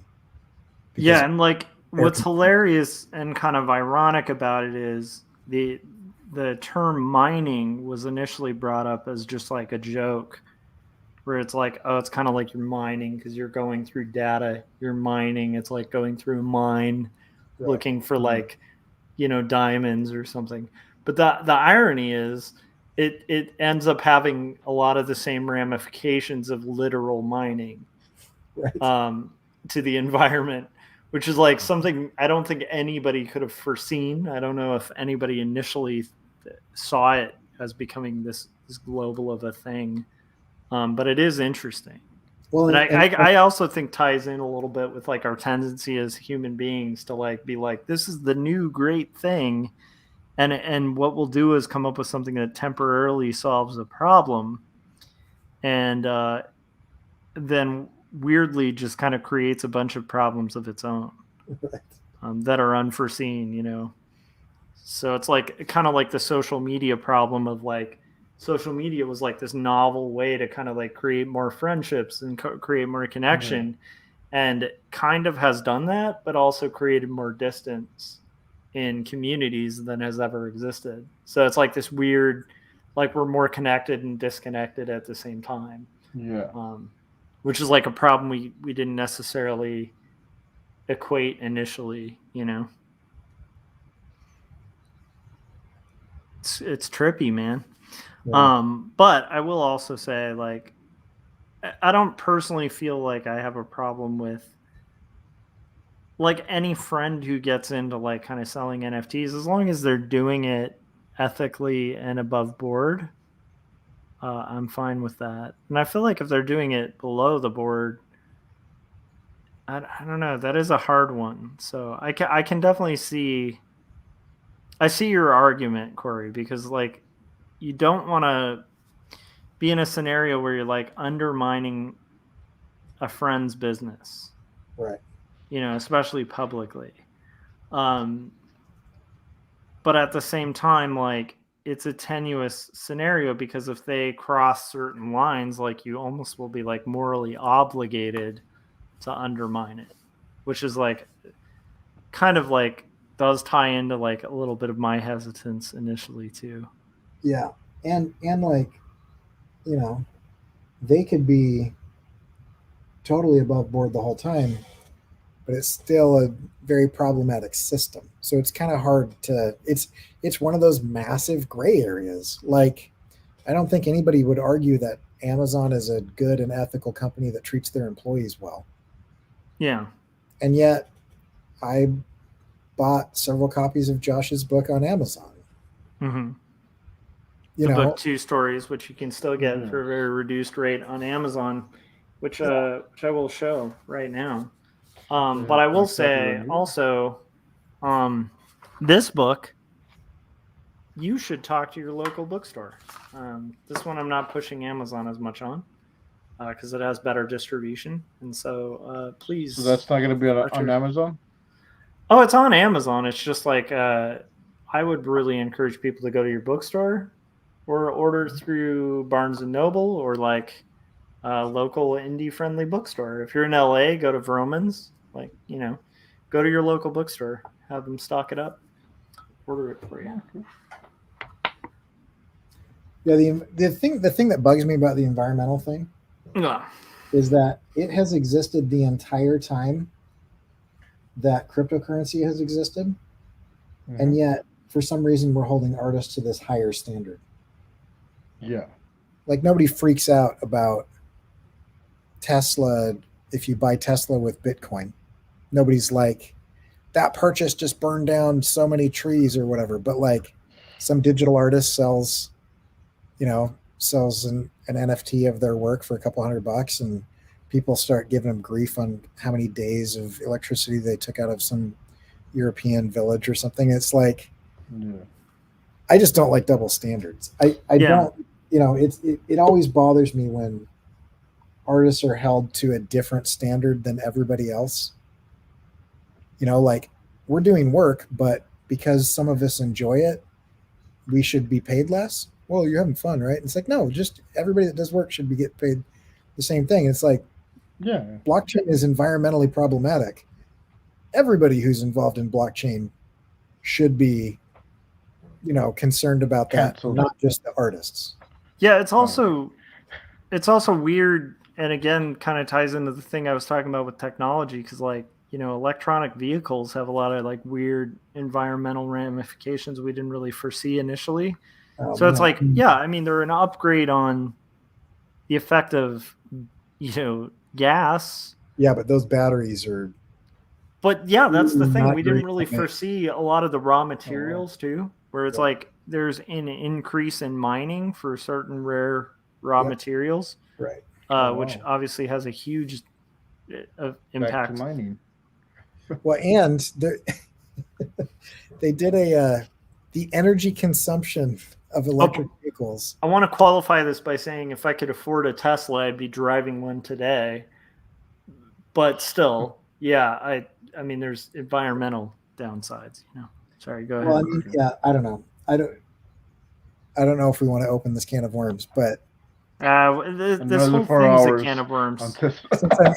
Since I'm my goal right now is to draw this stuff and talk, to keep us drawing and creating. So as long as we're drawing and creating, then cool. I just want to say, I'm going to say this because I'm currently living in California, but the California power grid is a freaking nightmare. Wait a minute, Corey.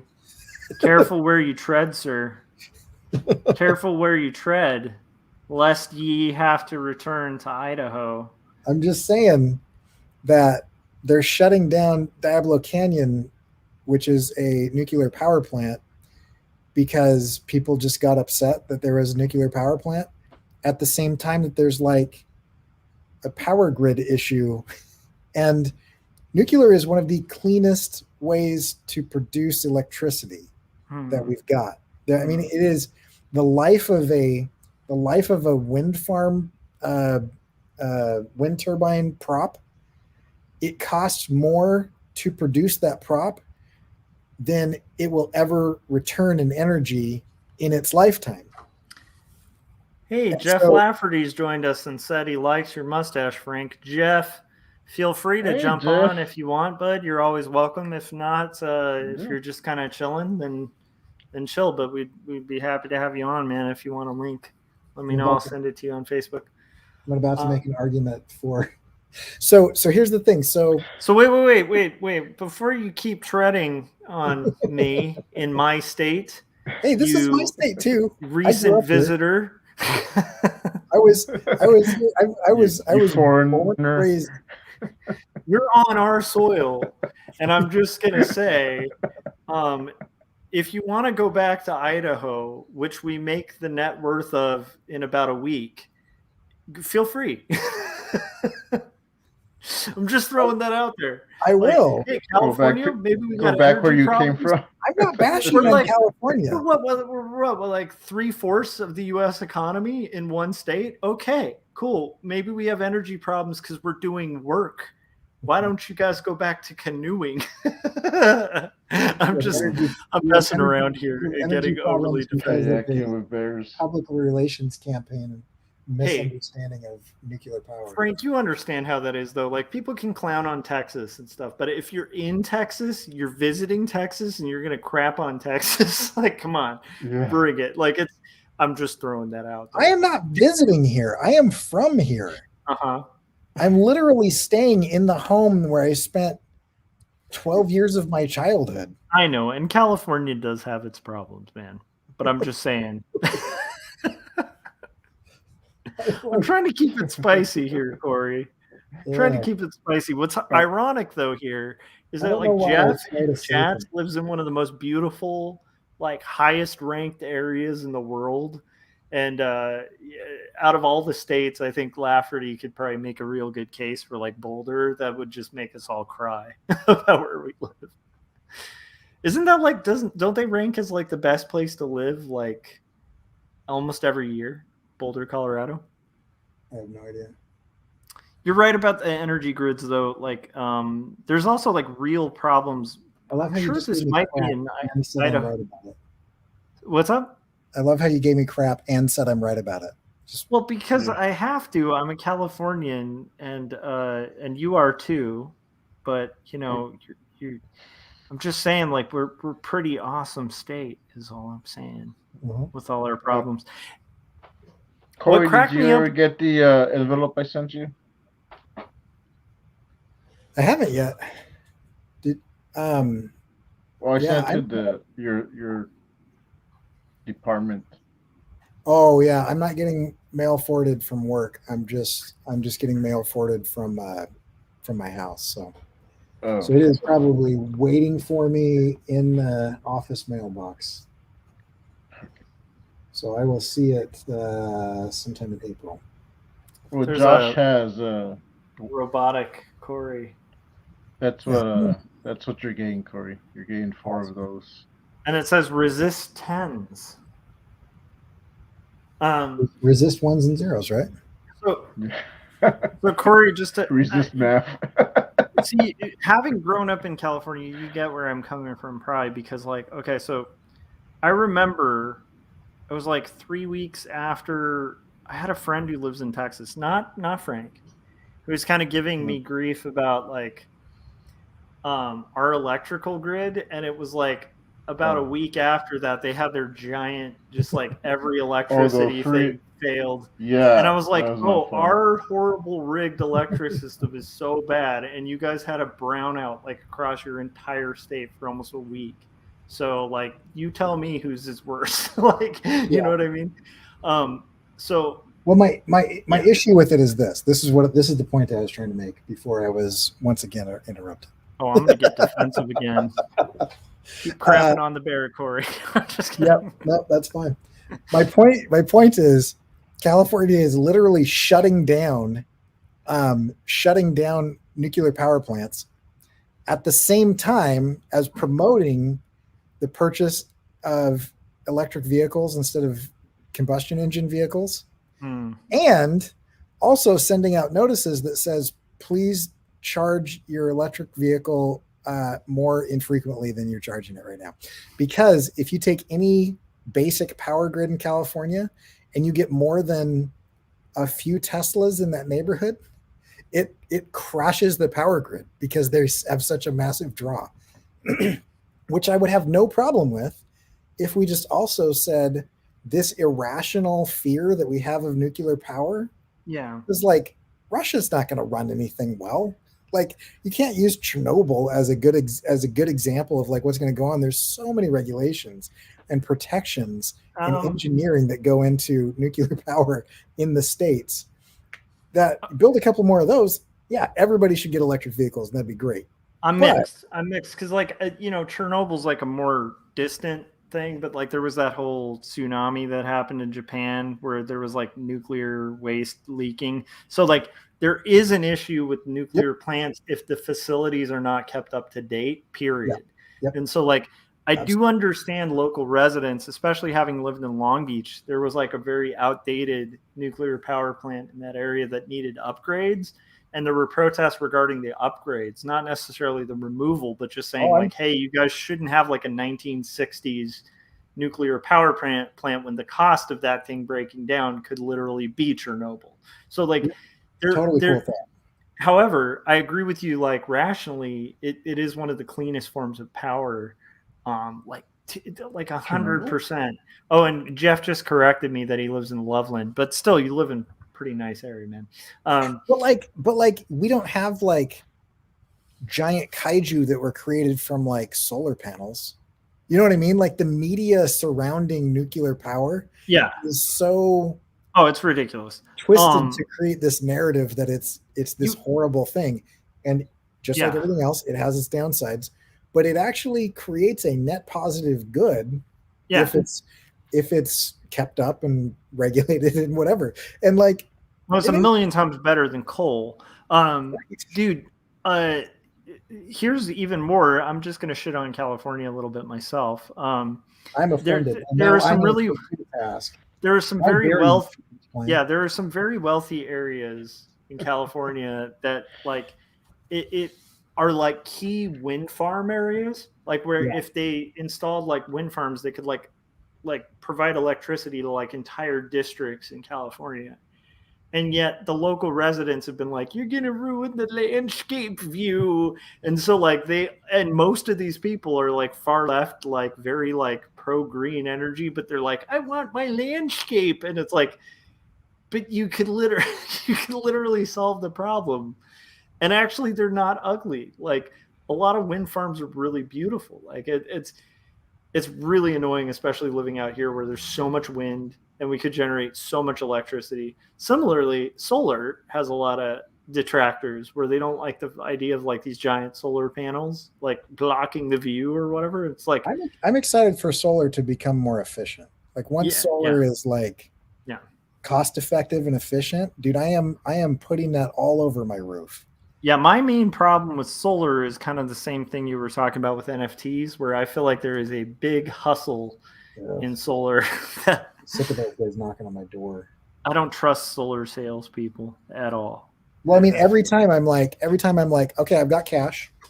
Tell me how much this will cost. Oh no, let me go through my presentation. I don't want to see your presentation. I am already bought in on solar. I just want to know whether I can afford it or not. Oh, well, what we're going to do is, and they go through this whole thing. I'm like, or they tell you it'll cost nothing. And you're like, huh. Right. I'm like, no, see, I understand how like life works. And I know that it won't cost nothing. No, listen, see, the thing is you're going to produce more power than you use. And so the power company will actually be paying you. I'm like, yeah, but I'm still taking a second lien on my house to initially do the install. And so I'm not really doing that, am I? Well, technically, no. Okay, then get out of my house and stop lying to me. So you're basically asking me to connect the liability to my house that is now connected to my mortgage.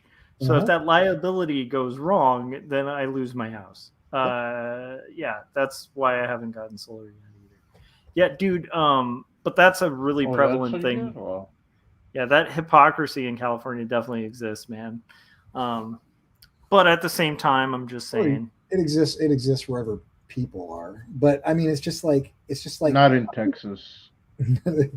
I will tell you something funny about Texas. And I know this isn't true, Oh, but this is one of the funniest things. Careful, Corey. Texans get even more crazy about defending their state than I did. I know. With California. My cousin in high school said Texas is the only other state that I can respect because they are as proud or more proud of being in Texas as we are in California, but with no reason. I always thought that was so funny because we've got all this. Anyway, I mean, stupid 16-year-old saying dumb crap, but that always sticks in my head whenever I think of Texas. I told you about my friend who she started. We have the Alamo. Thank you very much. There you go. That's right. And the birth of Captain Goggles. That's actually a Which huge is this staple. apartment is the birthplace of Captain Goggles. So this will be a museum. Dude, Texas also does have, I know it's cliche and stuff, but they do have some pretty badass barbecue. One of the worst cases of food poisoning I've ever had was Texas barbecue. It was in Texas. I vomited so hard in the hotel room that it displaced the water in the toilet bowl onto the floor. So was it proper Texan barbecue? Well, after that vomiting, you were like, it was worth it. No. I was like, this is the Okay. best.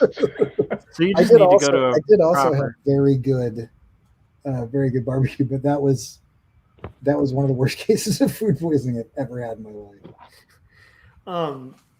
I had a friend, really close friend in art school, who became like an art director in Houston, like a college up there. I'm not going to name the college because I don't want to out this friend, but they hired me to do some illustrations for their magazine for their college. And they were at work, and I was like, so how do you like living in Texas? And they were like, oh, it's awesome. It's amazing. Everything's great. It's so great. And then I just got this really weird artificial feeling from her response. So I was like, is everything okay? And she's like, it's wonderful. Texas is awesome. It's rad. And then while she's talking, I get a text that's like, I literally can't say anything negative about Texas at work or I'll get fired. And I was like, oh. And I think that's a good descriptor of Texas, where it's like you can't talk badly about Texas in Texas, at work at Texas. Okay, I've got a good Texas joke. You ready? And by the way, when I was a kid and I lived in Texas, I had a pair of cowboy boots. You have to. You legit. I don't know, Frank, do you got cowboy boots? Actually, I do, and a cowboy hat. Yep. And a friend of mine gave them to me not that long ago, and I wore it. I changed my WhatsApp profile picture to me in the cowboy hat with the mustache, and I'm like this. Hell yeah. Maybe I'll make it my profile picture everywhere so people can see. Here's my one and only Texas joke.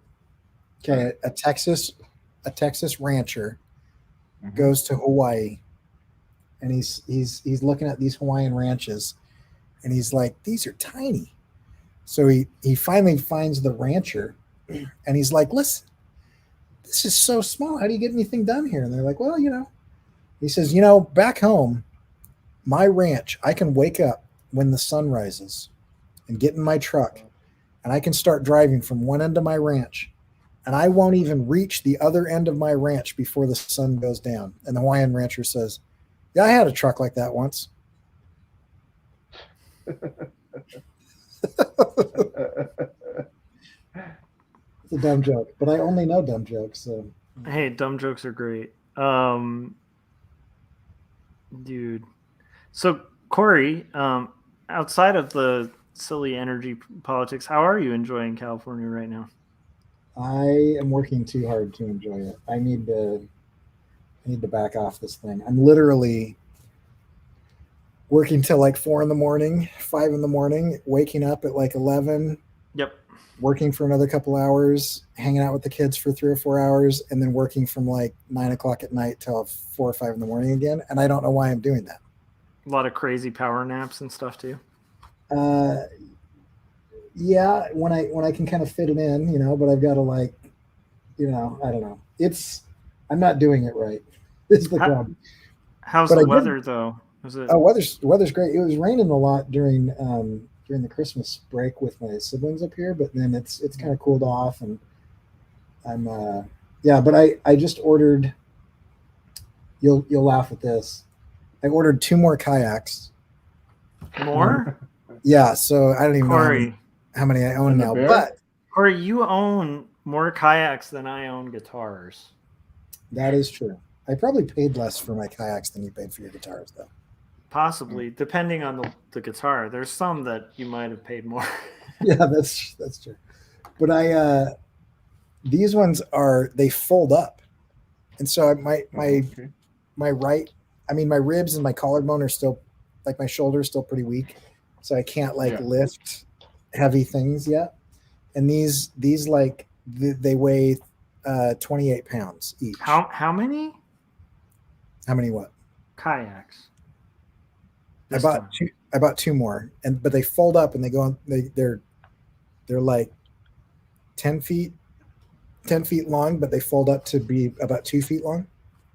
Pocket And that's change. literally just for the foldability, or The foldability and the weight, so I can carry it myself because I can lift about 30 pounds, but I can't lift much more than that right now. that's actually understandable. I'll give that a pass. Although I still think you have a kayak problem. Oh yeah, no doubt. I am not going to argue that I don't have a kayak problem. Yeah. I mean, it's like, I guess they call it guitar acquisition syndrome, so it's gas. I guess you have Cass. Yep. Um, Big Mama Cass right there. Yep.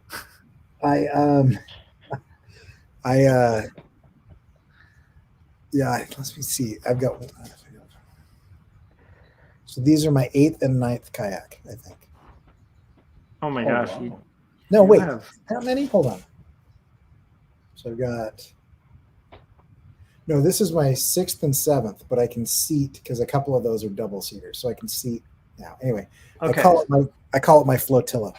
I have a flotilla. I like it. So you're basically doing what's Elon Musk's satellite system called? I don't know. Starlink. You're basically making like Starlink on Starlink. water. Yep. Eventually, there's going to be like thousands of kayaks. One of them's going to stray loose and like fly into the moon. Mm-hmm. Well, I'm waiting for a bear to come across one of them That's true. and, Right. and You- get in it. You I really own more- can't have enough kayaks to kind of fend away from the kayaking bears, you know. I own more kayaks than people that live in my home. And yet, I think you're possibly at this You point own people? encroaching on my guitar problem, but not quite there. Corey, I had a guitar question, but I also wanted to open it up for Frank to see if there's anything you wanted to talk about other than that, because this could also end up being a long tangenty thing that's not super interesting Okay. to anyone who's Other not than into guitars. NFTs and the electrical problems and Mhm. kayaks. Let me see. Kayaking bears. Oh, I did want to. I'm working on. Actually, I got like 2 pages, and I'm thumbing a third one. So I'm doing a mini comic based on that Corey mech, and it's gonna be a one-off, but it's in the world of Captain Goggles. So That's fun. I Nice. just want to make sure I have Corey's permission to draw him in a comic. He's your character. Okay.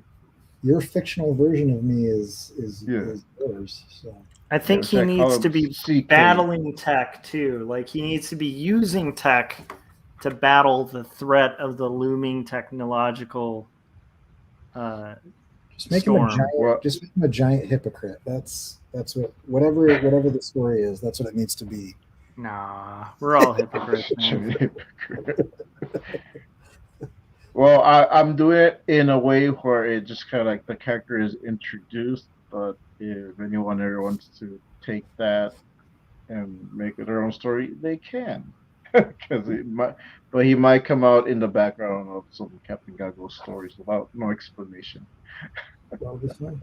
All right, you need to have kayaking bears in there too. I'm just saying. I am thinking I need to stick in a hiking bear there somewhere. I can't even remember the kayaking bear. Oh, I no. know it's a thing, but I can't remember how. I don't know how that originated either. Yeah, it just came up at some point. Yeah, there Yeah, was a long riffy thing. the kayaking bear and the comfortable chair and. Yeah, do you guys ever what feel else? like establishing shots just should be abandoned altogether? If you want to confuse everybody, I mean, it just I am- simplify the work process is all I'm saying. I have a fairly complicated house that I need to ink, and I am avoiding it and doing everything else instead of that. Yeah, do you ever feel like maybe we could just pretend that's not important for storytelling? Yeah, totally. Who needs to draw a house? Like maybe they can all live. Maybe everybody can live in a Arizona landscape where it's like, and not Arizona City. It's just everybody's in a I think you're describing Roadrunner cartoon. Yeah, that's what I say. Everything that Chuck Close is it Close? No, Chuck Jones. Everything that Chuck Jones ever drew. Yeah, which is I feel like that's another thing I really dig about like Crazy Cat too, is like it's a brilliant landscape to have a comic in, because it can be fun and wacky, and like it's like you can have like weird rocks and all sorts of fun stuff. Yeah. Oh my gosh, I gotta break for another 2 seconds. I'm gonna power through this panel though, if you guys are down for longer. Yeah, it's another 4 hours. Hopefully not another 4, but possibly another 30 to an hour. Ironically, Corey and I were talking at the beginning. He's like, "How long are you planning on streaming?" And I'm like, like an hour." Forgetting. Yeah, I was only gonna I'll stay on for an hour and get some sleep, and it's time for me to wake up. All right, Frank, I got to hear about the mustache too when I return. So I want to hear. Oh, okay. What inspired the mustache? Because I've been tempted. I've done the mustache in the past. I've been tempted to just go full mustache, but I'll be right back. So. Yeah, I think for the full effect, I need to get my cowboy hat. So I'm gonna go grab that. Hell yeah. Let's see what I can do here. So that needs to be different.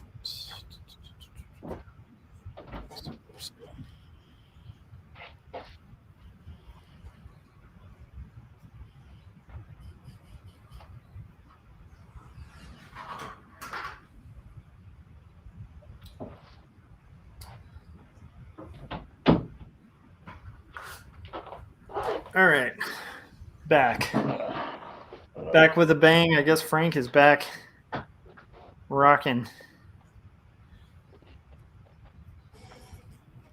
Hell yeah! Well, do you have a bolo too? Like most Texans I knew. Ooh, used to have a bolo as well. The most high contrast hat, cowboy hat I've ever seen. My goggles on here. It's a goggles cowboy hat. I like that. You should do a Western one. I should do a Western. Let's see. I feel like the Western is always kind of fun. Oh, okay. Corey, we've gone this long without talking Boba Fett, which I did not see today's episode, so if you spoil it, I will kill you. I will say that I was almost done watching it until I watched today's episode, because the last couple episodes have been like silly.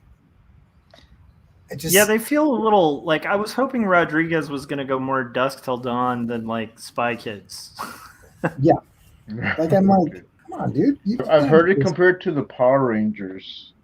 Yeah, there is a biker gang of very brightly colored Power Ranger like. The original biker gang from episode 2 was great. Like it was like the speeder bike gang, and they were like a tough like bike gang on speeder bikes. Mm-hmm. And then he went full like biker. I don't know. It's like these. They feel very. I guess they fit in the Star Wars universe if you count episode 2 as like the Star Wars universe. You know. Yeah, they fit in the Star Wars universe if you count like the weird. I don't know. The Lucas stuff, fan fiction cosplay side of Star Wars, where people just make up weird stuff. That it's kind of like that one Batman movie that had like the race through the alleyway, but it was all sprayed like neon, and everybody was having like this weird blacklight neon rave, and you're like, this doesn't feel like that. Dude. I think that was I Batman and Robin, yeah, I'll agree with that. or Batman Forever, one of those. Which is weird because on a plot level, I didn't mind those ones so much. It was just more the yeah, I didn't like that route, and again, like it just felt like Rodriguez just like pulling Spy Kid stuff, you know. But which again is just not it's not my favorite Rodriguez stuff. Like I like when Rodriguez gets all El Mariachi on there, and like it's like the cowboy with like the well, and you've even gun. got what's his bucket as the Rancor tamer guy. Yeah. I was like, sweet, if that dude's showing up, this is going to be legit. And then I'm like, oh, why is it so corny? I will say, arguing with the bunny robot. I'm excited to see then today's, because my favorite so far was episode 2. Episode 1 was kind of interesting, but like meh. And then the second, where they went just full like Lawrence of Arabia, like I was like, okay. Legit. Yeah. This is legit. Like that's a smart move to go that route, you know? Yeah, they did some cool stuff with the whole Tuscan things. And did you see the online thing where somebody, I think it was like some comic book website or something, they posted, well, now I feel really bad about Anakin killing all those Tuscan Raiders. I'm like, and everybody was like, you didn't feel bad about that before? It was literally him turning to the dark side. But now they've been human and personified, and they have like emotions. Now you feel bad about it? Like he literally said, I killed them, even the women and the children. Like it was supposed to be bad. Yeah. You were supposed to feel bad about that in the 90s, not now. Yeah. It's fine. I do like that moment of like kind of social detachment, though. Speaking of Power Rangers, there is an actor that played one of the Power Rangers that is a Tuscan Raider. That is. Oh yeah. So he's like in the back. I think it's Michael Malley.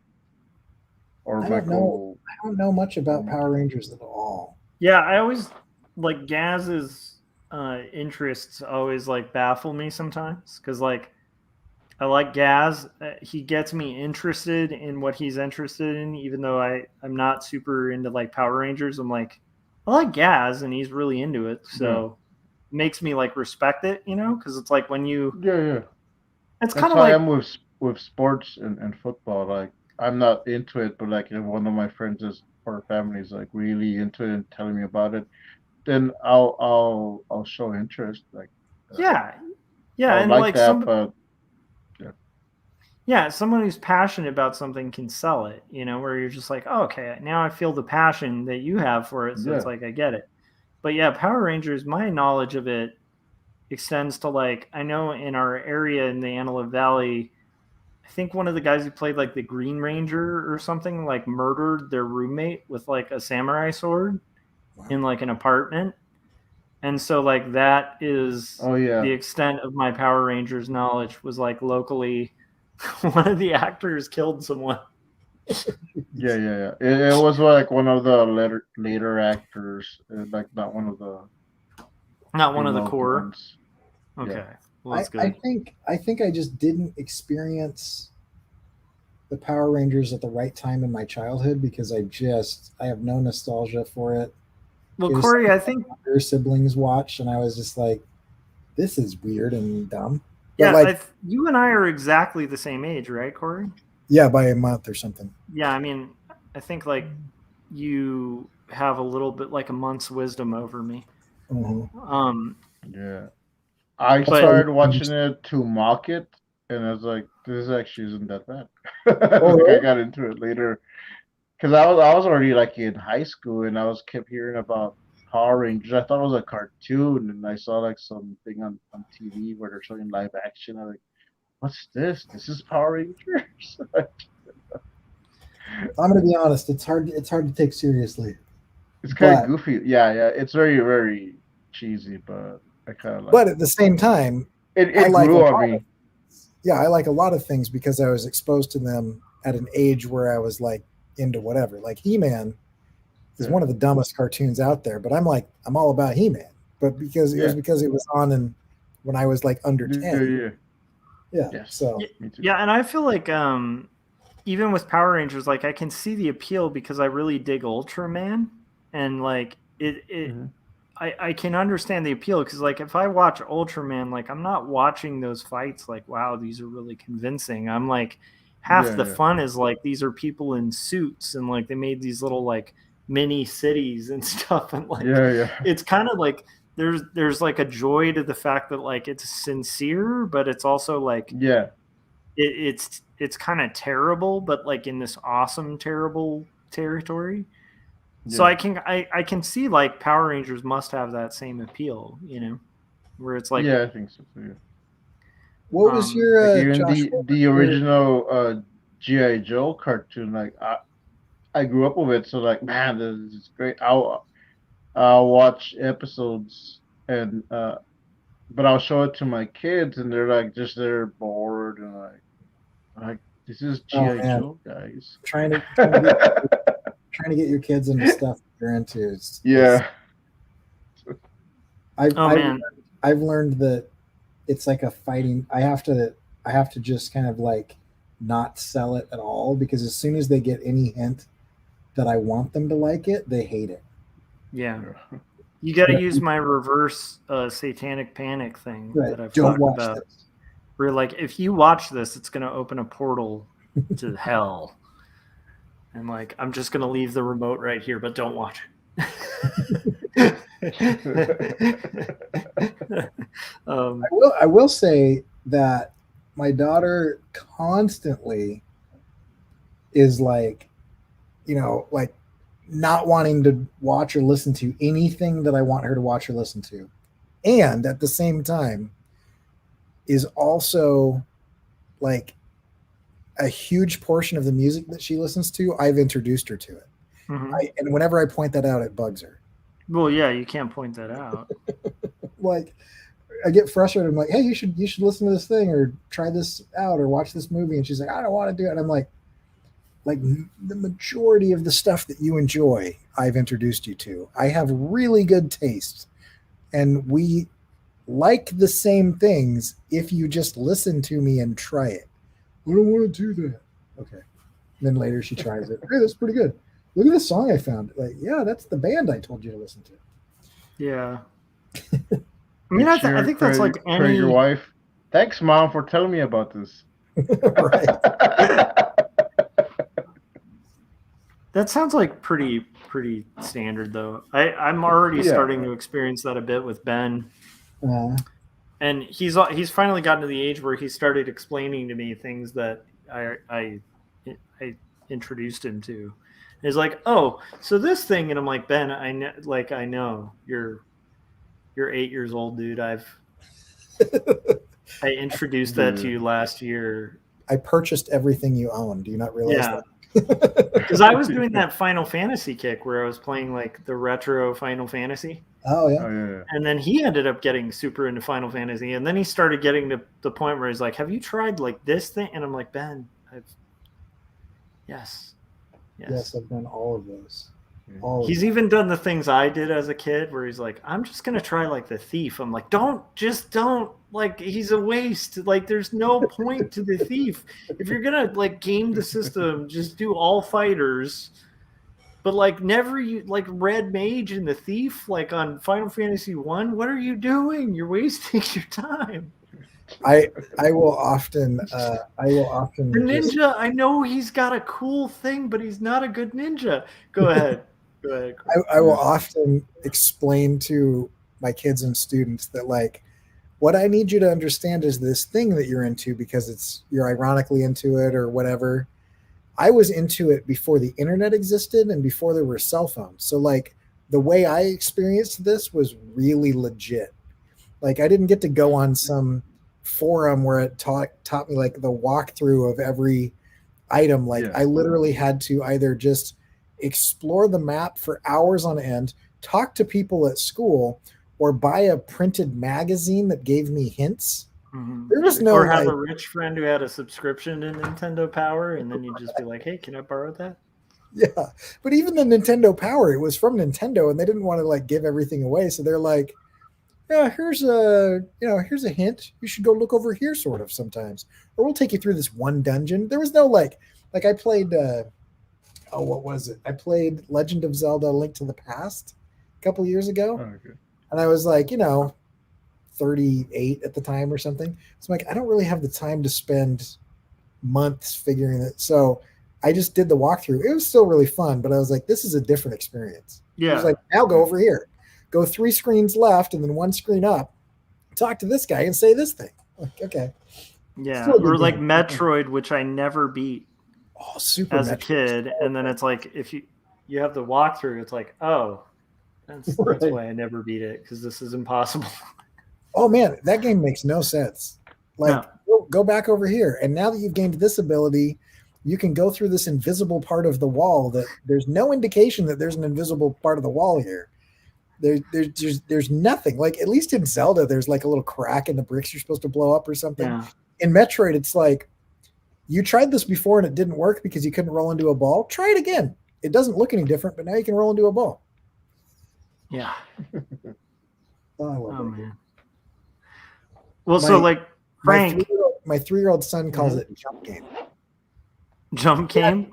Yeah, Dad, you wear your shirt with the jump guy, with the jump game guy, the jump game. Do we play the jump game? Because literally he doesn't touch the joystick or the D-pad at all.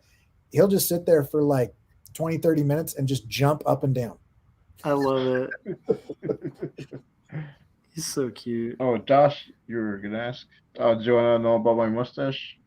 Oh, well, I wanted to know about your mustache, and also you brought up G.I. Joe, and I was like, have you tried rewatching some of the original G.I. Joe episodes, or like worse yet, like the G.I. Joe movie?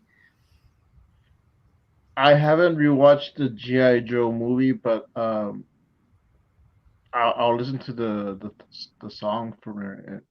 But I've rewatched some of the old episodes. I bought a DVD that had the first, I think it was a 2-parter.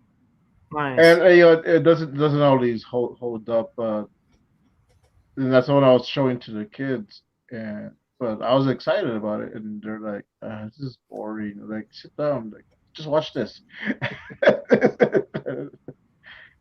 And then there are some, so like, I'll go back and watch some episodes online, and they're like, oh, they totally like reused this scene, or like, oh, they cheated here with the animation. And like, yeah. Like, so I can see the flaws, but like I still like it because like I remember coming home after school and watching it, and the best part was going back to school the next day and talking about the show. And that's when we were talking about the lasers that never hit anyone.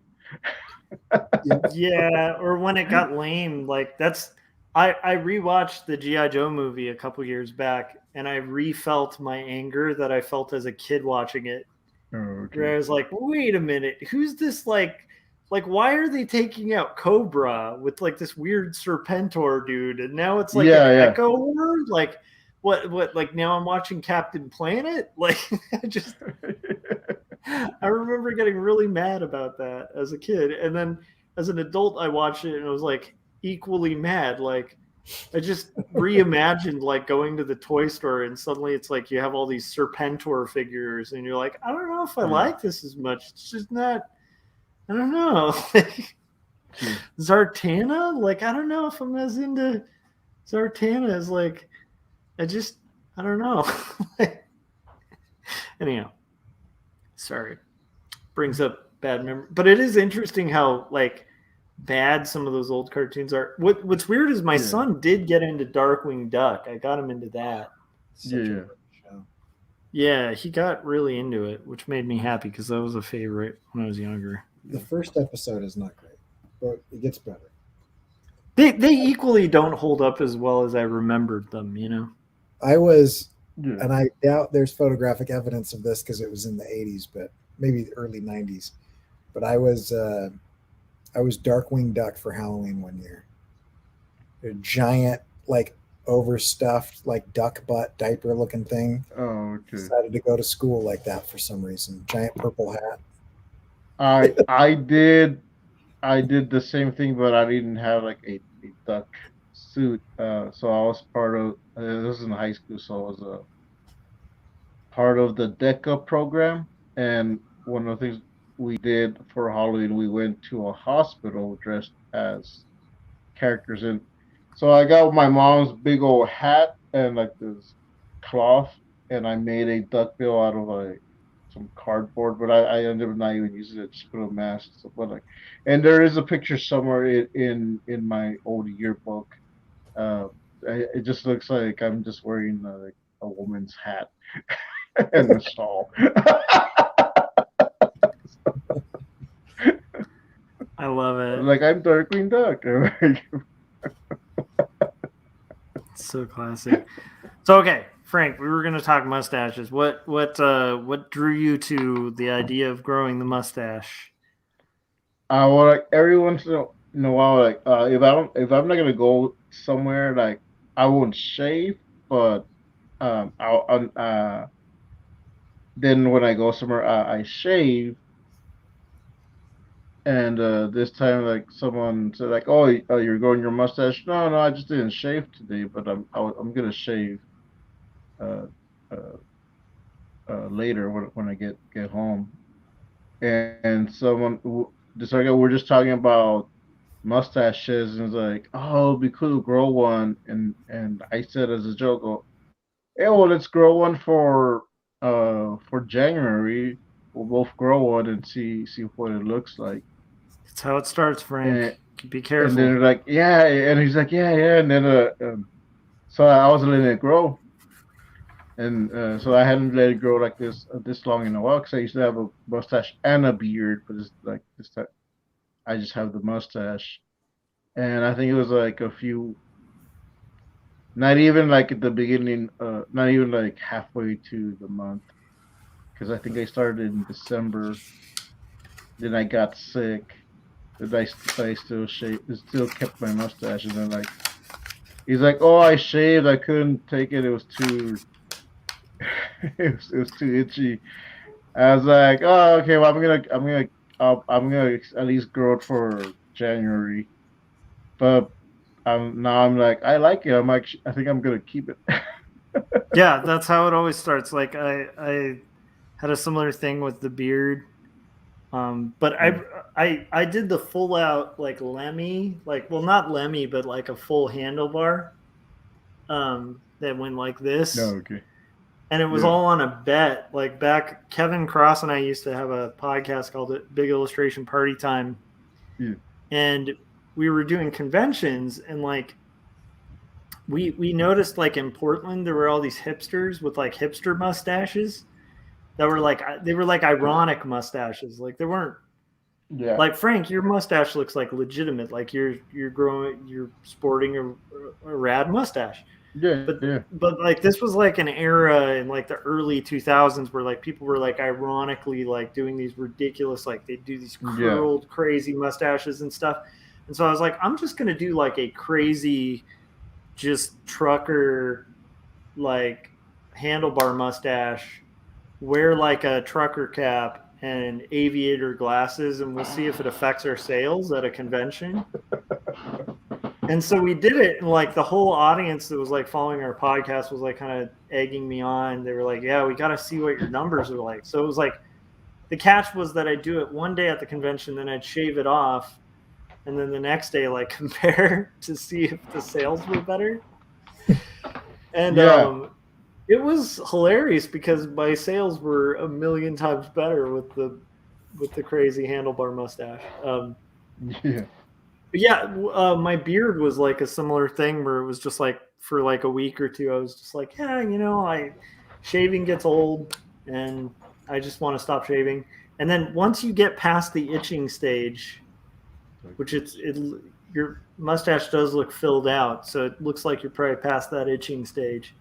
Once you get past that, it's like, it's also like, even if I want to go back and get rid of the beard, then I'd have to go through that whole thing again. And it's kind of nice only having to like trim as opposed to like shave fully every morning. Yeah. And then also my kid's used to it. So like if I get rid of it, now my kid will think I'm like some weirdo at his house. I don't know. Corey, have you ever grown the mustache? Contractually obligated not to right now. So, Oh, okay, got it. yeah, I don't know. I have kind of a patchy beard, and but I really want to grow it out now because I've got like Ra's al Ghul gray streaks in it. Oh, okay. And I just want to look like I'm like, approaching 60. That's what I want to do.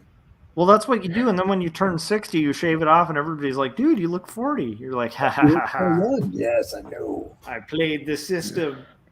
Yeah, but no, I'm not allowed to do the facial hair thing right now. I did not know that. Sorry for bringing it up. No. Yeah. I don't care that much. Now I'm doing the long hair thing, which is kind of starting ironically, and we'll see where that ends up. Yeah, I just think my hair just looks better long. I don't know.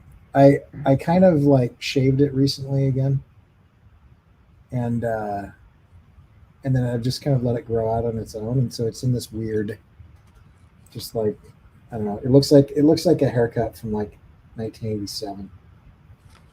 Yeah. Not a haircut. That's where I'm at right now.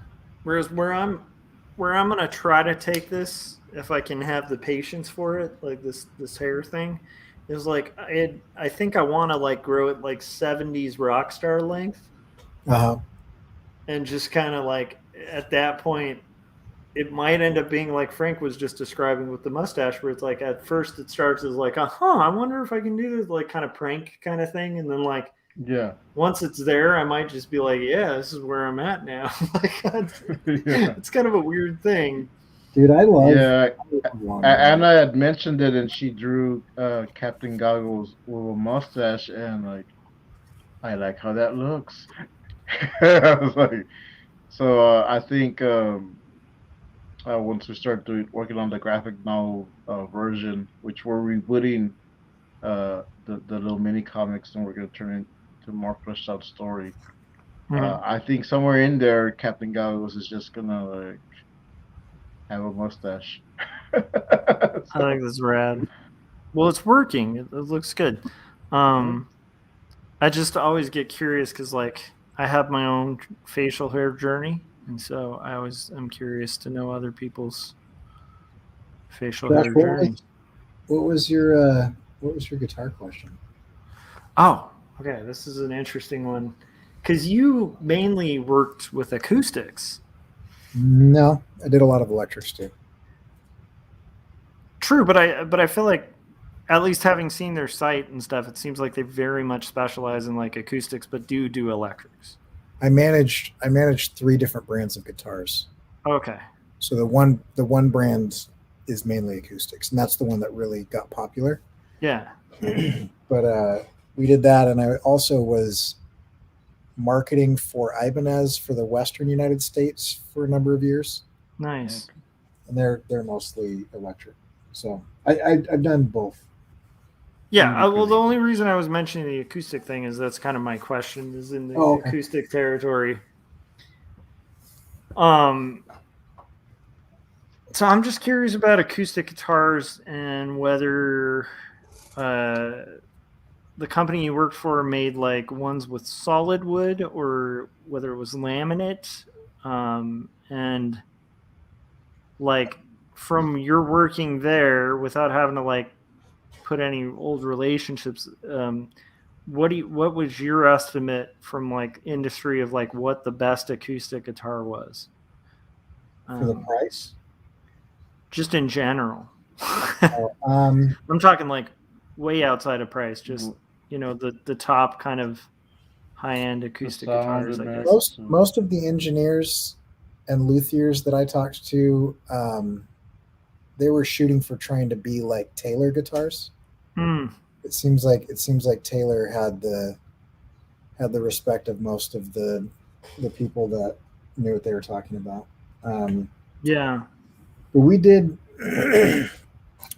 all solid tops, and some solid sides and back, and some three-ply laminate sides and back.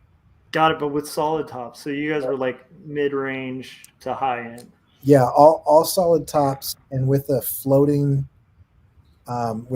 bracing structure. So it was like floating buttresses instead of gluing one big piece of wood to brace the inside of the top. Mm-hmm. It would do these archways and touch points where it would glue, and so there was more vibration and less the same amount of bracing, but the bracing would touch the top less. Got it. Okay. So that actually caused, like, when I was signing up musicians to like endorse the brand Mm-hmm. and be like somebody that was like, playing the guitar for us. This one guy who's kind of an audiophile, he strummed a chord, like an open, not a chord. He just strummed it. And then he started talking to me and we were talking. And then like a little while later, he's like, it's still vibrating. And I was like, what do you mean? He's like, oh, this whole time I've been half paying attention to what you're saying. I really just want to know how long this thing will vibrate. Yeah. Because that's how I'm going to make my decision. And he's like, I've never seen the guitar vibrate this long. So apparently they're pretty good. And most of the people that we had played them, Yeah. They would say that they were basically Taylor guitars, but like a tenth the cost. Yeah, which is not a bad place to be. Huh. Yeah. And so, yeah, they're pretty good. But Taylor was what everybody compared us to. Martin is good, but some of the ways that they did their bridge, like reduced the amount of vibration that you'd get out of the top of the guitar, and so they had slightly less projection. So I don't know, but I don't. So Taylor was what everybody talked That makes sense because so like from what I understand and the little I've read and like my own tastes and stuff on it, it's like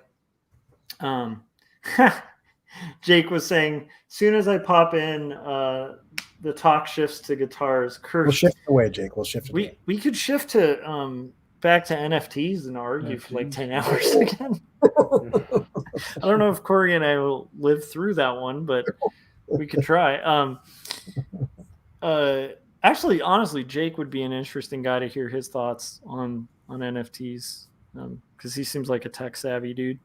But anyhow, yeah, like Martins seem like they have more of like a bluesy twang to them. Like they're kind of like they're not as pristine of a guitar. A Taylor has just like perfect tone, Yeah. But then Taylors are really bright, where Martins can be really like. There's just something about a Martin that has that like, it's almost a rawer guitar, Yeah, and a lot of that obviously depends on the wood that you choose. Yeah, and I think it's I mean the D18 body type too with like the Martin is like that iconic, Is the D18 the Dreadnought or? Yeah. Okay. But it's like it's the like Dylan, Yeah. And then it's interesting because Gibsons have a really unique tone, but they're equally like a more raw guitar, and they're definitely less consistent with their craftsmanship. So that's pretty interesting because that wasn't super long ago, but it's like it doesn't sound like it's changed much because Taylor's still got a really high reputation, especially if you're talking just like luthiering and like kind of perfection in tone. They definitely have like a really high reputation, especially even their bottom end guitars are like really well set up, Yeah. Yeah. And I mean, a lot of that, yeah. There's only a few ways to make a guitar. Yeah. But a lot of it is like, like the shape of the fretboard and like how, how much time somebody took, like, getting the frets exactly correct and all that stuff. But yeah, and then the tone woods with acoustics are always a really fascinating. Speaking of environmental stuff. Sorry, I'm starting to get all smeary, so I got to wash my fingers real quick. I'll be right back. Yeah, but speaking of environmental stuff, it's interesting that guitar players are like typically very environmentalist until it comes to their guitars. And then they're like, yeah, cut down all of the rare woods in the world and put it on there. So I can play with it. How do I do this? Do this. So that's gonna be that's gonna be in front of. Let's see. Yeah.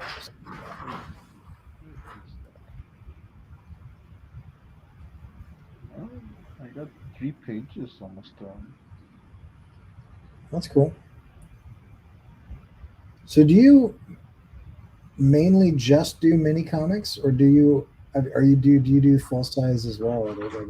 I'm branching now because I did start with the mini comics. I just like them, so I stayed with it more. But the third mini issue for Captain Goggles and Maskwoman, I just finished it, and that one I made ash can size, and I made it more than 8 pages, so it's 20 pages in total. The covers I have it here. I just I was talking about it earlier in the stream, like 5 hours ago, where I ran out of ink on my printer, so I just ordered a cartridge.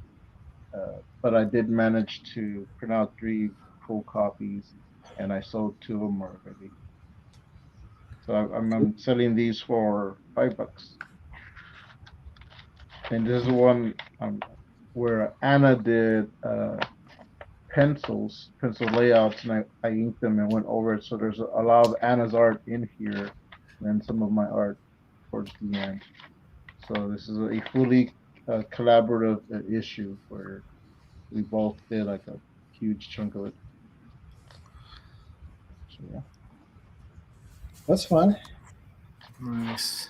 I don't know why my ink just got really more smudgy than usual. So Corey, how's the project coming, bud? It's getting there. Yeah, I've got 45 scenes I need to get done in the next couple of weeks. So, and each one has taken me a couple hours a piece, so it's taken a little bit of time. Corey, I think you should read Jake's comment because it sounds like total validation to the case you were making. Non-fungible tokens is a great technological development hindered by the auction house problem. NFT tech can develop to become an alternative e-com transaction to buy digital copies of media. The issues now is that the market must pop the spectator bubble a few times, and that the establishment hosting these publicly has to iron out their negatives while the private sector integrates. Yeah. The problem with the popping of the bubble is that you can still make a ton of money even if you mint a failed project. Because that initial buy. So it's not just that that's why I think he's saying a couple times, because the first generation of buyers can buy and then never sell it, and then the original person who minted that still gets a pretty decent payday, even though it's technically a failed project. So yeah. I agree with that. Also, whoever's charging the gas prices, gets away with quite a bit of money. Yeah. It's a fascinating one. I don't want to reopen that can of worms. I just thought Jake pretty much summed up very coherently a little bit, not your full critique of it, but what was said in 4 hours, Jake said it in 1 sentence. Mm-hmm. That's typical. I kind of understand that though, because I was actually pressing Jake, if you end up backing up or whatever, when we're done, re-listen to it, we got really heavily into it where I don't really know a ton about NFTs. So as Corey was bringing up some questions about it and concerns about it, I was sort of drilling him on like, devil's advocate of just some of his arguments, just to kind of see where I land on it. I think I do land with Corey on a lot of it. We've decided it's of the devil, and we shall have none of it. Yeah, I don't know if I'm there, but I definitely am. Yeah. Although, if you say it's the devil and you leave that NFT control in front of your kids, they might really enjoy NFTs. They might go fund some tokens. Yeah. Funging tokens. If that's not being used, that needs to be it.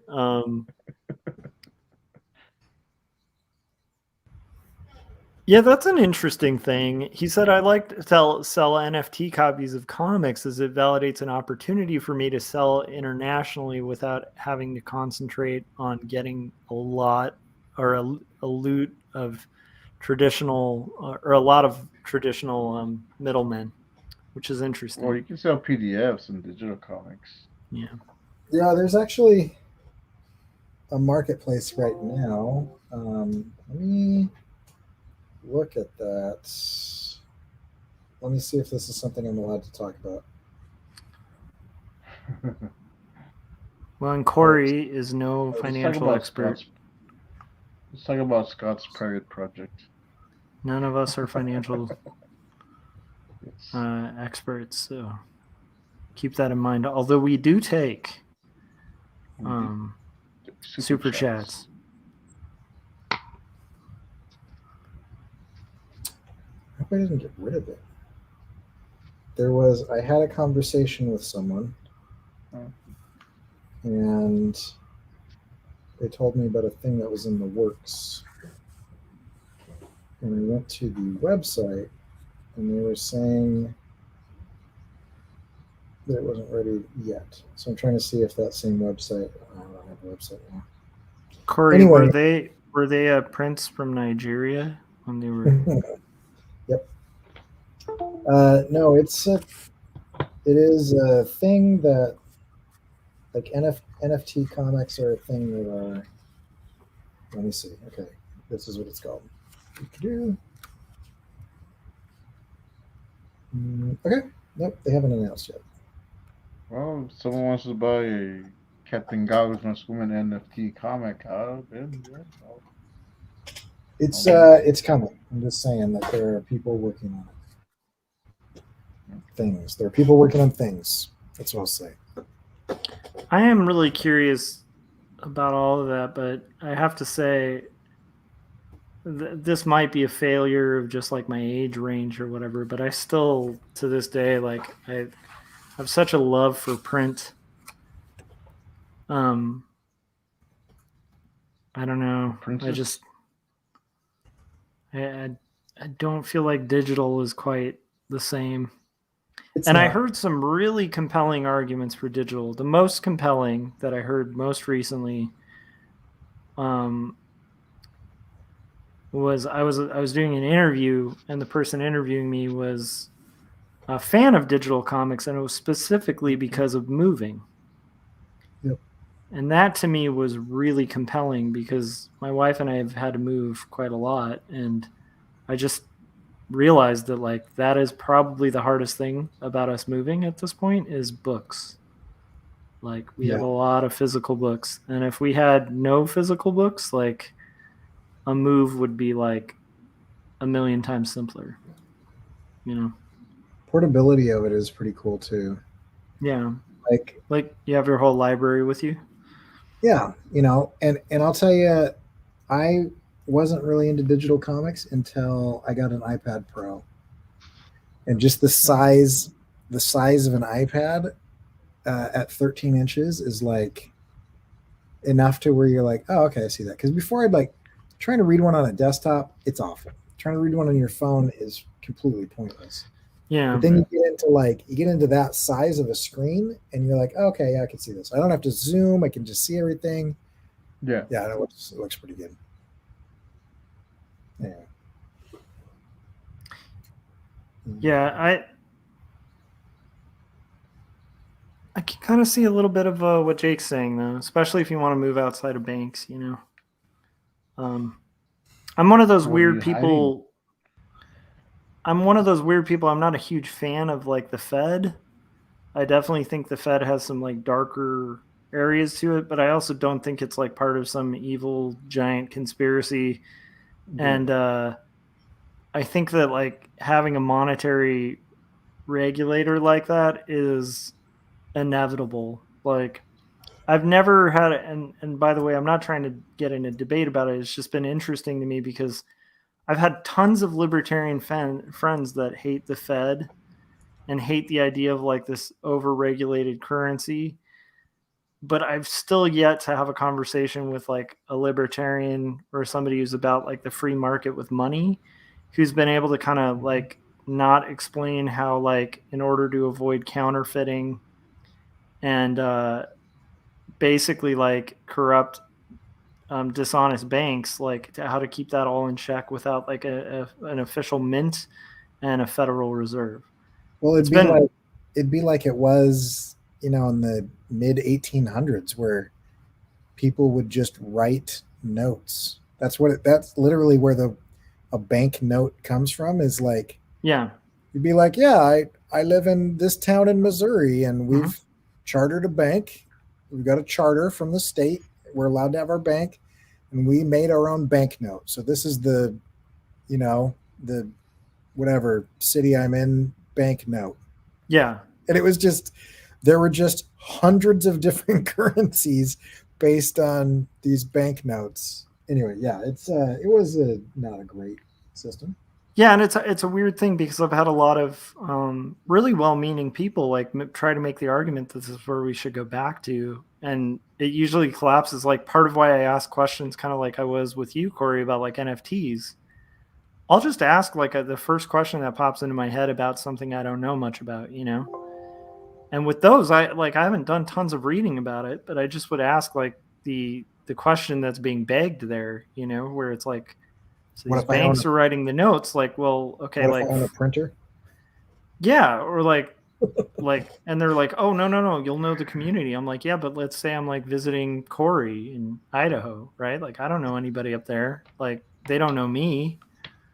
How am I gonna, make commerce? Oh, well, then you pay in gold. Okay, so it's just gold dust. Like, what if I need to buy a house in a different state? Well, then you pay in a banknote. Well, These are gold standard people.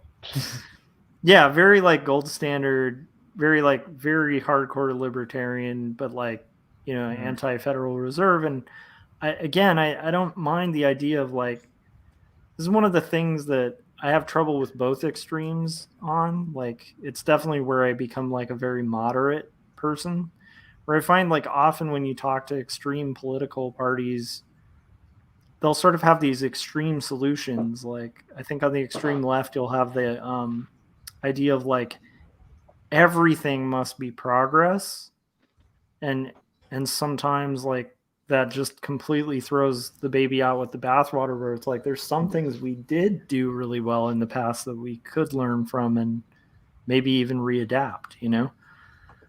But I feel like on the other end, it's quite often like we just need to go back, and you're like, yeah, but it didn't work back then. Well, it's not working now. And it's like, well, yeah, let's modify it. No, let's just undo it and go back. It's like, wait, but back was worse. Like that's the part that I've always failed to understand. But I do understand where, like, as a libertarian, people would be really excited. I'm not saying I am a libertarian. I'm just saying I know libertarians, and I can definitely see the excitement about something like cryptocurrency, which in theory might be able to override some of those systems if it's properly done. But I still think there's a ton that would have to kind of be ironed out for that to ever even be possible. But still, I can see the appeal there because that does bypass some of that banknote problem. Yep. Just makes a digital version of it. Oh. So now let's talk about the Fed for 4 hours. No, I'm just kidding. I was just going to say, so what non-currency related topic can we talk about? Well, let's talk about your stance on vaccinations. Oh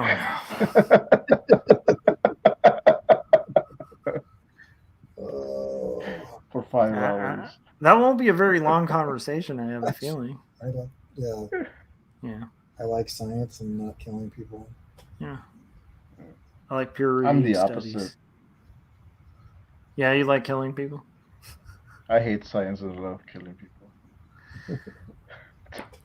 I was accused of not caring and wanting people to die because, like I said, I was sick at the first couple of weeks of the month, and right off, like they're asking, because I coughed, and I was at that time I was already better, but it's also cold, and it's the cold and flu season, and I was like, no, it's just the flu, and they're like mocking me, and I was like, oh, did you get tested? Like, no, but I know it's not COVID. And they're just like, oh, so you don't care? Like, whatever.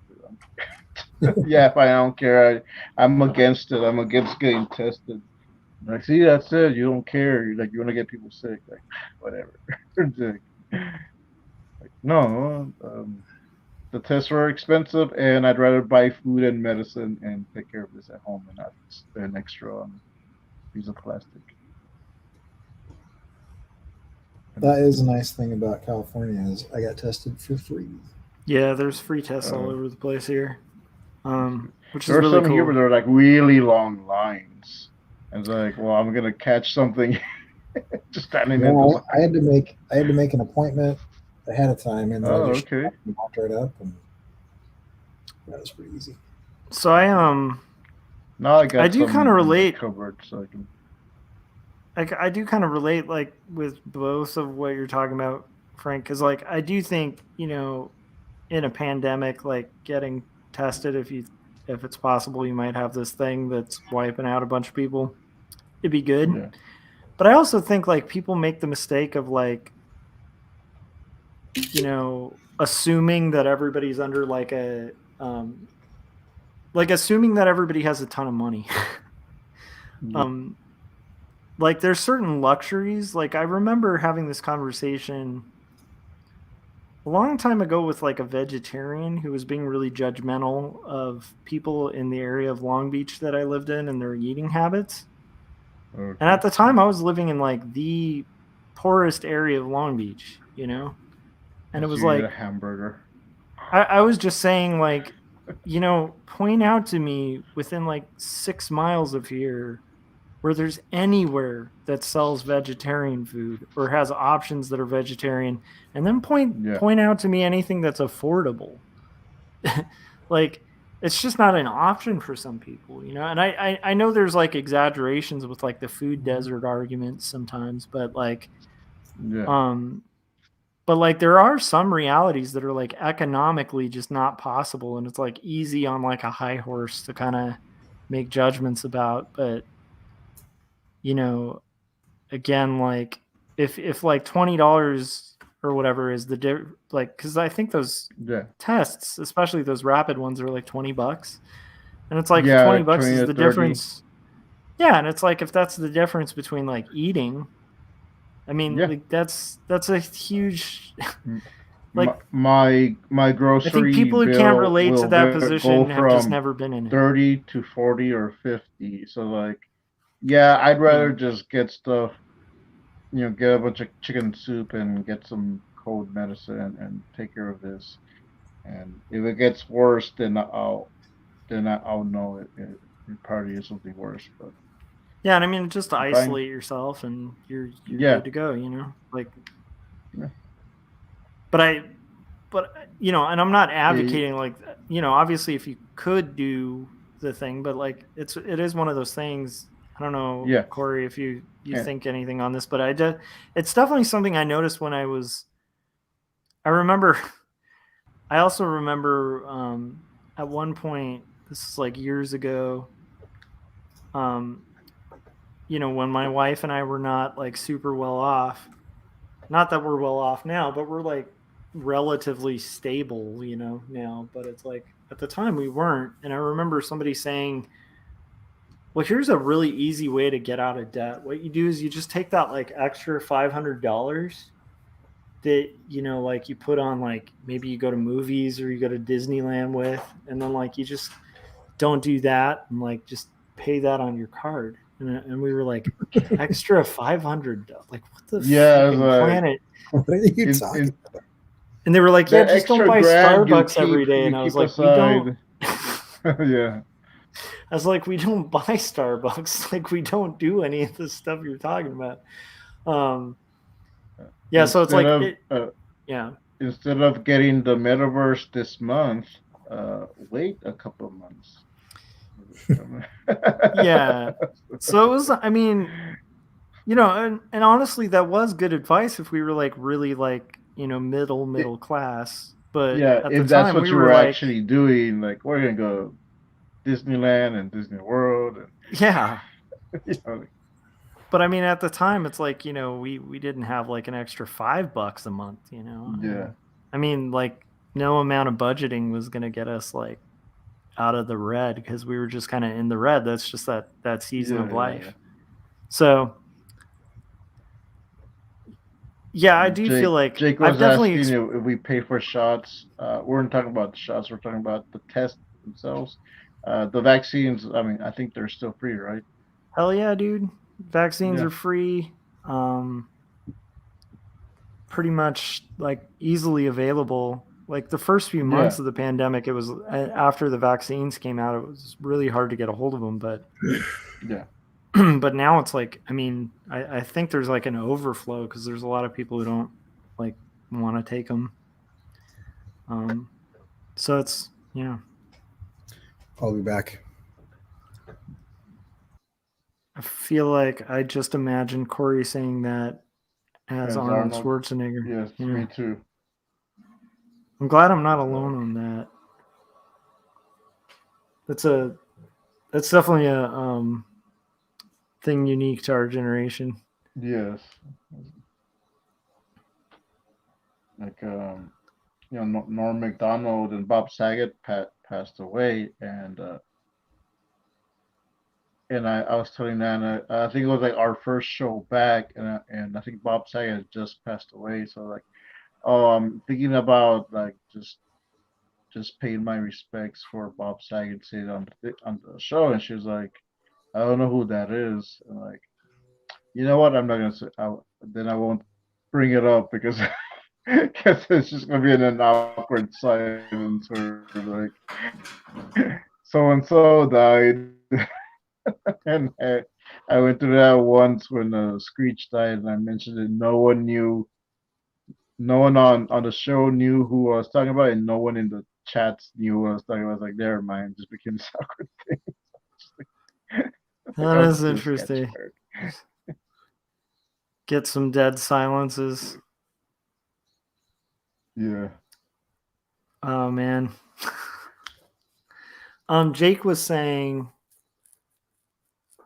I advise to cut alcohol, cigarettes, and subscriptions. Those are all things I think are classless. Yeah, I agree with that now, you know. Well, I don't drink or smoke or subscribe to much anything. So. Yeah, it is one of those things where like there's a lot of really good financial advice and stuff, but I do think sometimes people are a little like not all people, but I just definitely would say from like that time in my life, I remember what that felt like, you know, to hear someone who had an extra $500 a month tell me like, oh, you just do that. It's that simple. And I was like, Yeah. you know, I wasn't mad at the person. I just realized like we're in very different realities, you know? Yeah.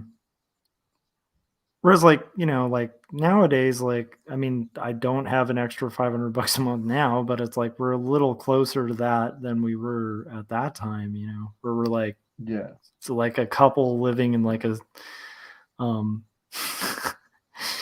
you know, not even a 1 bedroom. It was like a studio apartment we were sharing, you know? So it's like, yeah, it's different things. And I think it's important for people to remember like what it's like, or at least have a vague idea that like, it may not be the same for everybody, you know, like, Yeah. Oh wow, Chris Caligula just hopped on. What are you doing up at 4 a.m., Oh, dude? Chris. Daughter sleeping problems? Curious. Chris is probably working on stuff too. Yeah. It's wait, Jake is here. Can we officially call this night game? I think now it's morning, gang. It's almost 7 a.m. here. It's night somewhere. It's somewhere in the world. It's night. Yeah, I can't believe it's like. Well, I'm hoping to finish this panel, man. We're gonna get there. Yeah. I got 2 pages and a third one, like roughly sketched. I'm working on a 4th one, so I might actually This whole get at time, least. Yeah, I mean, I do big panels too. Like, dude. But that's progress, man. That's cool. yeah. I'm glad you're making some progress. Yeah. while we Like stream. I was kind of like holding back on this one because it's a Curry comic, and I want to make sure Curry was fine with me, like throw him in there. So, but yeah, like I got almost 4 pages that I can go back to and we work later. Yeah. Oh, dude, I really want a kayaking bear in that comic. I'm thinking because it's the only outside scene was it's these first where the Corey character, crashes in his bike and a monster comes out, uh, and like, but I'm thinking about have a kayaking bear like as a picture for a portrait somewhere like in the background of the hospital or something like a room like that'll be a nod. I'm planning on putting nods to the art casters. So I'm gonna have like one of the doctors or scientists talking to CK uh get about this new project, and it's the next suit, and it's gonna be like Professor Cirkworks. so, I love it. yeah. Chris said, he said, the only time I can get work done is when the baby is sound asleep. Welcome to our lives. And then Jake was saying it's the afternoon. And then Chris was saying he needs to get some winks in. So he's going to pretty much head out. And then Yeah. then he got excited because Corey showed up. And he said, oh my gosh, Corey too. Yeah. We're happy to see you, Chris. And definitely feel free to get some sleep. I'm probably going to be sleeping in about 10 or 20 minutes because all I have to do is finish. Just you see this one little Same little here. speck? Like, Josh, are you going to work in a couple hours? No, I have tomorrow off. So the only thing I have to do tomorrow is at 11 o'clock I have a meeting with my publisher. Okay. So I have plenty of time. And then after that, I have to go get a passport. Oh, cool. So, but I have You're all the skipping paperwork town? filled out. Yeah, like for TCAF, I think, Okay. unless it gets canceled, but in Toronto. So, Okay. Oh wow. that's when they want to launch Jacobs, and so it's like I have to have a passport for that. That's I wanna go to a convention in Toronto at least once. So that's cool. Let me know how that goes. So when I do. Yeah, dude, it'll be my first time there. I hear it's a really good one. Yeah. So when we're talking about cons, I'll ask you because I've had some questions now that cons are opening up.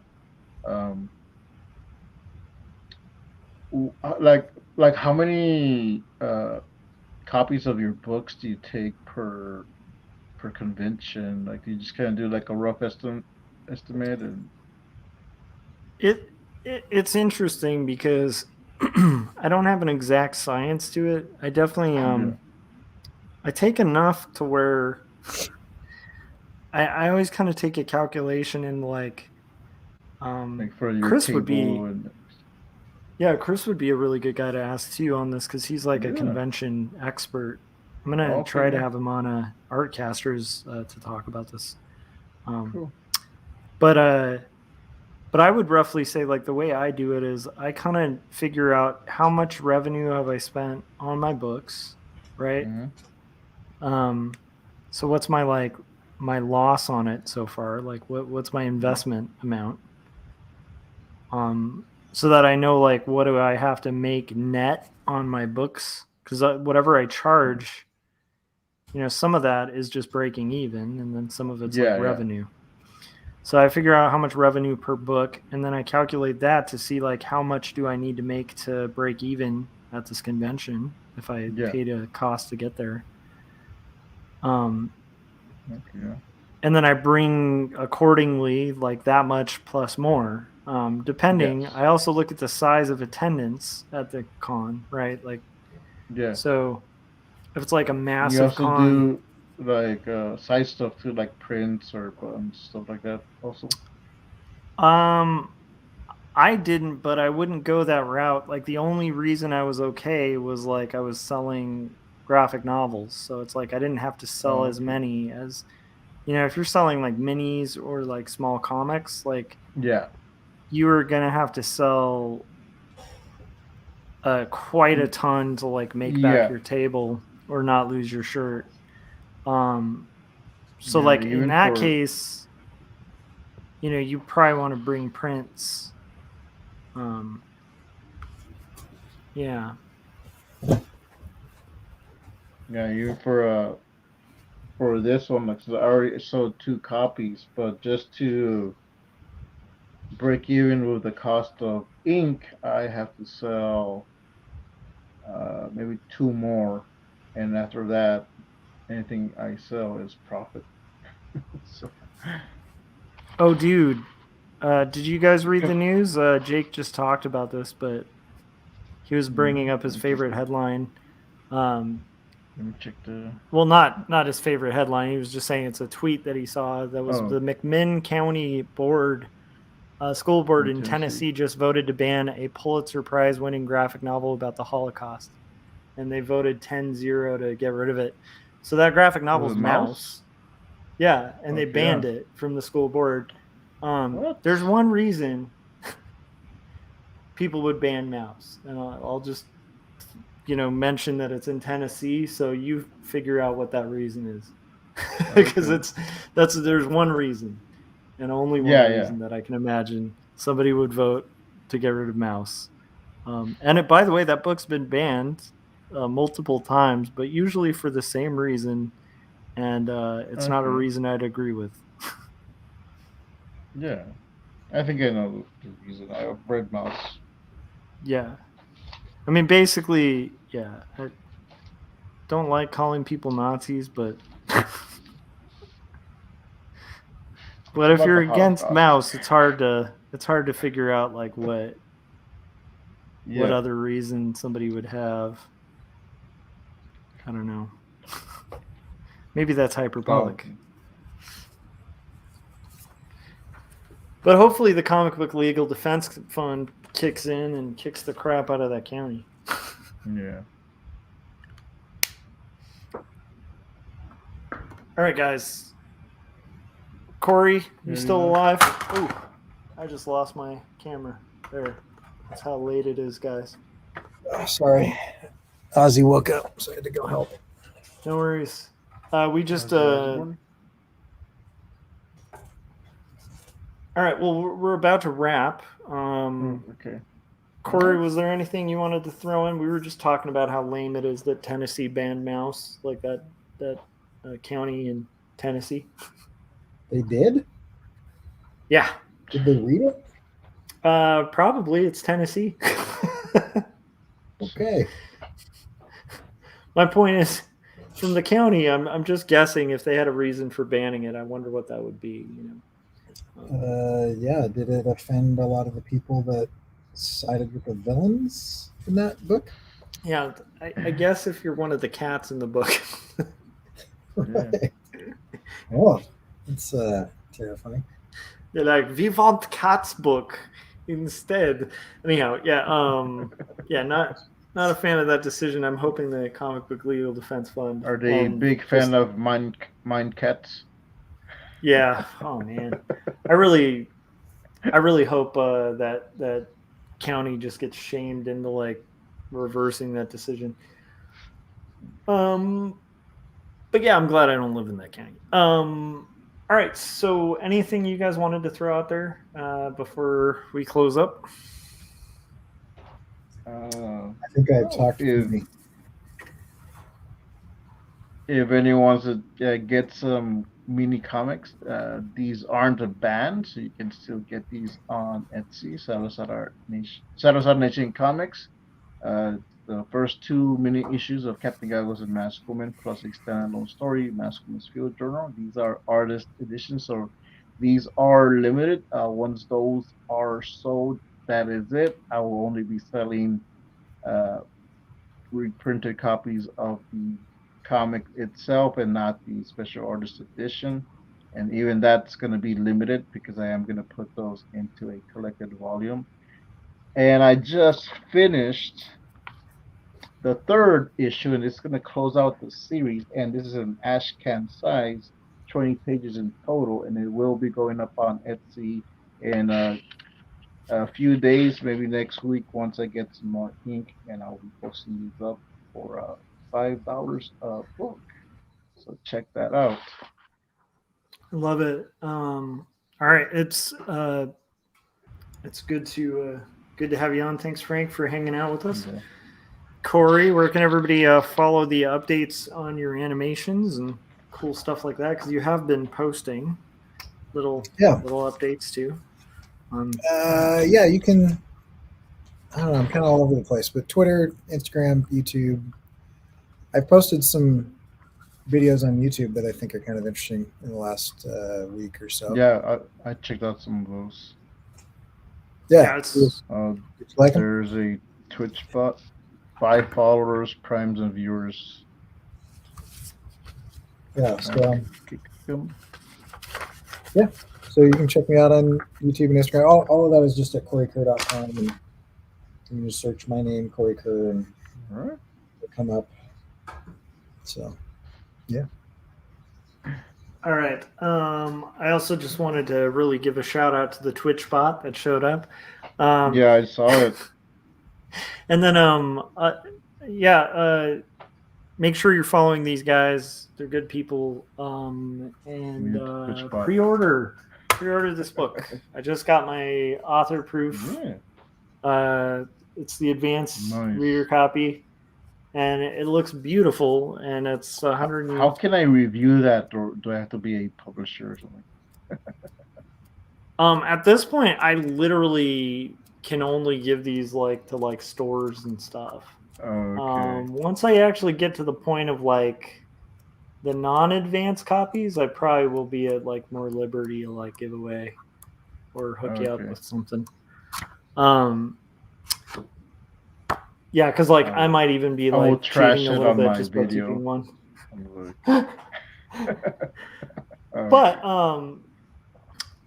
well, I'm not saying you have to or you should, but if you put it in an envelope, put a stamp on it, it ends up in a mailbox, it ends up here, and it ends back to California. I should. I don't know. I should do another. I should hop on Tarako again anyway. Yeah, you should. Oh, speaking of Tarako, our next guest this coming Monday is Jim Lujan, so it's gonna be his second time. Yes, Lujan beat me. Okay, you have to have me back. We just had Adam Lore and we just had Carrie Hodges. So our month is booked, but February is open. So all right, whenever you're ready to show the book, we'll talk.